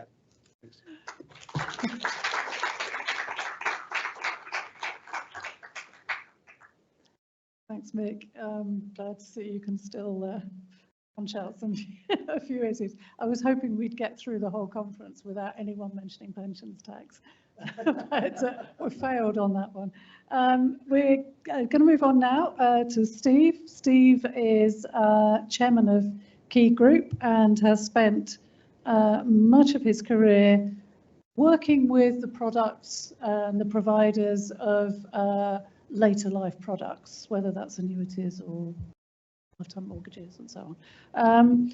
I don't want to say anymore. I think I'll let you deliver your high-level views on the priorities for the next government. It's a bit short, this lecture. So I'm going to stay pretty high level because I think fundamentally Mick and I don't agree on everything, it would be fair to say. But what is good for pensioners, what is good for the UK actually is then good for pensions and the pension system itself. So the first thing I'm going to say is if I were the new Labour government, as I'm going to confidently predict, I would look at how we manage the dependency ratio. We talked about the number of people who are in retirement dependent on people working.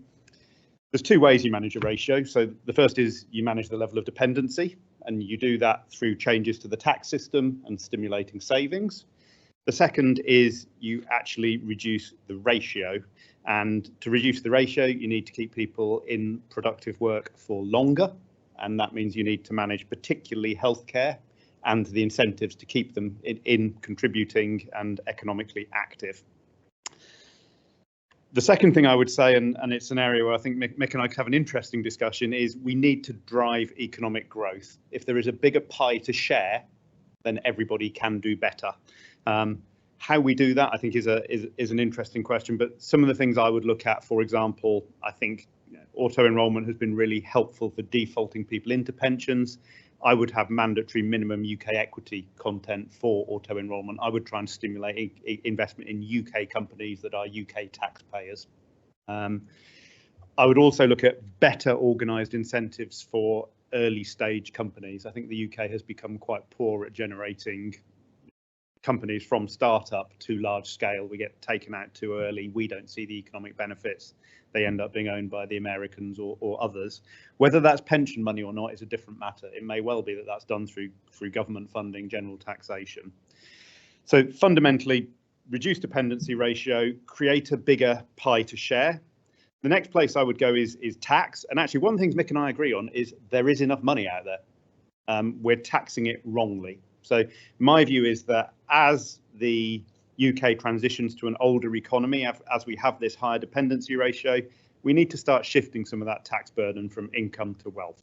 There is plenty of wealth. I think Jim gave about a £2.5 trillion number on housing equity. So we have to start thinking differently about how we tax this. Rather than tax fewer and fewer working people, many of whom are working poor, we have to look at taxing wealth, not income, more, and changing that balance.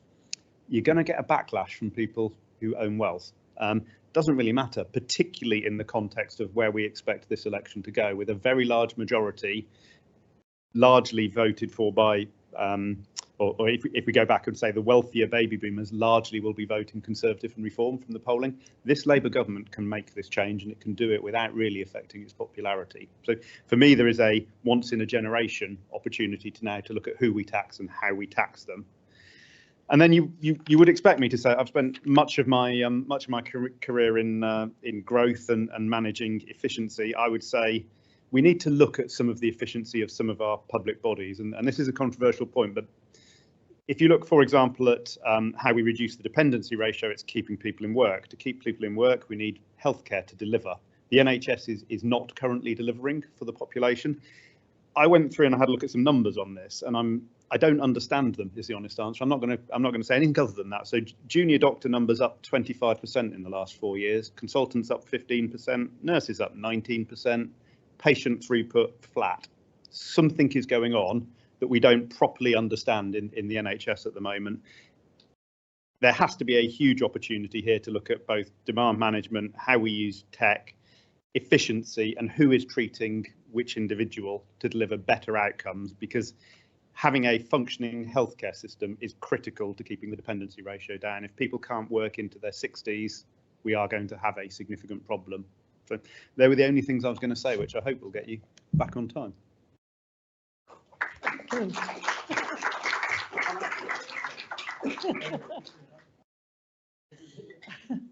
So we've had a lot of different views and different perspectives today, and I think one thing we've probably learned is that when we're looking at retirement income, we are looking at a very complex system across the UK that weaves in housing, care, work, pensions, non-pension savings, a whole host of things. So, having a single ask for the next government is going to be quite difficult. Just as a sort of add-in to this, in one of my previous lives at PLSA, we were always tempted to call on the government to make no change to pension policy. And that was for two reasons. One is that there were always unintended consequences because the policy changes were not always well thought through. But also, even small changes sucks in a huge amount of resource and adds a huge amount of cost to the system. And that's always borne by the members or the employers, typically the members. But we're looking at a much wider range of things here. Anyway, I will open up the floor. Hopefully we do have some questions, and right here. Yes, Mick, I was talking to, I put a question to Stephen Timms earlier today about possible reforms to freedom and choice, and he was of the view that an incoming government wouldn't do anything. I wonder if you could just talk about, firstly, why you think that needs to be reformed, and secondly, what kind of reforms you had in mind.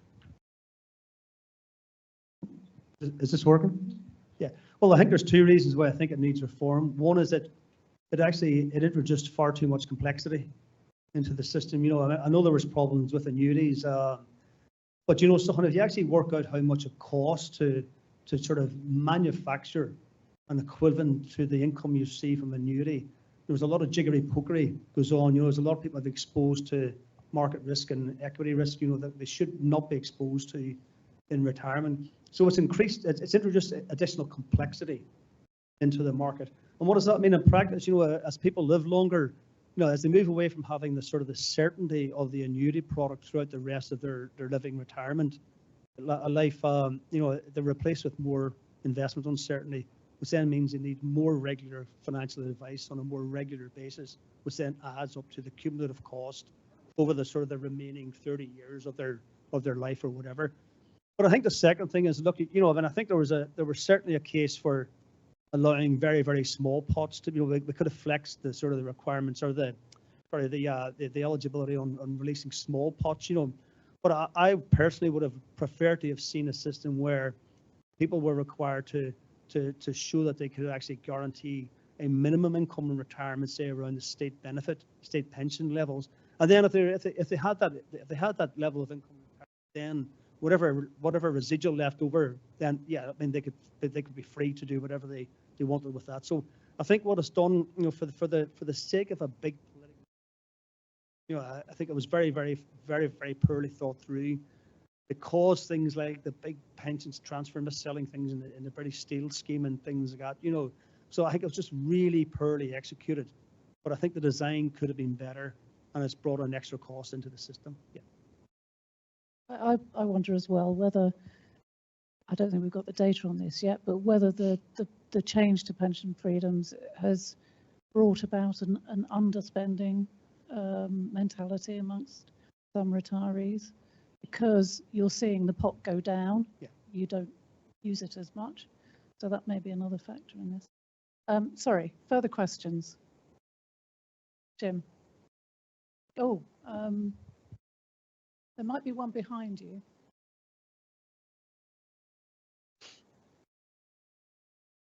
So is this working? I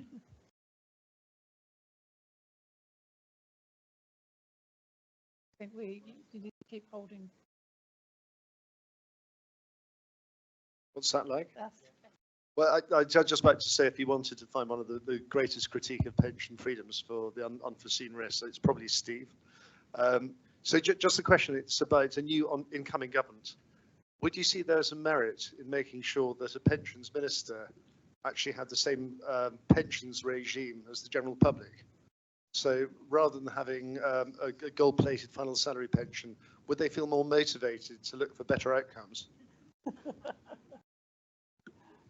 I don't get this argument where the way to address a pensions crisis is to drag everyone else down to everybody else's standard. I'm sorry, I don't see that argument at all. Look, I mean, you know, why do we make sure the boss of Tesco's is just earning a living wage, for example? You know, I mean, if you apply that argument to everything, I just don't think it's going to work. You know, I'm sorry, there's plenty of areas of life where people who have to make big decisions about the long term earn more than other people. You know, I mean, I would love to see, you know, I would love to tackle inequality. I would like to see better wages for everybody, you know, but I don't think that's going to do much. You know, we need structural reform here, not things like that. Yeah.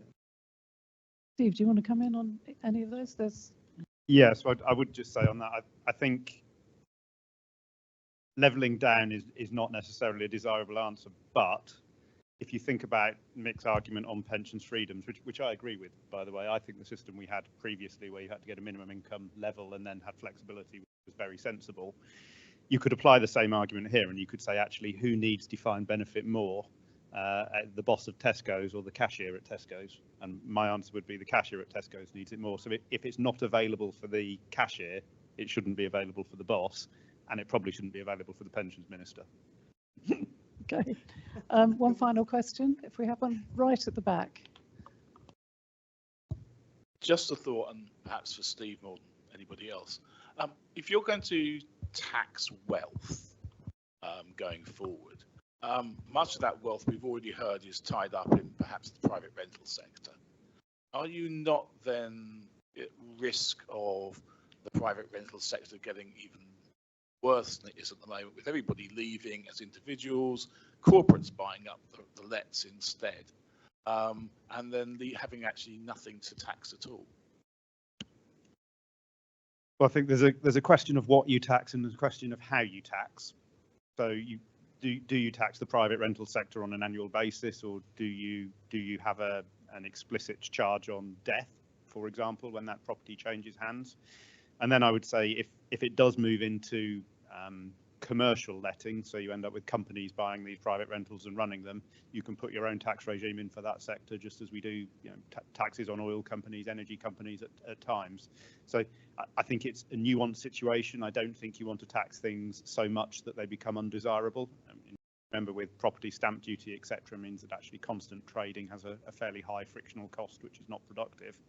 But I don't think that's a reason not to tax it. I think that's a reason to design the taxation of wealth very carefully and make sure that, for example, property isn't taxed disadvantageously to other forms of wealth, because then there's no incentive to switch out of it.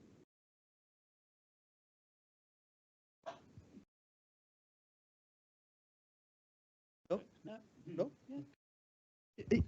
Yeah, look, I mean, I think the bigger problem in the housing market is the shortage of affordable, decent quality homes, and that's the problem we have to address, and we can do that in two ways. We can, as I say, the big theme of the moment, the big strategy at the moment is to encourage pension funds, insurance companies to fund affordable housing, whereas governments could give local authorities money at the gilt rate to build affordable housing. Instead, we're cutting back on public spending.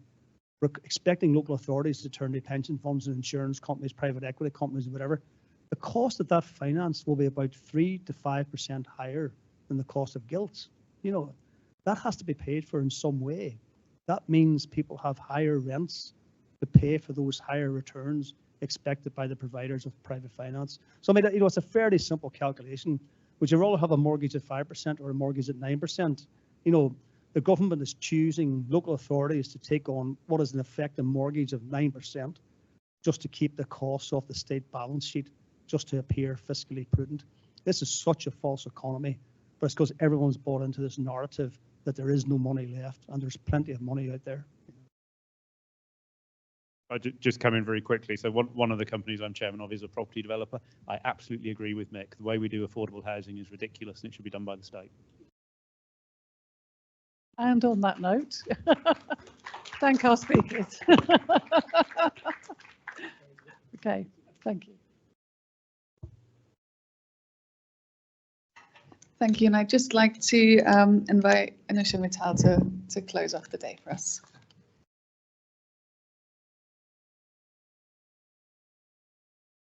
Thank you. The good news is this is the last session, and I promise I will be very quick. Thank you to Jackie Wells and the panel for a really thought-provoking discussion, and I think a very fitting end to our summit today. I think whilst we may not have all the answers for the new government, it's imperative that we ask the right questions. So thank you for that. The panel touched on notable themes that we heard throughout the day today, and I thought I'd just remind us about what I think those were. One, the critical role of information and advice in navigating information asymmetry and the barriers to retirement savings, the relevance of product solutions in income security, and the pivotal role of policy in going beyond the success of past measures to enable decent retirement incomes. We were also privileged to hear earlier from Clive and Vivian on the M&G and ILC research on the social contract and intergenerational fairness. The evidence is clear. For me, there's a healthy appetite for savings across all the generations, but the question is really about how do we find ways to support people to positively engage with their wealth, with their savings, despite their risk aversion and all of the pressing needs that they face. We look forward to the paper later this year and the rest of the research. At the start of the event today, David Sinclair set out the stark challenges facing the future of retirement incomes. The fact that too few people save, that they aren't saving nearly enough, and that the problem is exacerbated by long-term sickness and health issues. However, despite those challenges, the keynote address by Sir Stephen Timms reminded us that challenges present opportunities. opportunities for the new government, for us collectively and individually to take action. So on that note, on behalf of M&G and ILC, I must express my gratitude to all of you for attending today, and indeed to our knowledgeable speakers for their contribution. I think your collective engagement and expertise has played a pivotal role in making today's event a successful one. So thank you all very much. I also have to acknowledge the tech support teams, the catering staff, the M&G and ILC staff who ensured a smooth running order of events and to time. Your important work behind the scenes is much appreciated. Thank you. And finally, a sincere thank you to Canada Life, our co-sponsors for the event. I think an applause is due as well.